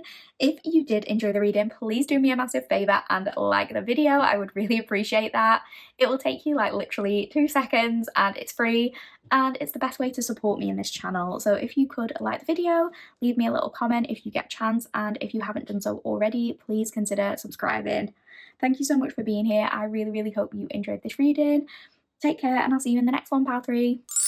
Hi, pile 4 collective. If you chose the Britt's Third Eye Tarot and you chose the Basic Witch sticker, you are in the correct place. Welcome to your reading, friends. As usual, this reading will be split into two main sections, and we are going to start by looking at your oracle cards. So I am actually just going to move your tarot cards to one side for now so we can focus on these oracle cards. If you would like a full reading breakdown so you know what to expect from this reading, then please check out the introduction. I go through everything there. But today we are here to discuss what's next for you. What exciting things are heading your way? Good things are coming, pal, for. There are beautiful, positive surprises en route. But what are they? This reading is all about your next successes, your opportunities, your gifts, your blessings, and how you'll be stepping into an energy of being ready to receive these. I am so happy to have you here, and I feel incredibly fortunate to be able to deliver these messages. So without hesitation, let's get started and have a look at the cards we pulled for you, pal, for. Okay, we have got number 18, Right, Ceremony, Mystery, Magic. We have got Surround Yourself with Your Soul Tribe. We have got number 22, Library, Take Control of Your Own Narrative. We've got Autumn. And we have got number 35, Violet Coral, Community. Okay, I always like to start by mentioning the numbers on the cards briefly when we do use cards with numbers. These do not have to apply for this to be your pile, but if any of them do, it's just a little bit of extra confirmation for you. So I always like to say these numbers could be relevant in terms of ages, dates, synchronicities, angel numbers you are seeing a lot of. Go ahead and look them up if that's the case. They could be significant to you. In terms of a reading about exciting things coming your way, this could also be in terms of days or months from when you are hearing the reading. Here we have number 35, number 18, and number 22. So it could be like the 18th or 22nd of a given month, for example. It could be 35 days from now, for example. It could be, if any of these ages are approaching, they will be significant ages for you. That will be a significant year. You get the point. But with the numbers out of the way, let's move along to the actual reading. And the first thing that I am called to say here is, hello, fellow witches. We have actually had a good bit of intuitive energy coming through today during these readings, but I really want to say, like, you are my spiritually connected buddies, essentially. Whether you follow a more traditional religion or you're spiritual, or even if you identify with being more agnostic or atheist or more like secular, and your spirituality is cultivated more via your relationship to human psychology or those tangible earthly things, I'm telling you that you're gifted with this. Like, you have a very, very good intuition. It doesn't matter who you are or what you practice. Obviously, align yourself with whatever you believe in personally, but I'm telling you, like, you are very spiritually connected to source in some capacity, and that energy is coming through very strongly right now, and it does feel significant to this reading in terms of what's coming next for you. And I don't want anyone to be offended by being referred to as a witch. I'm aware it has negative connotations. However, I refer to myself as a witch. It is not a derogatory term to me. My channel is literally called The Nosy Witch, and that's, you know, kind of a play on words, but it's no secret here that I do these things we refer to as divination, tarot readings, etc. That's why you're here, like, you know that. So you do not have to identify with that label if you're not comfortable with that, but I really, really do mean it in the best way possible. A lot of you here, it's like you literally have straight up magic running through your veins. You are very closely connected to either the divine, if you believe in that, or the earth, if you like to view things in that more secular way. And a lot of you are discovering that you are more powerful than what you once thought. A lot of you have been going through these awakenings, these transitional periods, and you're coming to understand more about what you're capable of. Maybe a lot of you are kind of stumbling across your psychic gifts almost by accident, or maybe some of these things, like, you've been doing them forever, but it's only recently where you've actually started to put some of these things into practice or like tap into it more. Some of you could be working with crystals or the elements, or you're learning more about which kinds of practices are important for you. This could be via you talking to whichever form of higher power you believe in, through prayers, through writing things down. It's like you're really feeling that strong connection currently. But if you don't identify with believing in that specifically, it's you finding practices that allow you to stay rooted in the present moment, journaling things even if it's just for yourself, or meditating, for example, making certain rituals a part of your daily routine in order for you to kind of feel more in touch with yourself and more balanced, more grounded. For those of you who are practicing witches, you could be in an era of reigniting your passion for your craft. Some of you might just be connecting with that for the first time, and you're learning about these practices that you are pulled towards. Maybe you've just done your first new moon or full moon ritual or something like that. But for others of you, I'm getting like a spark being reignited here, and especially with this card saying right, it's making me think of the phrase rite of passage.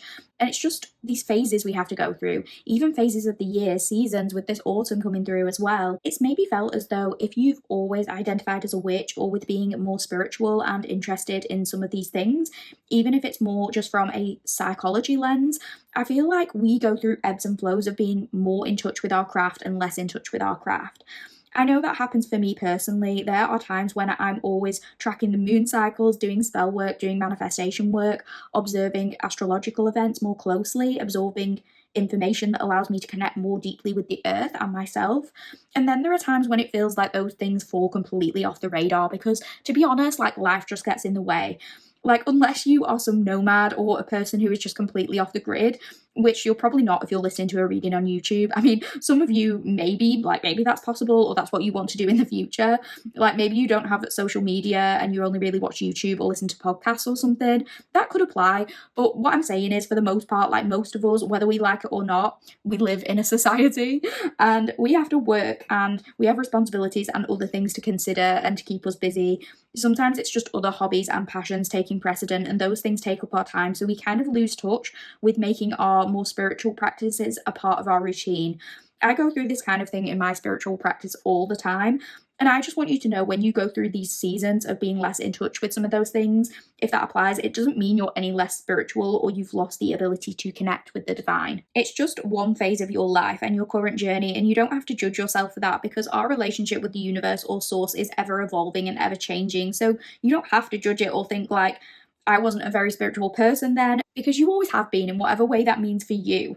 I mean, my practice personally has changed a lot throughout the years. I used to do some of this stuff when I was a kid and I didn't really know what it was. It was just something that came quite naturally. But obviously the things I believe have changed and evolved since that time, and that never really stops. Like, we're continually growing and evolving no matter what your age is. So things change over time. But what I'm wanting you to know, powerful, is that you are the magic. It's just sometimes these earthly matters get in the way and we have to prioritize those things because we have to live. I heard unfortunately, somebody said unfortunately, but like with a laugh. So somebody here could have a dark humor. I think it's like someone is feeling apathetic towards society. Somebody could have been through their awakening or even a Saturn return, maybe being significant here.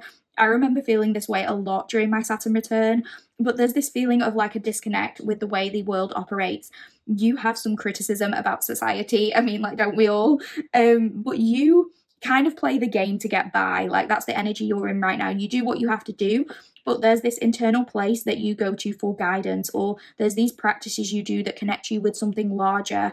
And maybe you feel like, if I don't fit in with these certain aspects of society, I always have XYZ. Like, I always have this practice to return to, like this kind of safe center. It feels like you're getting in touch or back in touch with that, and it's helping you to kind of find that semblance of balance in a way. For some of you, this could be CBT, like mindfulness, going to therapy generally, learning more about the brain if you're approaching your spiritual journey in a way that's more deeply rooted within this material reality.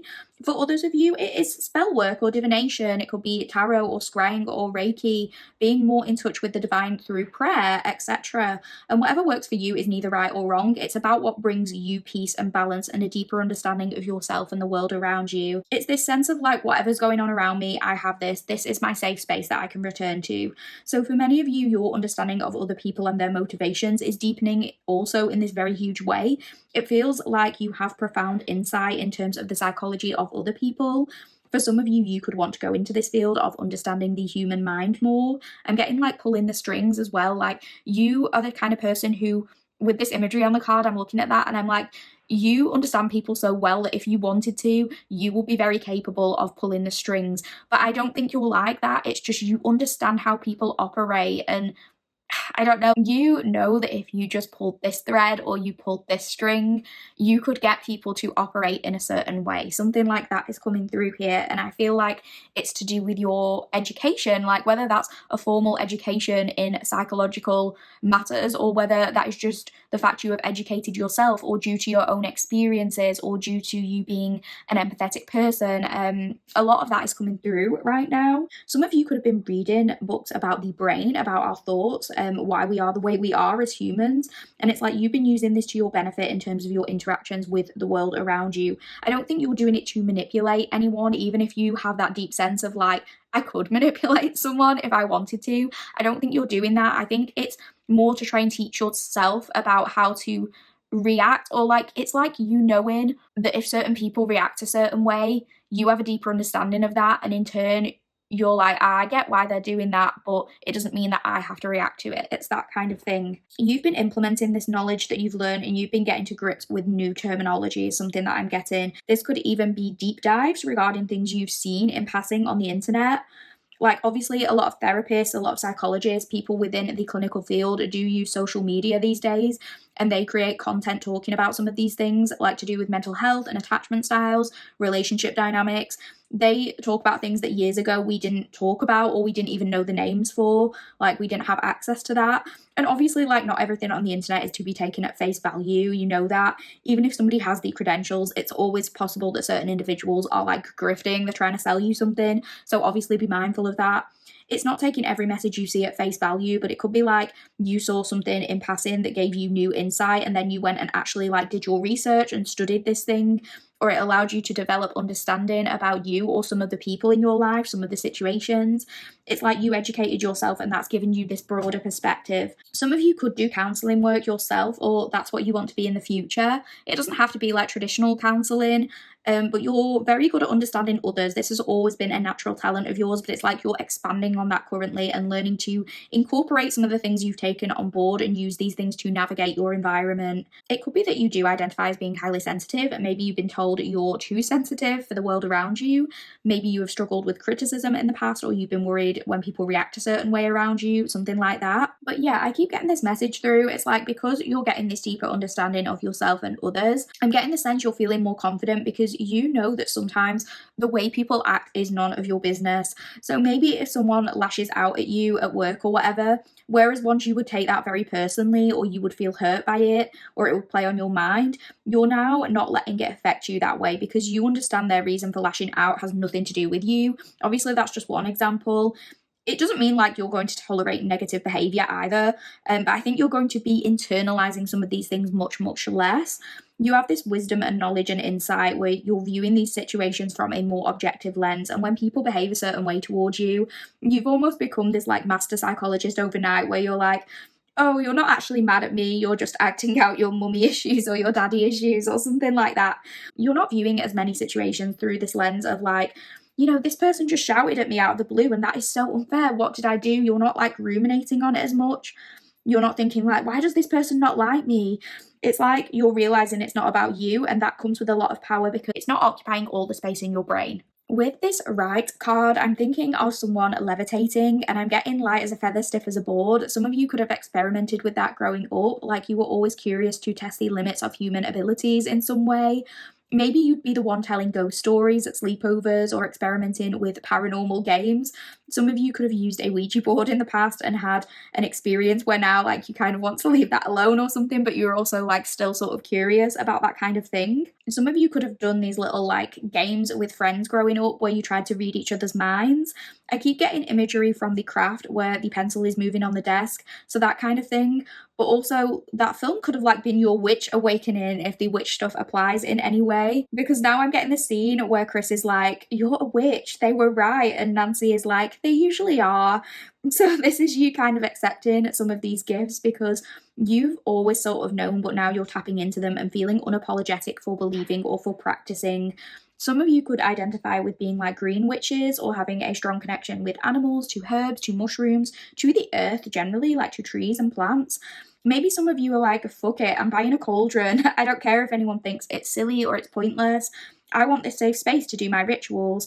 I'm also getting the phrase incantations. There's something about ceremonies or about chanting. This doesn't have to be literally, and it does not have to be with a group of people, but we do have like this strong sense of community coming through with this violet coral card. And we will talk more about that, but it could be that some of you are finding people with whom you can kind of share your practices with. Maybe you and a friend decide to manifest something together and you read your spell aloud. It could also just signify some kind of baptism or rebirth. This doesn't have to be literal, although it could be for one or two of you. If someone here is kind of wanting to be baptized or rebaptized, if they're aligning more with a particular belief, it could be an actual ceremony. I'm getting something about cleansing, like using water to purify energy or something like that. I'm seeing someone putting their head underwater, submerging, and then coming back up. It doesn't have to be literal like that, but it's some kind of procedure to mark the internal rebirth that's taking place. This could just be someone blessing their water or using a crystal water bottle, but it's more the physical manifestation of their internal beliefs evolving and changing, letting go of the old and bringing in something new. A lot of you are getting into or back into reading. Something about educating yourself is being highlighted here. Many of you could be visiting your local library, or you found an online library, or you've got like a subscription to Kindle Unlimited recently or something like that, and you're getting through a lot of different texts right now. Maybe you're deep diving into subjects you're interested in. For some of you, it's psychology or history or mysticism, the law of attraction, witchy books, all kinds of spiritual work. For others of you, it could just be fiction books you enjoy, like fantasy and, books about mythical creatures or something like that coming through. So maybe vampires and wolves and things like that. I mean, not that wolves are like a mythical creature, like wolves definitely do exist, but you know what I mean, like the Twilight style of wolves, something like that. It could also be deeply inspiring your creativity, because for those of you where you are more like agnostic or atheist, remember that creativity is spiritual. It's love energy. It comes from the soul. So even if you don't believe in a higher power, or you believe we are just here to enjoy this life and then nothing happens afterwards, you're just here to like do good in the world whilst you're here, this could just refer to you exploring the magic of your own consciousness. The fact that you are existing in this physical body at this moment in time and you have the ability to create, that is the magic in itself. And maybe you're wanting to use that to make the world a better place. This could be just about your creative expression and believing in yourself, because that is a part of your spiritual experience. The ideas you have, the change you want to make with whatever you put out there into this physical world, that's coming from source energy, whether it's writing or poetry or sharing your voice on a particular platform, inventing something, just making whatever environment you live or work in better for you and hopefully for the next generations. That's your love and that's your creative expression shining and having an impact on this world. That's source energy. I like to think of that kind of thing as like anything that AI can't replicate. And I know that could be like a bit of a generalization, because AI is getting better and better, and that's kind of scary, but it's the things you put out there that have soul, like the things that are uniquely gifted to you. Only you could make it. I always think like AI can write a good factual essay for you, but it can't quite mimic the human experience or what it's like to truly feel. I know it can copy other people's versions of that and create something very, very similar, but it's not quite the same. It doesn't have the same soul. It's just a watered down recreation of the real thing. The undiluted version is that source energy. And we all have like our individual source energy to refer to. There's something about the Akashic records coming through here with this library card that could be relevant. Some of you could be supported by ancestors on this journey, like you come from a long line of witches or spiritual people supporting you, people in the afterlife, if you believe in that. The afterlife could be something you think about a lot, or it's something that used to like keep you up at night when you were younger. You might be interested in things like reincarnation or energy coming back around, like karmic cycles, or even like, multiple universe theories, or it could be that you have extremely vivid dreams or even the ability to astral project. Maybe passed on loved ones visit you in your dreams, or people say they dream about you a lot, or maybe you have like a lot of prophetic dreams, or you have these different worlds that you come back to in your dreams. It's something like that, but it feels like you can access a lot of information this way. It feels like a significant thing coming for you, Powerful, is that you're going to connect with a certain community also that feels like your soul tribe. With this card coming through, like with the community card and with surround yourself with your soul tribe, it feels like you're going to be meeting and connecting with your people, a person or a group of people who you feel at home with. That could be unsettling to some of you, particularly if you're the kind of person who has been a lone wolf in the past, or you felt out of place or like you don't belong. Some of you are introverts who really don't like leaving your house, and you're struggling to see how this could happen because the thought of interacting with the outside world or joining a club or a group is quite scary to you. Maybe you're like, I'm not doing that. But I'm telling you, when this person or this like-minded community comes in, you're going to feel so happy you discovered each other. I'm getting the phrase, I finally found you, or like, you just get me, or something like that. So a lot of you could struggle or have struggled in the past, at least with interacting socially, because maybe you found it difficult to connect with other people, like you've always felt out of place or different, alienated in a way. And you found being around other people who don't match your energy draining and very unfulfilling is something that I'm getting. And I'm also hearing that there's something about you that is maybe quite striking or a rarity, and it's felt like you have to stand alone because nobody is on the same page as you. So this could very well be in terms of your personality or your beliefs. You could have just one or two friends or a very tight circle of friends, or you could be that lone wolf energy. But I think this person or these people who you are going to be connecting with, it makes you feel more guided by the divine in a way, because you feel like someone or something brought you and these people together. I'm getting sisters too, like just the phrase sisters. It doesn't have to be literal sisters, but it feels like you're meeting your metaphorical soul sisters or your soul family.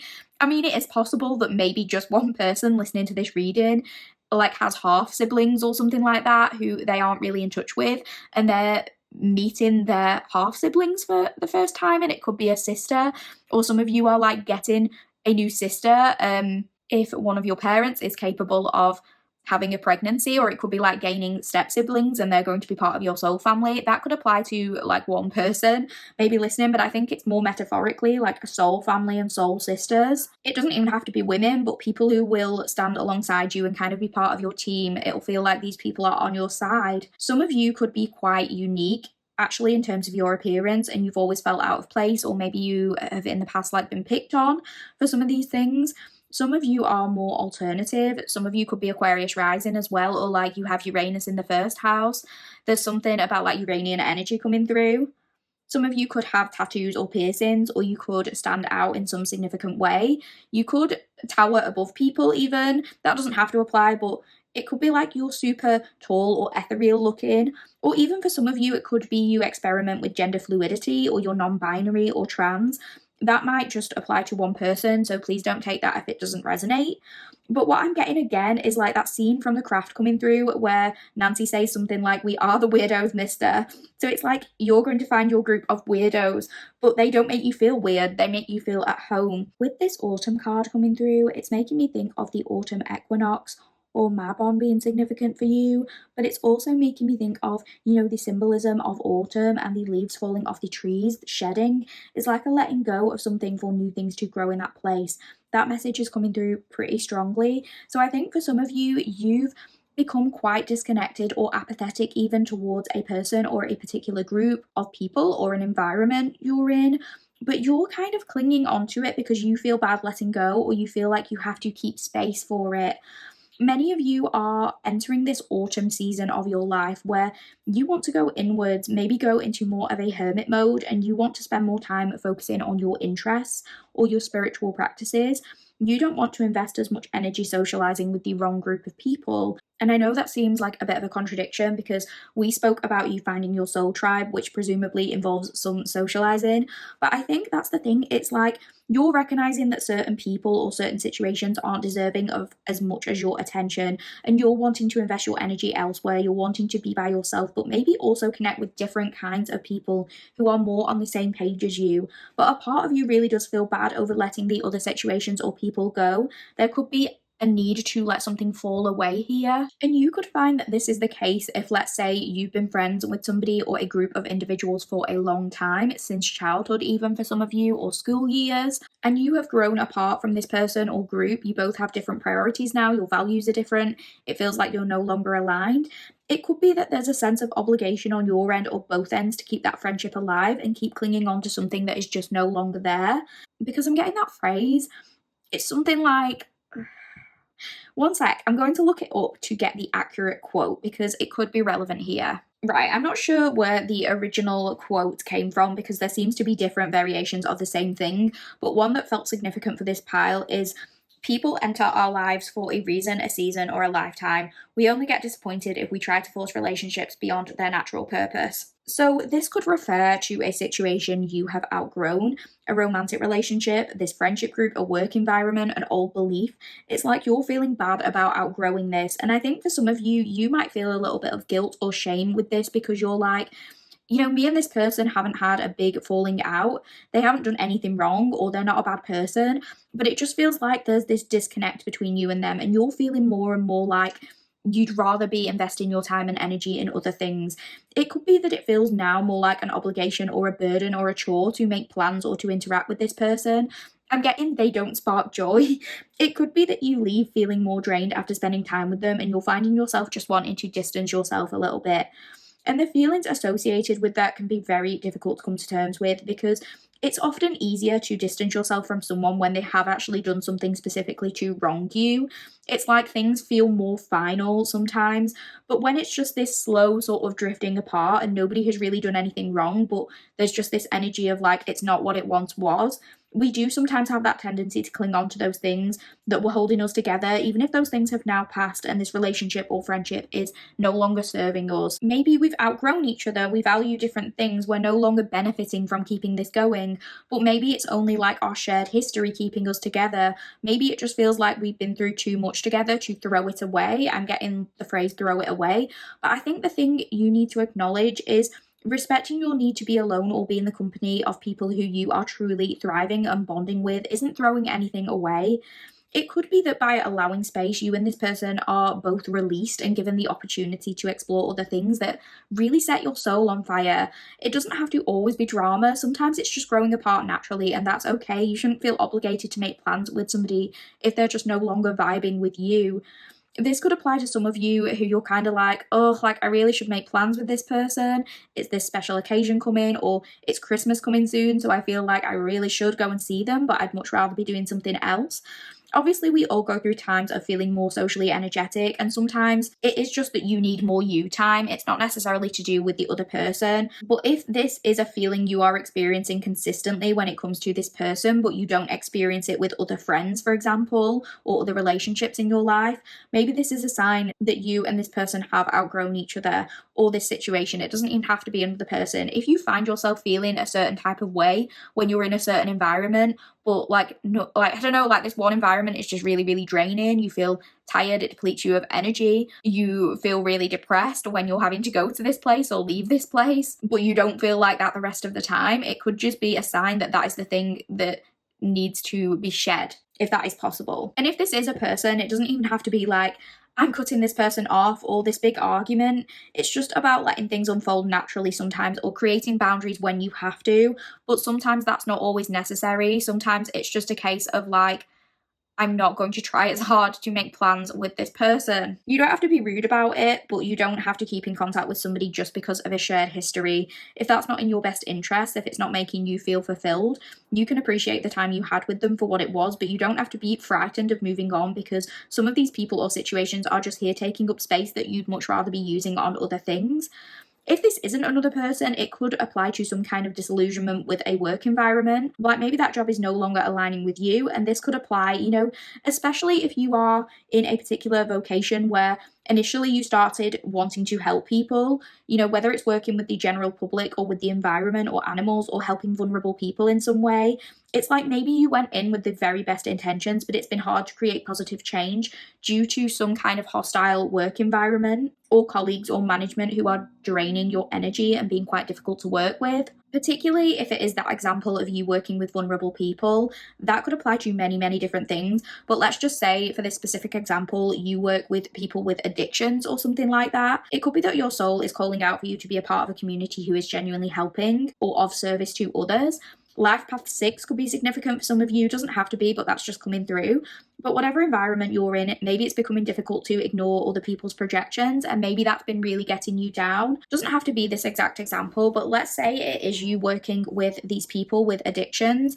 You could have colleagues around you that make you feel like the work is pointless or you're unable to change the system because maybe these people are judgmental about the service users. They claim they want to help these individuals with addiction, but at the same time, maybe you see these colleagues being prejudice or they're stereotyping people. They're making services inaccessible to the very people you're all meant to be helping. It's like they're missing the point of the mission. That's a phrase I keep getting, the mission. It's like you're here to carry out a mission and a certain group are taking you off track or leading you astray. So if it's these colleagues who are meant to be the professionals who are like understanding of addiction in that particular example and how it affects people, and that breaking a cycle of addiction isn't just down to someone being lazy or weak, if these people are not trauma informed, it could be to do with things like that. It in turn makes you very apathetic because you're not the one in power at your workplace maybe, and there's this feeling of like, I can only do so much. I have limited power here, and how can I overhaul this entire system and make things better when I'm around these people who are just sitting and judging and not wanting to create this positive change? So this could be you communicating with a like-minded group of people who share your beliefs and who genuinely want to create change, and that kind of reignites your passion. So for some of you, this blessing may be a new job. It could be a new social community you are part of. Maybe you doing some kind of volunteer or charity work that aligns with you at a deeper level. It could be an online community you connect with, new people you're talking to that feel like your soul tribe. Yeah, the internet could definitely be significant here, talking to people in forums or social media, even on YouTube, feeling like you're a part of something. With the imagery on this card, some of you could have long wavy hair like this, or you're going to be dyeing it in one of these beautiful pastel colours soon. Some of you could even be learning how to do one of these kinds of braids, or you wear your hair like that, or you've done someone's hair like that recently. I wish I knew how to do those braids, but I'm just not capable of it. So I always think anyone who can do any of those kinds of braids are just like straight up geniuses. The colour purple could be significant to you. I am seeing a lot of purple here, and also now I'm hearing indigo. So being an indigo child could be something you relate to. I'm seeing a rainbow too. Some of you could be very colourful. Some of you are also LGBTQ+. That doesn't have to apply, only take it if it resonates. Autumn themed decorations could be significant to you. You could be wearing more of these oranges or like rust colours or deep forest greens. You could be spending time indoors, retreating a little, but also deeply connecting with yourself. I'm getting something about chai tea or cinnamon or cardamom, something very warming. There's something about somebody deciding to put the heating on or turn the fire on, or something about sitting by a cozy fireplace, or even doing some of this inner work or reading whilst listening to those videos in the background of like a cozy coffee shop or a roaring fireplace or rain on the windows or something like that. It's something about background sounds, or it could even be listening to actual rain outside if you're like me and you live in the UK. But yeah, a lot coming for you, Pal 4. These are very exciting new opportunities. We have new connections potentially, releasing old things that no longer serve us, if that applies, stepping into our most magical energy and tapping into our power and our spirituality. So it's a lot. But that is what I'm getting for the oracle portion of your reading. I really, really hope you are enjoying the reading so far. We are now going to move along to your tarot, so please bear with me and we'll get started on that. Hi Powerful Collective, welcome back to the tarot portion of your reading. Without hesitation, let's get started and have a look at the first 3 cards we pulled for you. Okay, so we are going to be elaborating on the energy we spoke about throughout your oracle reading. So let's have a look at what we've got for you. Okay, Pal 4, we have the 8 of Cups reversed, we have the 2 of Pentacles, and we have the Queen of Wands. You know what? I feel like a lot of this we probably did mention throughout the oracle, so I apologize if at any point I'm repeating myself. But some of you are in this energy of genuinely wanting to take charge of the direction of your life. And for a lot of you, I think that involves some kind of mission to do with helping others, being in service. And please bear in mind when I say service, this doesn't have to mean the service industry or dealing with the public if that's not ever something you see yourself doing or wanting to do. If you are like, I'm an artist or I want my own business and you're clear about that, it doesn't have to mean helping others by being a nurse or a counsellor or anything like that. Although many of you, if you go down that route, you will be very, very good at that. But it's just that whatever it is, whether you're an artist, if you sell products via your business, that is a service to people. If you create art, that is a service to people. Even if you're doing something that people don't view as typically spiritual, even if you view it as something more, I guess, that's stereotyped as superficial, like beauty products, for example, you're providing a service that people want, and you feel good when you're getting reviews from others telling you that your product made them feel amazing about themselves. In turn, if this is your art, it's like the art you create, whether you're script writing or performing something, playing an instrument, painting, whatever it is, it's like you're giving a little bit of your soul and people feel the love and the warmth from that and they deeply connect with it. And you feel your best and most confident when you are deeply connecting with people on that level. Even if you're introverted, usually, even if you don't always love socializing, or it depends on the circumstances, you like knowing that you have made a difference in some way. It's part of your purpose. You want to create a better world. I think you want to do good for yourself and other people. You want to live causing as little harm as possible. That is very important to you. And I think that shows, but it feels like there's something you're clinging to that's not allowing you to put all your energy into that right now. So for some of you, it feels like you're putting on a brave face, like you're turning up to work, for example, and smiling every day, but you're not really feeling it because beneath the surface, you'd rather be anywhere but that environment. It doesn't have to be specifically work. For some of you, this is that romantic partnership or a friendship that you're no longer aligning with and you're kind of scared of moving on. Things are feeling monotonous and stagnant, but it feels like maybe you just have to accept it because you're scared of cutting the cord, because maybe it would feel quite dramatic to do that. And you're just sort of plodding along with it. And maybe some of you are like, well, this person has been good to me in the past, or, this job has been good to me, or this is something I did once feel like was a part of my purpose. But it no longer is. But there's this reluctance and this hesitancy to completely leave it alone. You're still putting your energy into it, you're juggling it, but it's kind of keeping you a little bit stuck. As one example, it could be like if you got employed working at this charity, let's say, maybe when you first started that job, you were like, this is amazing, we are all working towards this good cause. I really feel like I'm going to make a difference here. This is part of my mission. But then the more time you spent at that workplace, it became clear that your colleagues or management or whoever weren't actually interested in those same things as you. They could have sold the job to you like you will be making this profound impact on the lives of other people. But in actuality, it seems like they don't really care about truly making a difference. Maybe all they're concerned about is generating money or marketing themselves as a corporation that cares, when really that isn't the case at all. So maybe you were led to believe you'd be creating this positive change, but all they do is put you in charge of fundraising or something, and the focus is meeting certain goals and targets and generating that wealth. But it's not for the benefit of whoever needs help. It's for the benefit of like the people at the top of the corporate pyramid. It doesn't have to be that exact example, but it's that kind of feeling. You're feeling apathetic because you're like, I could do so much more than this, but this environment isn't allowing for my growth.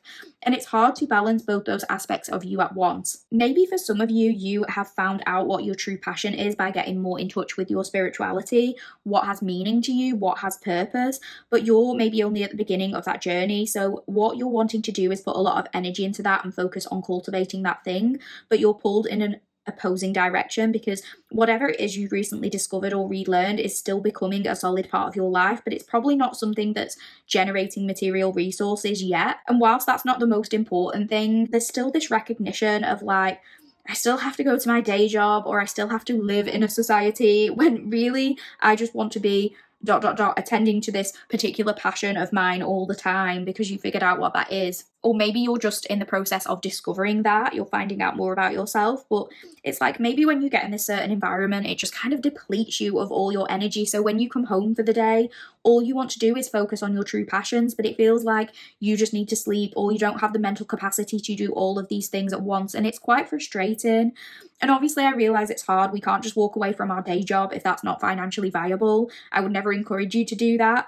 But at the very least, I think this is encouraging you to formulate some kind of plan on how to get out of that situation, if that is the case, and if you can do so safely while still being able to look after yourself.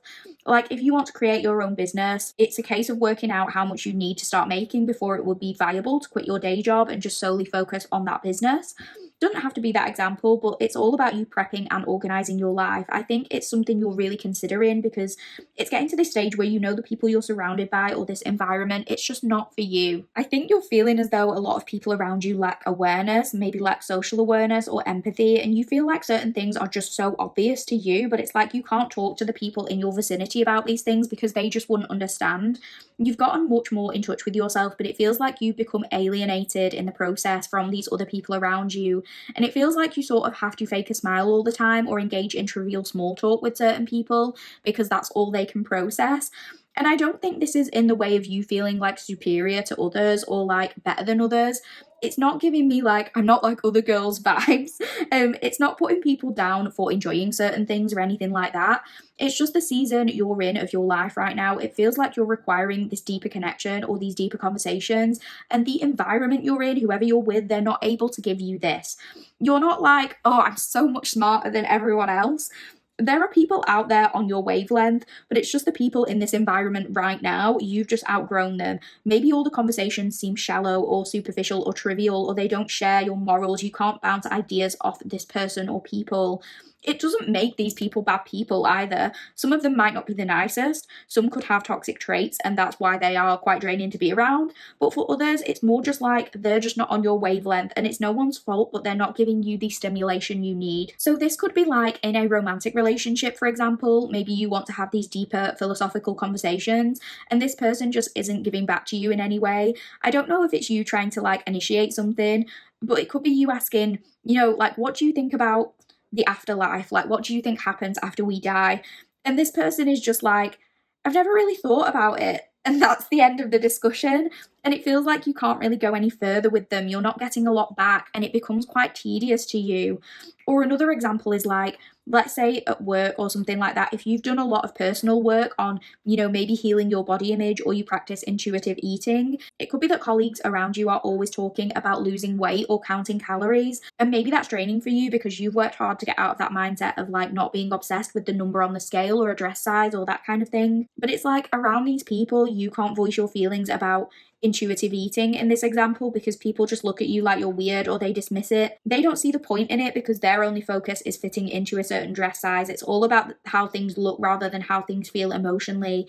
And you just can't connect with that anymore. It leaves you feeling quite isolated. But I feel like these new people and situations you're going to be encountering are going to make you feel so much more confident and strong in your beliefs, because you're going to be like, yeah, there are people out there who are passionate about what I'm passionate about, and I feel safe to discuss these things with these people. You're also going to be feeling more energetic when you get the chance to bounce ideas around with these people, because you're actually getting something back. It's a back and forth dialogue, it's creative expression, coming up with new things, delving deeper into certain topics that interest you. So you're going to be feeling more optimistic when you encounter these certain people or new situations where your passion is going to be so ignited. I want to say once again, so maybe it's like you're getting your passion for life back when you encounter these people. I'm also getting something, I feel like I did get it in one of the other piles, but it could be something about neurodivergence. Like if you are somebody who identifies as neurodivergent in a neurotypical world, it could be that a lot of people you're currently surrounded by just don't get you, or they can't really process your train of thought because, again, like nobody is in the wrong. It's just that your brain processes things differently to theirs, and you can't really communicate each other effectively. You're just not on each other's wavelength because the way you communicate and articulate yourself is just so different. So maybe it's like meeting other neurodivergent people. That could just be for somebody. But yeah, let's have a look at the next 3 cards, and these next 3 cards we'll be looking at what specifically is coming for you, pal 4. Okay, we have got the moon reversed, we've got the Ace of Cups, and we've got the 10 of Wands reversed. Okay, it's interesting. This has happened during a few readings today, but the moon card came out horizontally and I wasn't sure whether to take it reversed or upright, so I feel like both could apply. I'm going to talk about both anyway. But there's something you have been uncertain about that's going to be becoming much more clear to you. A secret is going to be unveiled, and it is going to offer clarity regarding a certain situation in your life. I'm getting the phrase, the straw that broke the camel's back. So this could be to do with this person or this thing that you've been clinging on to. Maybe you've been sensing something hasn't been working for a while, but you haven't wanted to fully detach yourself due to fear. There's been resistance, but maybe this piece of information you find out, or this thing that is made clear to you by your intuition, allows you to make that change or take a step in a particular direction. It feels like you're releasing a lot of fear here. So if this is clinging onto something or using something as a safety net, because it's something you've been doing for a long time, we could be talking about that here. Themes of that are very significant for you right now, pal 4. And I think a lot of your anxiety surrounding that situation will be subsiding, because there's this feeling of, I know what I need to do now, that comes with this realization.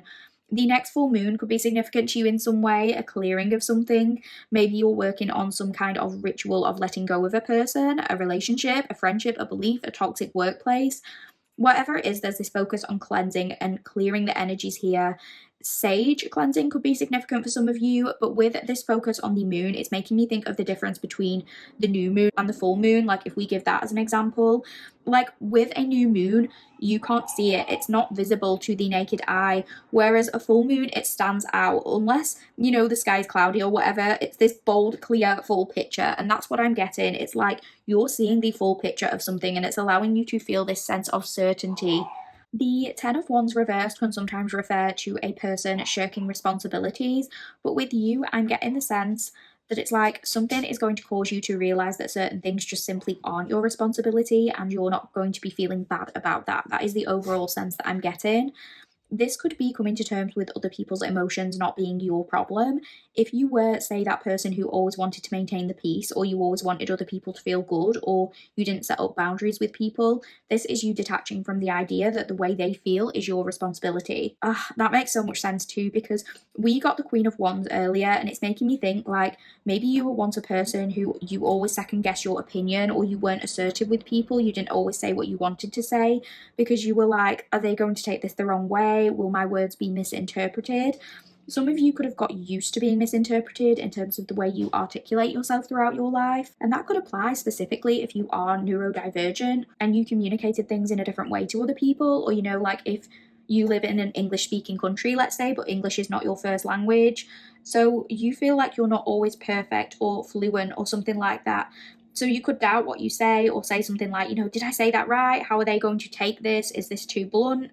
But now what's coming for you is this energy of you being like, I said what I said. You're always going to be kind to people. You're considerate of other people's feelings. But ultimately, if you act kindly and you act thoughtfully, there's still going to be people who take what you have to say the wrong way because they're dealing with their own demons. They've got their own traumas, their own projections, their own insecurities. You can be the most kind-hearted individual in the entire world, and you can still have someone taking an issue with a message you have to deliver. But it doesn't mean you have to stop yourself delivering that message. This could be about you knowing that you are only responsible for your own actions. You are responsible for treating others with kindness, with doing as little harm to people as possible, if that's a kind of life rule that you like to abide by. But essentially, you're not in control of the way others react or how they feel about certain things. You're not accountable for managing other people's triggers, is what I'm getting. That was never a part of your job, but maybe you felt it was your duty. You took some of that on. You internalized that, and it became a burden because it resulted in you having to hold back due to fear of how someone else would feel. But you're not doing that anymore. You're feeling confident. You're speaking out. That is what's happening here. You understand that if you're doing your best to show up in this kind of way, that's all you can do. And I'm getting this phrase, impenetrable field. So it's like because of your connection to this source energy, whether it's recently discovered or rediscovered, that is creating this sort of protective force field around you where nothing is going to throw you off your game or put you off investing your energy into worthwhile pursuits. For example, let's say you do or you did once work in the service industry or you've worked with the general public. You will know that the general public aren't always nice. And if you do identify with being a highly sensitive person, it's possible you have found yourself in situations where a member of the public or a person you are dealing with has made you cry because they are a piece of shit. And maybe that is me being unkind here. Maybe I'm less kind than you, powerful, because I don't care what kind of day you're having. We all have bad days. We've probably all spoken to people a little bit more abruptly than what we would like if we were having a tough time, but you are in control of how you behave and how you speak to people. And if you speak to people just trying to do their job in the service industry or public sector like shit, sorry, but you're a piece of shit. That's not to say you can't tell someone your order is wrong if your order is wrong. Like, it's okay to hold people accountable, but you don't have to be rude about it. And normally, if you're not rude about it, that person will go and fix that order. Chances are it wasn't even this person's fault anyway, but the person serving you will still be willing to fix it, even if it wasn't their mistake. There's just no need to be a dick about it. But yeah, if that has ever happened to you, powerful, it's definitely happened to me too. I can't stand when people yell at me. I will just literally start crying. So at my old workplace, there were definitely times where I just sobbed in the back room due to rudeness and entitlement from other people. People making threats, people becoming physical due to their frustration with things that were definitely out of my control. So if that has ever happened to you, it's like you're going to be stepping into an energy of not letting the words or actions of other people phase you as much. And that is why I wanted to give that example, because I know a lot of us have experienced that. You're not going to be saying like, what did I do to deserve this treatment? You're going to be understanding that if someone does something to treat you badly, that's a them problem. You're still going to be showing up, but if someone is upset with something that's out of your control, you're not internalizing that as your problem, and you're not allowing their hysteria to throw you off your game. Take that in whatever way it applies. I think you're still going to be showing up for people with kindness and empathy, but if someone's taking out their frustration about something on you and it has nothing to do with you, you're going to be unburdening yourself from that. It doesn't have to be if you're a worker in the service industry. This could be the way a colleague or a friend or a romantic partner speaks to you, but I'm getting the phrase water off a duck's back. So it's like you're not even going to let it affect you. It's nothing. It can't hurt you. That's what I'm getting. Like it's nothing to you at all. Just brush it off. Just brush it off. That's what I'm getting. But the best is yet to come as well. With this Ace of Cups, this is really going to be the best time to meet people. I feel like your energy is going to be increasing. You're going to be having new and exciting conversations, new creative ideas. You're going to be putting your emotion into something, and these new connections you're making or these new ideas you're working on are going to be bringing you a lot of joy and emotional fulfillment. Some of you could be ushering in new romantic opportunities. I'm getting speed dating maybe for somebody here, or just dating generally. New romance could be on the horizon, or just connecting with like-minded individuals who really fill up your cup. They don't drain you. They don't leave you feeling burdened. They renew your energy. They nourish you. They hydrate you. For some of you, Ace of Cups can indicate pregnancy, and maybe you realign with this sense of purpose due to the birth of a child. Maybe this child is like obviously a part of your family, but I want to say like really a part of your soul family, like you and this child are two peas in a pod or something. It doesn't have to be a physical pregnancy. It could be a new creative idea or something like that. But it's just something that's going to make you feel very alive and renewed. Something you can give your all to when your energy isn't being taken away by all these other things. It could be a new job, like finding fulfillment within this new role. Whatever it is, it just feels like doors are opening and there are new opportunities. You know, when we got the 8 of Cups before, there was that image of the door and all the cups on the floor. I'll see if I can... Yeah, so I'll turn it around. So yeah, there's this image of like the cups on the floor and she's looking up at this door. I'm getting the word portal as well, like there's a portal. Oh, like I didn't say this earlier, but third eye opening, like you're having an awakening. So third eye opening could be significant to you, and this is literally the third eye tarot, so it's all making sense. But yeah, it's like somebody is ascending to this higher level if they're able to leave those knocked over cups behind and go after what they truly want. So this could be you. You're leaving something behind to go after this fresh new start. So let's move along to how you will be feeling. Okay, let's have a look. So we've got the 6 of Pentacles, we've got the 6 of Swords, and we've got the Ace of Wands. Very positive vibes. This new thing is going to reawaken something within you, powerful. It's going to feel like you have a new lease of life. If this is a new relationship or friendship, it's like this individual or this group of people makes you feel alive. This person or this community could challenge you in some way, but it's in a way that kind of ignites this creative spark and makes you feel passionate about the world around you. This is a thing that gets you all fired up in some way. This could be physically, like if this is romantic, maybe you're going to be feeling all kinds of sexual, do I have to say sexual desires that you thought you wouldn't feel again. Something is stirring within you, but encountering this person gets you like standing to attention in some way. Your body is on fire being around this individual. Or it could just be in terms of mind, like a mind connection. The conversations that you and this person or you and this group are having just makes you feel enthusiastic, and it makes you want to like get up and go. It makes you want to go out and change the world. It's just making you want to take action and put your energy into things. It feels like this brand new beginning, even if it's something that was once like started up and then fell by the wayside. It feels like you're coming at it with a brand new approach, and there's this sense of urgency with it. Like if this is an idea, let's say, that you've had for a long time but you've not really put it into action, you're feeling like now is the time, or it's now or never, and you're doing it. You feel excited being around this, and you feel like it's something that's going to allow you to grow. You see potential in it. You see where it could lead. You could also be feeling a lot more fun and spontaneous. Like if you finally find this community where you belong and you can be yourself, it could be that you're releasing these negative feelings you had towards certain social activities, because now you're with your tribe and now you feel safe to express yourself. Like, you know, if you've always been the kind of person where at work, let's say, if you don't get along with your, well, not you don't get along with, but if your colleagues, as one example, aren't your kind of people, like if there's a bit of a disconnect there, you could be the kind of person who was always dreading like going to the annual Christmas party with other members of staff or something like that. You could be like, oh, like I'm just going to avoid it because I always feel so out of place there. It's like you're going to be feeling differently about those kinds of things because whoever you're surrounding yourself with, it just feels like you fit in and you're actually looking forward to these things rather than dreading them, or rather than feeling like you have to make up an excuse not to go. Some of you could have travel opportunities coming your way and it feels like you're going to, I'm getting the phrase grab life by the balls.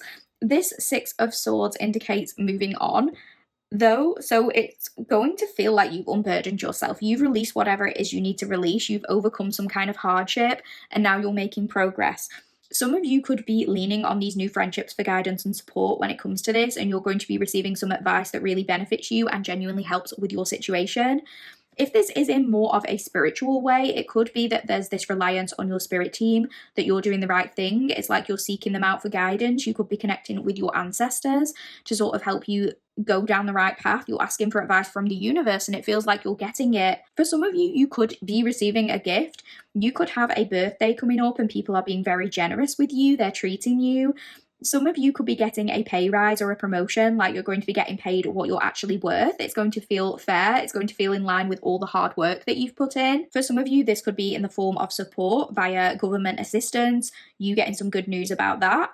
This could also indicate you being more generous with your time and energy. This could be you like literally raising money for charity or for a cause, or working with a charity, or wanting to give someone something, or wanting to give to people and things around you. But the thing is, I feel that it's because the feelings are mutual and the energy is reciprocal here. It's not like you're giving your all into something and you're getting nothing back. It's that you want to invest your time and energy into this because this thing is giving to you as much as you're giving to it. Because before, maybe you were kind of resentful or begrudging towards the things you had to put your energy into because you just weren't getting anything out of that situation. So if it's a person, maybe you were like, I just want to be alone. I don't want to spend time around them. But now with these new people or in this new situation, you're like, I want to be with this person or with this group because we bounce ideas back and forth. We give to each other. They match my energy. I'm really valued here. It feels like you're doing something useful and contributing in some meaningful way, and that's allowing you to shift your energy when it comes to whatever this is because it feels important to you and you are grateful for its presence. You're grateful you found that sense of belonging and you're grateful that you're taking this initiative. It's like you're spreading this love and the love is coming back to you tenfold. That is what I'm getting. So let's have a look at the next three cards and go a little bit further into your future, pal four. Okay, we've got the Two of Cups. We've got the Ten of Pentacles, and we've got the Star. I'm sorry if it's just gone really dark, by the way, while I've been doing this reading. My eyes hurt, so I just don't want to turn on the big light, but yeah, I'm sorry. We'll be finishing soon anyway. Looking ahead at your future, pal four, this is so bright. Like, could we get more positive cards than these three? 3 cards out of the entire deck, and it's these cards in particular. Like, what? This is so good. I'm getting the phrase meeting of minds when I'm looking at this Two of Cups in particular, and I keep also hearing the phrase what you're looking for is looking for you. I keep hearing that. So if you desire something, if you want something, if you feel something, it's not one-sided, it's not unrequited, it's not unsolicited. What you're seeking is seeking you. I keep hearing that. So for some of you, this energy you might currently be experiencing of feeling apathetic or feeling disconnected from the world around you to some degree, the frustration you're getting from that is from this very deep desire to feel connected, to feel understood, to sense that oneness with the people around you and the world around you. You are looking for that and it's looking for you. You might be surprised or not surprised to know that what you're searching for wants to find you. Because maybe you've gone this whole time not finding it or settling for the next best thing. But if you look outside your window, it's there. Like, that is what I'm getting. It's there. And now I'm getting someone like in a high-rise block of flats looking at someone else in another high-rise block of flats. And the two of them are like mirroring but never really connecting. It's this sense of like so close but so far away. And for many of you, it's not like you literally just look outside your window and this person or this group or this thing is just right there, but they are out there somewhere. That is the message. Somewhere, whether it's outside your window or outside your city or on the other side of the world, what you're seeking is seeking you. But you have to be open and receptive to it. And I think that you're going to be. What's coming for you in the future is partnership, it's love, it's unity, it's compatibility. This could be a romantic connection or it could be new friendships. It's soulmate energy, but our soulmates can come in all kinds of forms. They can come in the form of platonic love as well as romantic. For some of you, this will be romance and it's someone who you are going to feel so aligned with, but that's not the case for everyone. But these connections you're making regardless, it's a merging of the souls. It doesn't even have to be another person. It can be a job, it can be a project, but it's something that feels innately you, and it's something you put life into, and it puts life back into you. It gives you life. It's this mutual give and take, mutual respect here. So some of you could be meeting your soulmate, your person, or your people very soon. You're bringing this soul tribe in. That's what you've been manifesting. Some of you, if you have found this person, this can talk about a proposal or marriage. So that could be on the horizon for you. I want to say in the upcoming months or in the next year. An engagement could be happening for you. Let me know if it does. For some of you, someone is proposing on your birthday. That could just be for one person. Someone's proposing on your birthday or around your birthday, or it's just this next level of commitment. So if you have an upcoming birthday and that message actually happens, let me know. Please let me know if that happens. I'm so curious. And with this 10 of Pentacles, that can talk about settling down. It's about security. Maybe you've always felt a little lost, or like you don't know what you want to do with your life, or maybe you've never found a person or a workplace where you've been like, I truly want to do this forever. Maybe it's always been a case of like, I'm content now, but I can't see myself being here forever, or who knows what I'm going to do in X amount of years. Like, I don't really know if I want to do this forever, but that I feel is going to be changing. Again, you are finding this purpose, or you are finding a situation or a person who you really want to be with long term. It's going to feel like you're finding your forever home. And with me using that phrase, this could be something to do with an animal. Some of you could be rescuing an animal, like you're giving an animal their forever home, or you're finding a forever home for an animal in your future. Maybe you've never found somebody you want to settle down with, so you've always said like, I'm not getting married or I'm not having a family, but maybe now it's like this is a case of you finding your person and your views change on that, your views evolve. You now feel certain that you would like to proceed with a certain thing, you would like to move on, you would like to move forward or enter that next stage of commitment. This could even be someone you choose to go into business with in the future. It doesn't have to be, but the 10 of Pentacles often talks about finances, it talks about money, it talks about creating generational wealth. So this could be about generational wealth with another person, having a business empire, being secure and stable financially, maybe a business being unexpectedly successful because you've been very certain about it, you've been dead set on it, and you've put your heart and soul into it. For some of you, this could involve marrying into money. That doesn't have to apply, but it could to one or two people here. I'm getting somebody referring to a project as their baby. Someone is like, this is my baby / this is our baby. Like, you built it from the ground up and it has the potential to become way more than what you expected because you've put a little bit of your soul into it, and it's something that can't be replicated by anyone else. It's making me think of like, when family recipes are passed down and there's like just this one secret ingredient that makes that recipe stand out from all the other recipes that are similar. It's that kind of feeling. You put your like unique touch on it. And with this star, it feels like your sense of faith and hope is going to be restored. Maybe you once felt like you were settling, or maybe you do feel that way because, obviously this portion of the reading refers to future energy. So maybe it's like you feel or felt you were settling, or you didn't believe in, say, true love or soulmates or friendship or connection. But what happens in your future is restoring your faith in all of that. I also feel like as you grow, you're going to be getting more and more in touch with that spiritual side of you, and that's going to influence your ability to be creative and to take inspiration from the world and throw that into whatever it is you're focusing on. You're going to feel this strong sense of renewal and like you can truly make a difference and make things around you better. It's going to feel like you can impact the lives of other people in a positive way, and it feels like you're going to have a team, whether it's spirit guides or whether it's people in your material world, to support and guide you and solidify this sense of faith. You're going to have people who are a guiding light, and you might also be their guiding light. It's like it restores a lot of your faith in humanity. So that is what I'm getting for the tarot portion of your reading, Pal 4. We are just going to finish up with a little bit of guidance from the Work Your Light Oracle, so please bear with me and we'll have a look at the card we pulled for you. Okay, Pal 4, we have got Warrior Woman. Have you answered your deepest calling? So I'm just going to read a little passage from the guidebook. Warrior Woman, have you answered your deepest calling? You are here for a reason. You are being called to bravely pave a path. Have you answered your highest and deepest calling? Living a heart and soul-led life is not all fluffy and smooth sailing. Living a heart and soul-led life requires courage to triumph over fear. So often our fears are the gatekeepers to our greatest gifts, and the more resistance we have toward answering a call, the more important it is to our soul's growth. Sometimes fear is an indication that we are facing the right way.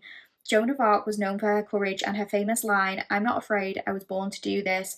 But the thing about courage is that it is not possible without fear. So if you are feeling afraid, what is needed is courage, and courage comes from living from the heart. Think of your fears as opportunities to expand rather than things that are holding you hostage. If you look at your fears in this light, then, as uncomfortable as it might feel, it's actually a sign that you are on the right track. Work your light inquiry. Have you answered your deepest calling? I mean, the guidebook says it all. This is what we've been saying, and this is one of those piles where I honestly have very little to add in the way of closing guidance for you, because I feel like if that message is for you, then you already know. You'll already be feeling some of this, and you might have insight into some of those things that need to be released. Or you might be encouraged to do some shadow work to hopefully help you uncover some of those things that need a closer look, some of those things where deeper healing is maybe required. It kind of makes me think of what we were saying in an earlier part of the reading, where I said, like, sometimes it's easier to let go of a person when they have done something objectively harmful to us. Like, if they have betrayed us, that feels more like solid ground to cut them off in a way. It feels obvious, there's not as much uncertainty with it. And I'm not saying it's easy in the sense of, like, obviously, if anyone hurts us, that's going to be difficult to deal with. We're going to go through a plethora of emotions. But what I mean is, like, let's say, as one example, if someone cheats on you, it can be easier to look at that objective action alone and know what you need to do. Like, if they cheat and you break up with them, if somebody asks you, why did you break up with this person? You're like, well, they cheated on me. And there's no real investigation or anything, because it speaks for itself. Their actions had consequences. It's a natural, clear progression of how things go. And the majority of people aren't really going to question you on that. Most people are going to validate you on that decision, and they're going to be like, of course you broke up with them, good for you. It feels solid, it feels right, because nobody's questioning it, and it feels like other people are reaffirming that it's right. So it's easier to deal with in that respect. It can be easier to navigate because it seems a lot more straightforward. Whereas if you're called to cut a relationship or a friendship off, or even like if this is not about a person, if it's about a work scenario or something like that, and it's based on something deeper that you are feeling, something you're unsettled by, something that isn't as tangible, those things are harder to explain to people, especially when you haven't had chance to connect with people who are on a similar wavelength to you. If somebody asks you why you're wanting to break up with somebody, it's not as simple as like, oh, they did this or they did this. It's almost like what you're trying to describe is in this entirely different language that even you can't fully make sense of, and it becomes almost impossible to describe that to another person. So when you're trying to articulate that, you might be met with questions or disapproval, or somebody saying like, what do you mean? Or I don't really get what you're talking about, because they just can't feel what you're feeling. They can't know what they don't know. It's as simple as that. And that feels less validating, and it's more frightening. It's more frightening to do those things because we're relying on us as the source. We're not getting anyone confirming to us that we're doing the right thing, because they have no clue what we're talking about. They can't relate to some of the things we're saying because they haven't been through it themselves. So then it feels like more of a risk to garner up that courage and to take action. And obviously, that was just one singular example, and you don't have to interpret this as being a romantic relationship or even another person. I've said that all along. It could be, like we've said, but it could also be an idea, a creation, a belief system. Whatever it is, it's like you're pushing past that fear of being misunderstood to answer this deeper calling. And it doesn't matter if not everyone understands it, because you're trusting that you know what you need to do.